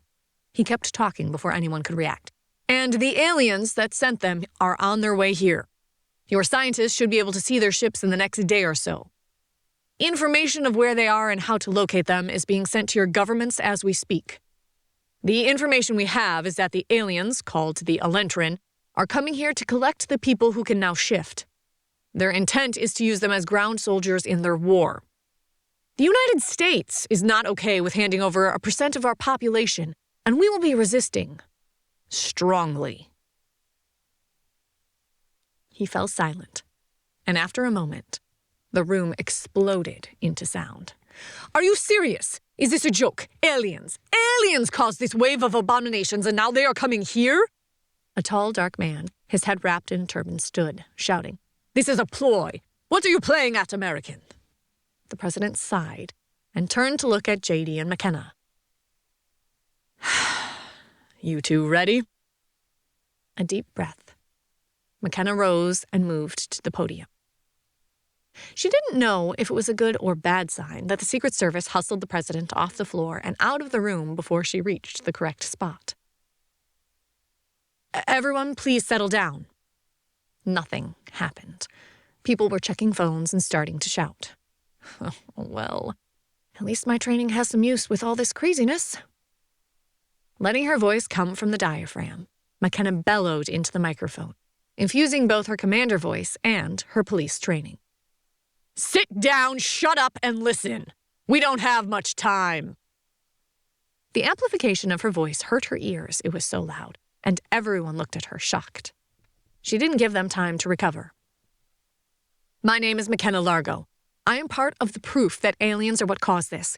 And to make it perfectly clear on what is about to drop down on us, my partner JD here is going to show you exactly what you will be facing. JD had moved over to the center of the stage area while she got their attention. Two people had moved in a half curtain that hit him about belly button level. He started to strip, which she figured grabbed more attention than anything else. Everyone knows of the random incidents where people have turned into animals and their behaviors were similar to animals with rabies, attacking everyone and everything. She saw a few nods in the crowd, and people were locked on JD, horrified fascination on their faces. That was the intent of these nanobots, for them to lock us all into that form. That is what the Elentrin are coming to rescue us from. McKenna laid on the sarcasm on that word. She gave a brief overview while JD finished stripping and stood behind the screen, his modesty technically preserved. She knew he had a kilt waiting for him, so they could show the second part of the example, and it was why the president was now watching this from a video screen. And this is why they want us. Go for it. Make it slow if you can. Let them see it. Of the 5 of them, JD and Cass were visually the most impressive, but seeing a naked man's chest didn't cause as much angst as a female chest, so JD had volunteered to go, to show them the warrior form. Not an issue. She didn't watch him. She watched the people, seeing if it would dawn on them exactly what they would be facing. People's eyes went wide, and some shrieked a bit as she felt him change his form. McKenna couldn't explain it, but after making the other Kaylid change, she could feel what form they were in and if they were well or not. More things about the command module she needed to learn. When he had shifted, she did glance back to check. He reached down and pulled on the kilt, covering his genitals. He strode out a minute later, huge, impressive, and the form seemed right for him. Maybe my life is getting too weird if this warrior form is starting to feel normal. This is what you will be facing. And note, they won't all be earth animals the form is based off of. Some will have scales, some will make JD look small. Their weapons are energy-based, and I've been told that adapting for projectile weapons won't take long. They're coming with the intent of taking us away and treating us worse than slaves. She saw a few people start to protest and cut them off. Yes, worse. Because they aren't even allowed to think of anything that is not approved of by the Elentrin. Their thoughts are monitored, and they will be eliminated if they show any signs of being disloyal. That cut off most of the protests, but McKenna continued. That isn't all. This form is more powerful than our human forms. JD is strong for a human, but he's never been able to do this. She nodded at him.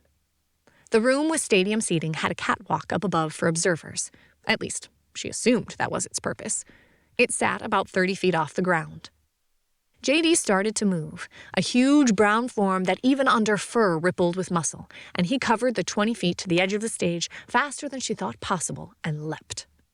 His form flew through the air and he grabbed the railing as he vaulted over it, standing up there looking back down at them, a gaping smile on his bear-like face. This is what we will be facing, people. They aren't going to be easy to defeat, and frankly, normal soldiers are only going to be able to help so much. It isn't much of a plan. The president said he'll negotiate if they come to D.C., but if they don't, we don't have any control over what your governments decide. But know this. In the next few days, I'm going live with a press conference to share all this. I will be advising people to arm themselves and prepare for war, a war that may cover the globe.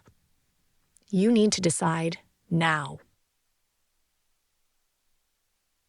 As she finished speaking, JD jumped down from the walk, landing with the same grace as she did in cat form.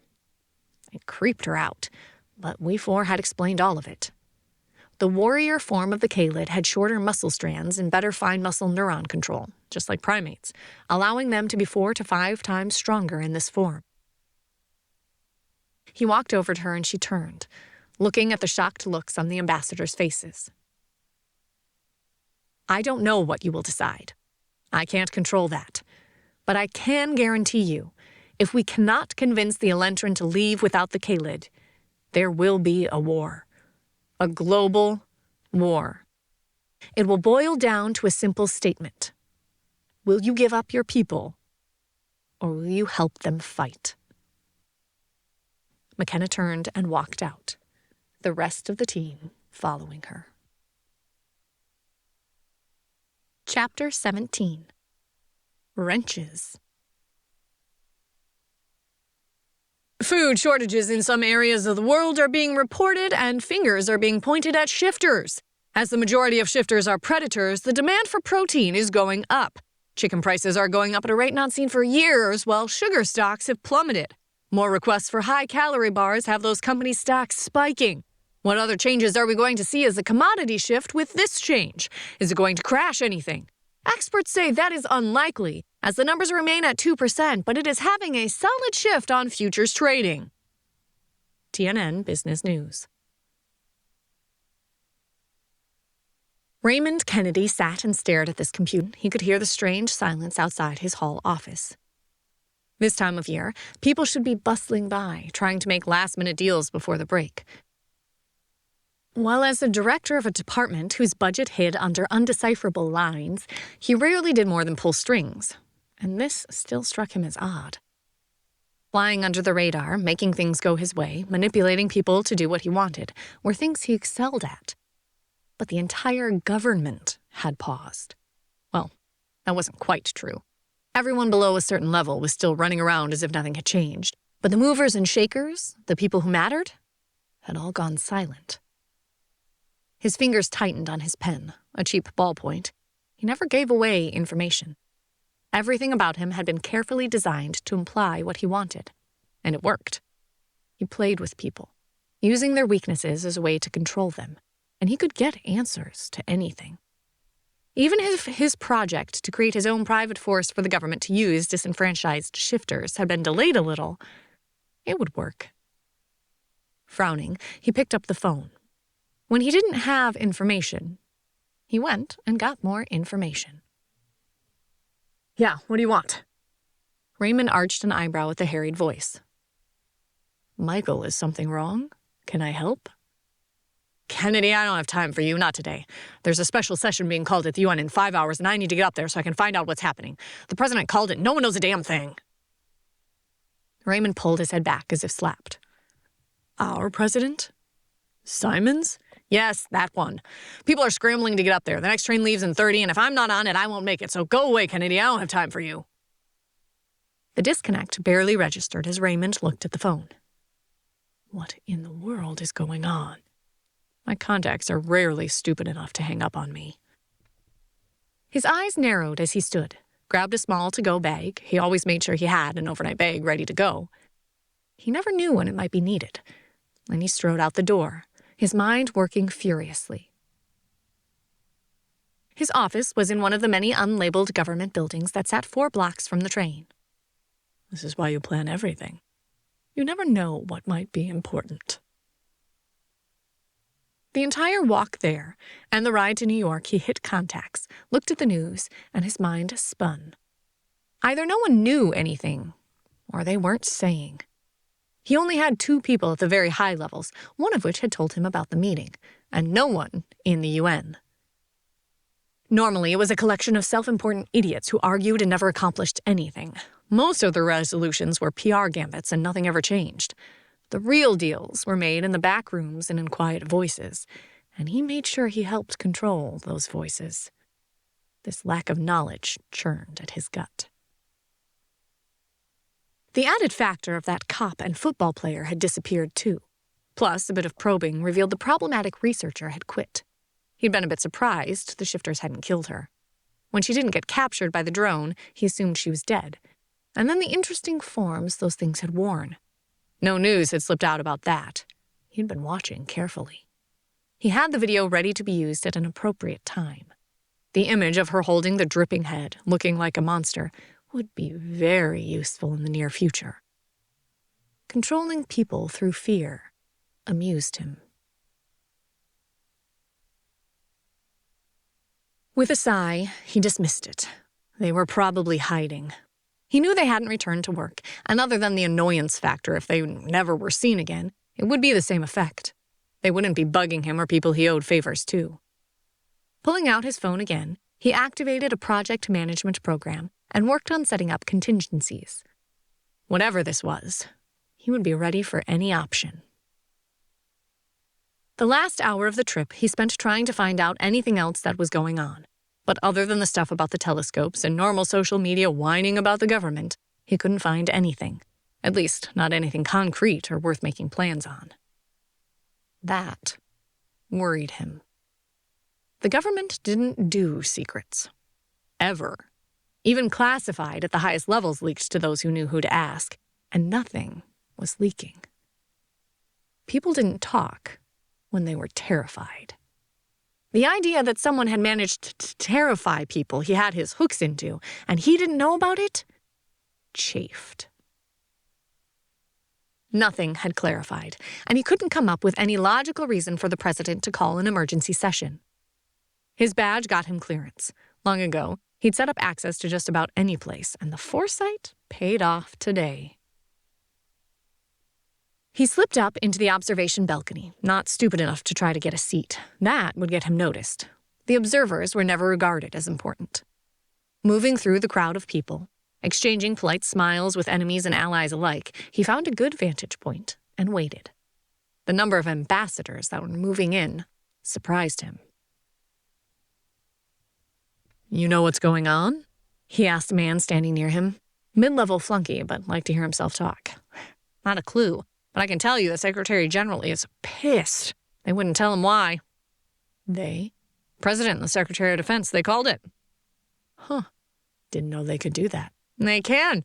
Even quoted the rule that said they could, but I'm telling you, I can't think of anything important enough that the Secretary General is going to forgive them for this power play. I hope he hands them their heads. The smirk of glee was typical. Politics made hyenas look friendly. Might be why he loved politics.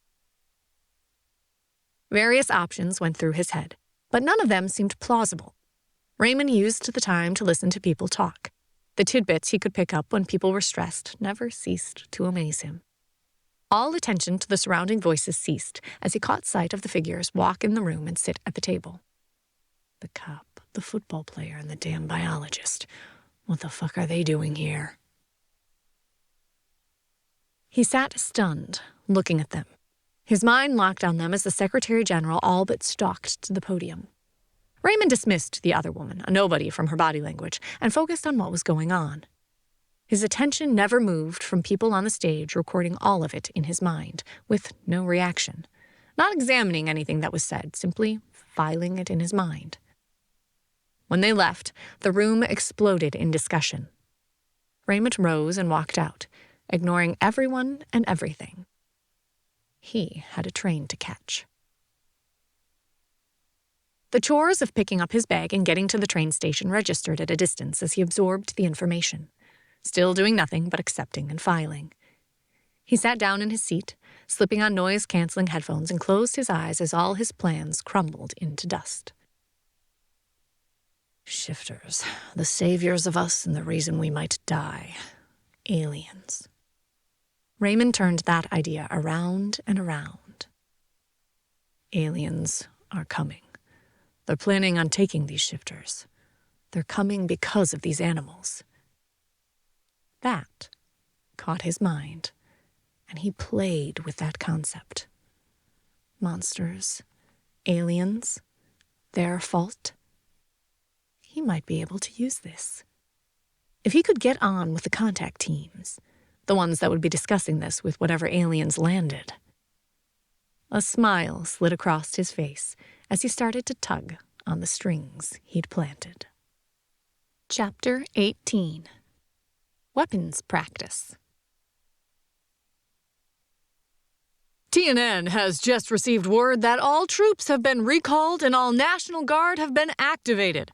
No one is saying why. Even more odd, most police departments have gone on alert and have recalled all active duty personnel. The last time this happened, actually, we don't know that this has ever happened. The state and federal version of the National Guard was created in 1933, but even during World War II, not all units were activated. What is going on? Is there a war? TNN News. All with grave looks on their faces. You think that will work? George asked. No idea, but I think I got past their arrogance. Their own people will tell them about the ships soon, and the president is holding a press conference for the day before the ships will be visible by the naked eye. McKenna shrugged, trying to hide her discomfort. The idea of riots in the streets terrified her. What about yours? Mine will be after President's press conference. We're hoping it will give people time to practice, become familiar with the new forms.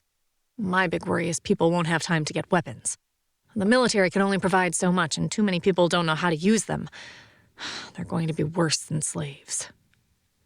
Her voice caught on that last part, but she kept walking.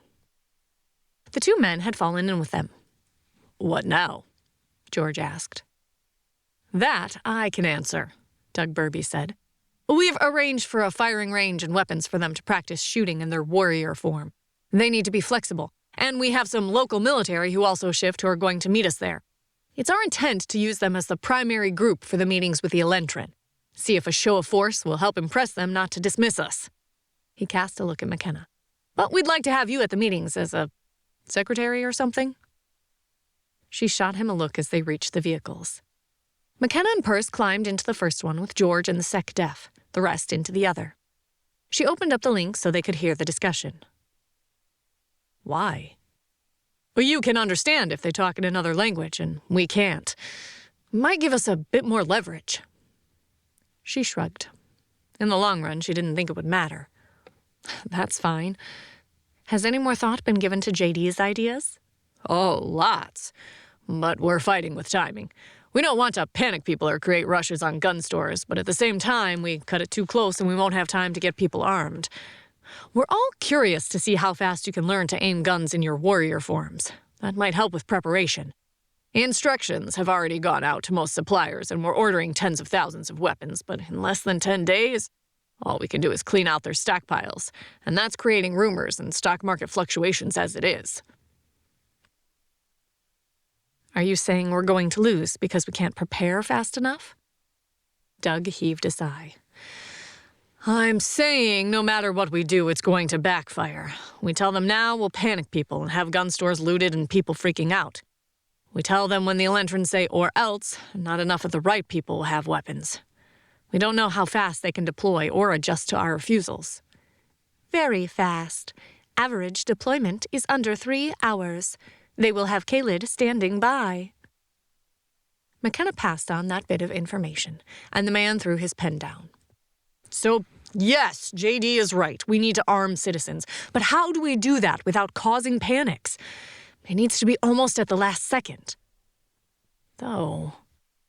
The SecDef stopped talking, looking at them oddly. McKenna, if needed, would you be willing to do a press conference? Sure. About what? Doug just shook his head. Let me do some prep work. I have an idea, though it's a long shot. He already had his phone out. George looked at him, then her, and settled back onto his chair to watch. McKenna sighed in frustration. No one had any answers. Fine. Food, then the range. We're going to be the poster children for this no matter what. We'd better make sure we're ready and can do what's needed. Everyone fell silent at that, and both George and Doug glanced at each other, then pulled out phones and began to type furiously. They stopped and got food, decent takeout, ordering enough for 20 people. The rest of the ride completed in silence, everyone busy with their own thoughts, or at least McKenna assumed that. Her mind whirled, trying to think of options, but she had no control over any of this, and that might just drive her up the wall. They were met at the base by another nice Marine and escorted to an area where they could change, literally, this time. With an odd sense of relief, she flowed into the form and stretched. They'd still all been food stuffing as much as possible, but it felt good to shift. She pulled on her kilt and a tank top. This form didn't require a bra or even underwear, and the kilt didn't crimp her tail, which usually hurt. Okay, I'll give you that the kilts work in this form, but still don't know about it as a regular wear, Perse said as they were still getting dressed. Just wait until you have to shift on the fly and get your tail kinked. That hurts. Tony's voice had a wry experience to it that made McKenna grin. Minutes later, they were all out, and the same Marine escorted them to the range, but kept looking at them sideways, a wary look on his face. I'm still the person I was 10 minutes ago, McKenna pointed out, trying not to be annoyed. Give me a break, ma'am. I'm walking next to a frickin' werecat. It's a bit creepy. McKenna barked out a laugh. Try having an AI talk in your head. Thanks, but no thanks, ma'am. Having my sergeants yell at me is more than enough voices for me. They all chuckled at that as he dropped them off with the range officer, a gruff man, his arms folded over a burly chest, glaring at them. I'm supposed to teach you how to shoot these M16s, huh? Anyone have any experience shooting anything? McKenna and JD raised their hands, but no one else did. Great. A bunch of newbies. Just what I fucking needed. Okay, get up here while I explain to you exactly what these are and how to take care of them. An hour later, they knew how to clean it, deal with most jams, the history of the weapon, and what sort of ammo it used. It came to them almost too easy, and Cass pointed that out. I think this is more sleep learning or something else. The basic principles of point-and-fire weapons don't change much for how they work. While the weapons the Elentrin use are energy-based, the principle of aim and fire are similar. These weapons even seem comparable in weight. McKenna didn't know if that made her feel better or worse. But when the range officer barked at her, she snapped her attention back to him. Now, how the hell am I supposed to get hearing protectors and safety glasses on you? With a start, she glanced and realized in this form, all their skulls were too wide for hearing protectors to fit. I never thought about that. What are we going to do? Cass asked, sounding like she chewed on her nail. McKenna glanced over to make sure she wasn't. How was that possible? An odd silence stretched out, then We4 spoke, though a bit slow. Tell your nanobots to reduce your hearing by 75%? The AI had an odd tone to her comment. Okay. McKenna sent the command through her mind and the mind space and felt the sound around her decrease drastically. Did you guys get that? That is so cool. Why does McKenna get all the cool toys? JD teased in her head. She elbowed him in the ribs. Hard. His mental voice disappeared as the others snickered. This is awesome. Next time the kids are going ballistic, I'm just lowering my hearing. This will make my life so much easier.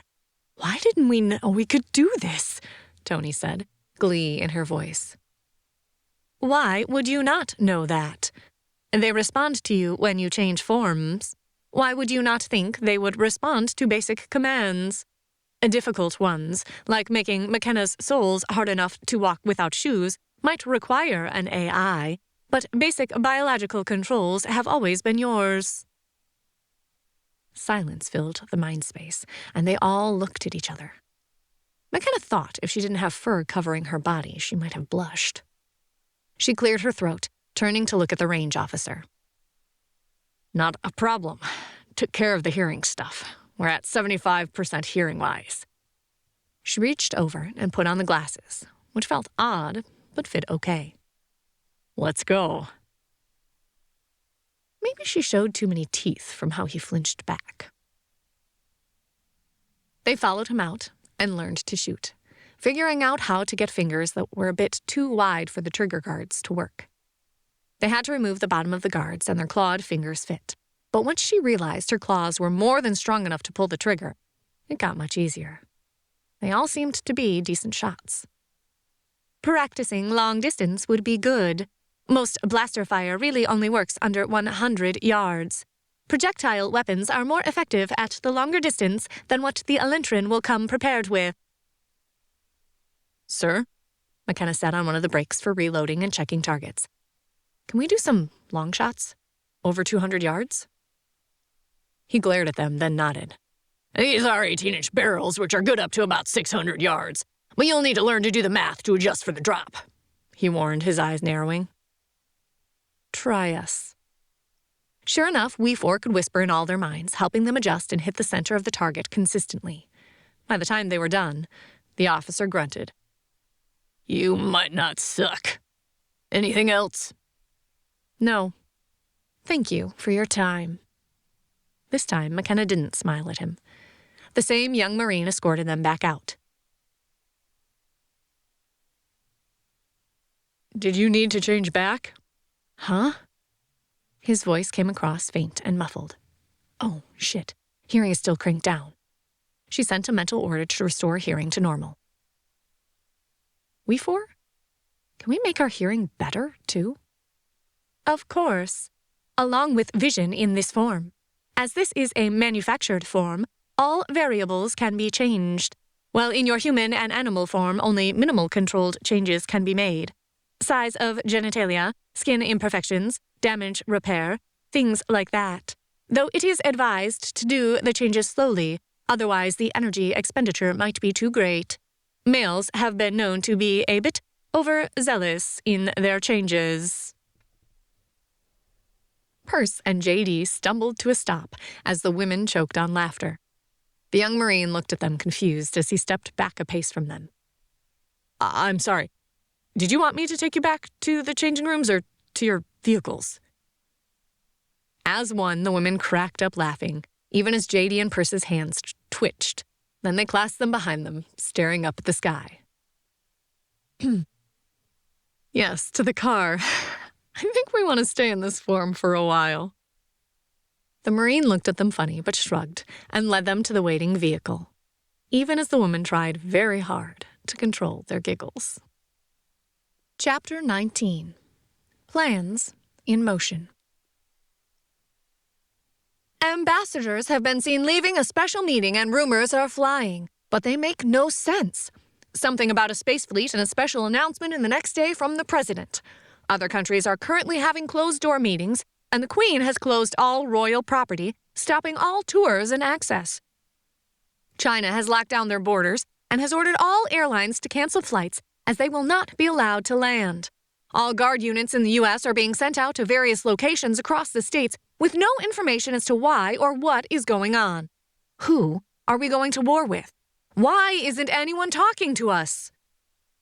Tian'an spat. McKenna had no desire to go back to human, so she stayed in warrior form as they were taken back to the house. It seemed an eternity since they left that morning. Now she just wanted to be home. That wouldn't happen again for a while. If ever. She pushed back the traitorous thought and focused instead on what they would need to do. But she didn't know.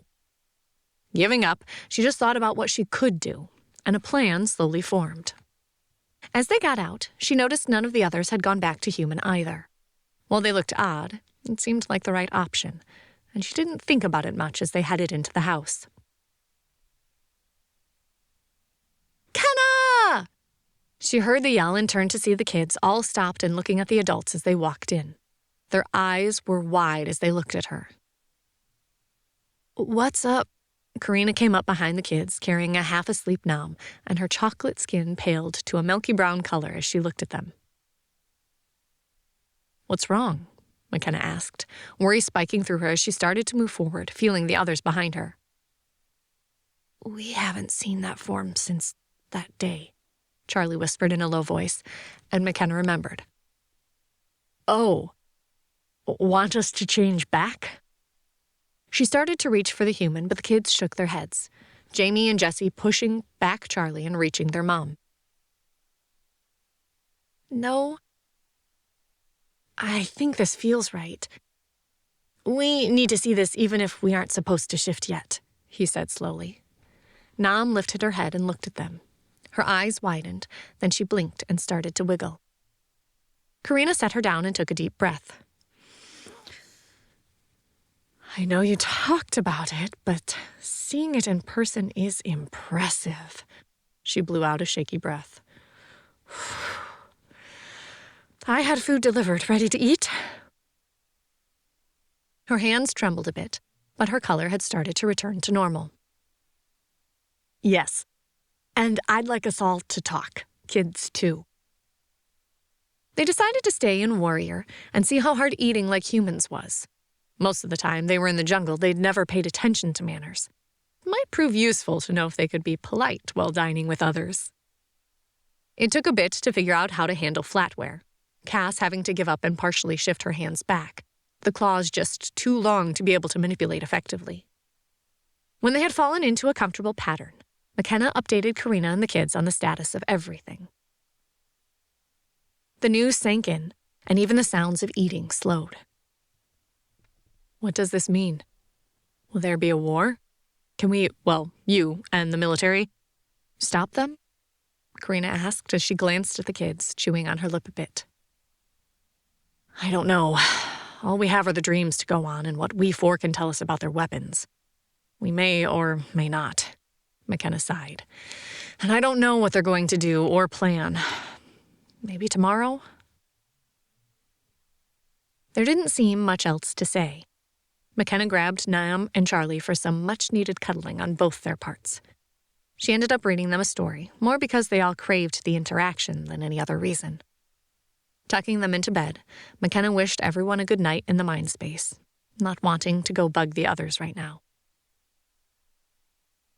Slipping into bed, she reached for sleep, wanting an escape from all the bad choices that lay in front of her. Commander, come in. The others are here to meet you. The arrival locations have been selected. The same male stood there, his white tail flicking side to side. McKenna walked through the door and saw 2 others standing at attention in the small conference room. She inspected them, glad the body she borrowed had the same inclination.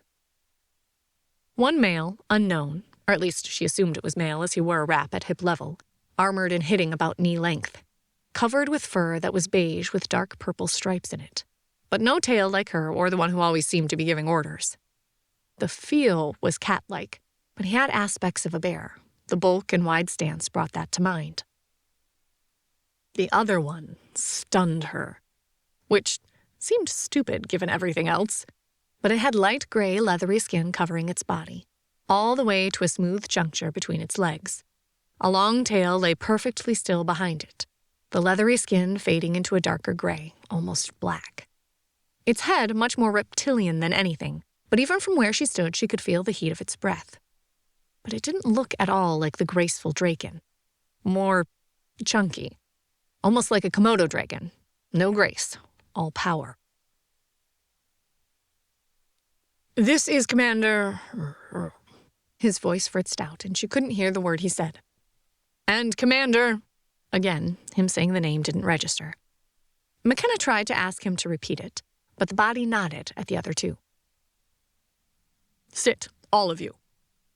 They sank onto stools that flowed and adapted to their bodies even as a map of Earth appeared on the wall to the speaker's right.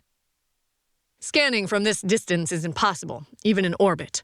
The concentration of beings is too dense to determine Kaylid populations. Given standard programming, the Aelmites should have been more successful in the denser populations. While they have not achieved this spaceflight, it is believed they have some technology, standard operations. We will land at the public areas in these 3 spaces. He pointed to 3 places on the map of the continents. One she recognized as New York's Manhattan Island. That, at least, would be obvious. Another spot lit up in China on the coast with a kind of triangle-y part that looked like it pointed towards Japan. But she didn't know enough to tell where other than China. The third was in what she thought was Turkey. Is that Istanbul? Only major city I know of. If that's correct, only we might have any sort of realistic presence. Oh, this is going to suck. The shuttles will drop at each of these locations after a full day of orbit. They have not achieved spaceflight, so the presence of the ships should cow them. Play on their superstitions if needed. Given the estimated populations, the expected Kaylid has been revised upwards to at least 30 million. Another ship has been called in for collection. Given that they can home on these ships once orbit has been achieved, they should arrive about 3 Liad after orbit. With that population base, expected harvesting is 15 million. That should create a buffer for the next few years, as only 2 new Draken planets have been found. Currently waiting for resource stockpiles to increase before raiding them. The male turned and looked at them, his tail peeking out on each side as it twitched. You will be deployed with full guards and ceremonial arm and live weapons. You are to escort the ambassadors while they meet with whoever. If they do not agree to our terms, eliminate those who will make the biggest impression. Usually females or children work the best for that sort of example. His voice had no emotion as he spoke. Your scanners will pick up the Aelmite smites, and you can start collecting Kaylid for transport. All weapons will have both the disable settings for the Ael and normal damage settings for any who resist. As his eyes scanned over them, McKenna realized he didn't have a pupil and iris like she expected, and she had to resist shivering. Are there any questions or concerns? The one that reminded her of a Komodo turned into a person, raised its hand. The male nodded at it.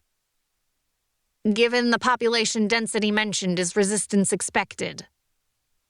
The other 2 blinked at him, even as McKenna mentally laughed wildly. Oh, yeah, there's going to be resistance. I'll kill all of you with my bare hands before you touch my kids. Unlikely. Experience has taught us that most non-warriors are ineffective at fighting back. This may change, but given the lack of spaceflight, it is doubtful they will have any truly effective weapons. For the first time, McKenna was glad she had no control over this form. Otherwise, she might have fallen out of her chair laughing. Follow me to get fitted for your outfits. McKenna? Kenna. The voice matched with the sound outside her body, someone saying her name. Her eyes flew open to see Perse shaking her. Hey, you okay? She held up her finger. We four, did you get that? McKenna kept hoping maybe with the changes we four could see or hear something. No, I am not able to tap into these. The ones that are pure training, yes, but this is different, and not one the programming recognizes. There seemed to be a hint of confusion from the AI, but McKenna didn't have time to follow up on that right now. I need a map of the world ASAP. No one even asked questions, and they just moved even as she scrambled out of bed, uncaring that all she had on was a t-shirt and underwear. Have one up on the laptop down here, Cass responded as she tore down the stairs.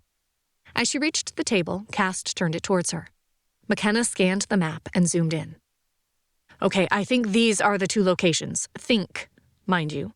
She pointed at the big city that almost pointed towards Japan. Shanghai. Then the other one was in Turkey, which has to be right here. She pointed at Istanbul. Why there? JD asked, leaning in and looking. Weren't there going to be 3? A third is New York City. They just said clearing in the city. I'd guess Central Park. Not sure of any other clear areas in NYC. They all sat and looked at her, and she shifted uncomfortably. What? Why did you get pulled in? Did anyone else? Perce asked. Tony, did you? Tony hadn't come downstairs, and McKenna realized it was morning. She glanced at the laptop and saw that it was after 7. Shit, when are they coming to get us? Not us. Just you, JD, and Perce, Tony said from behind her.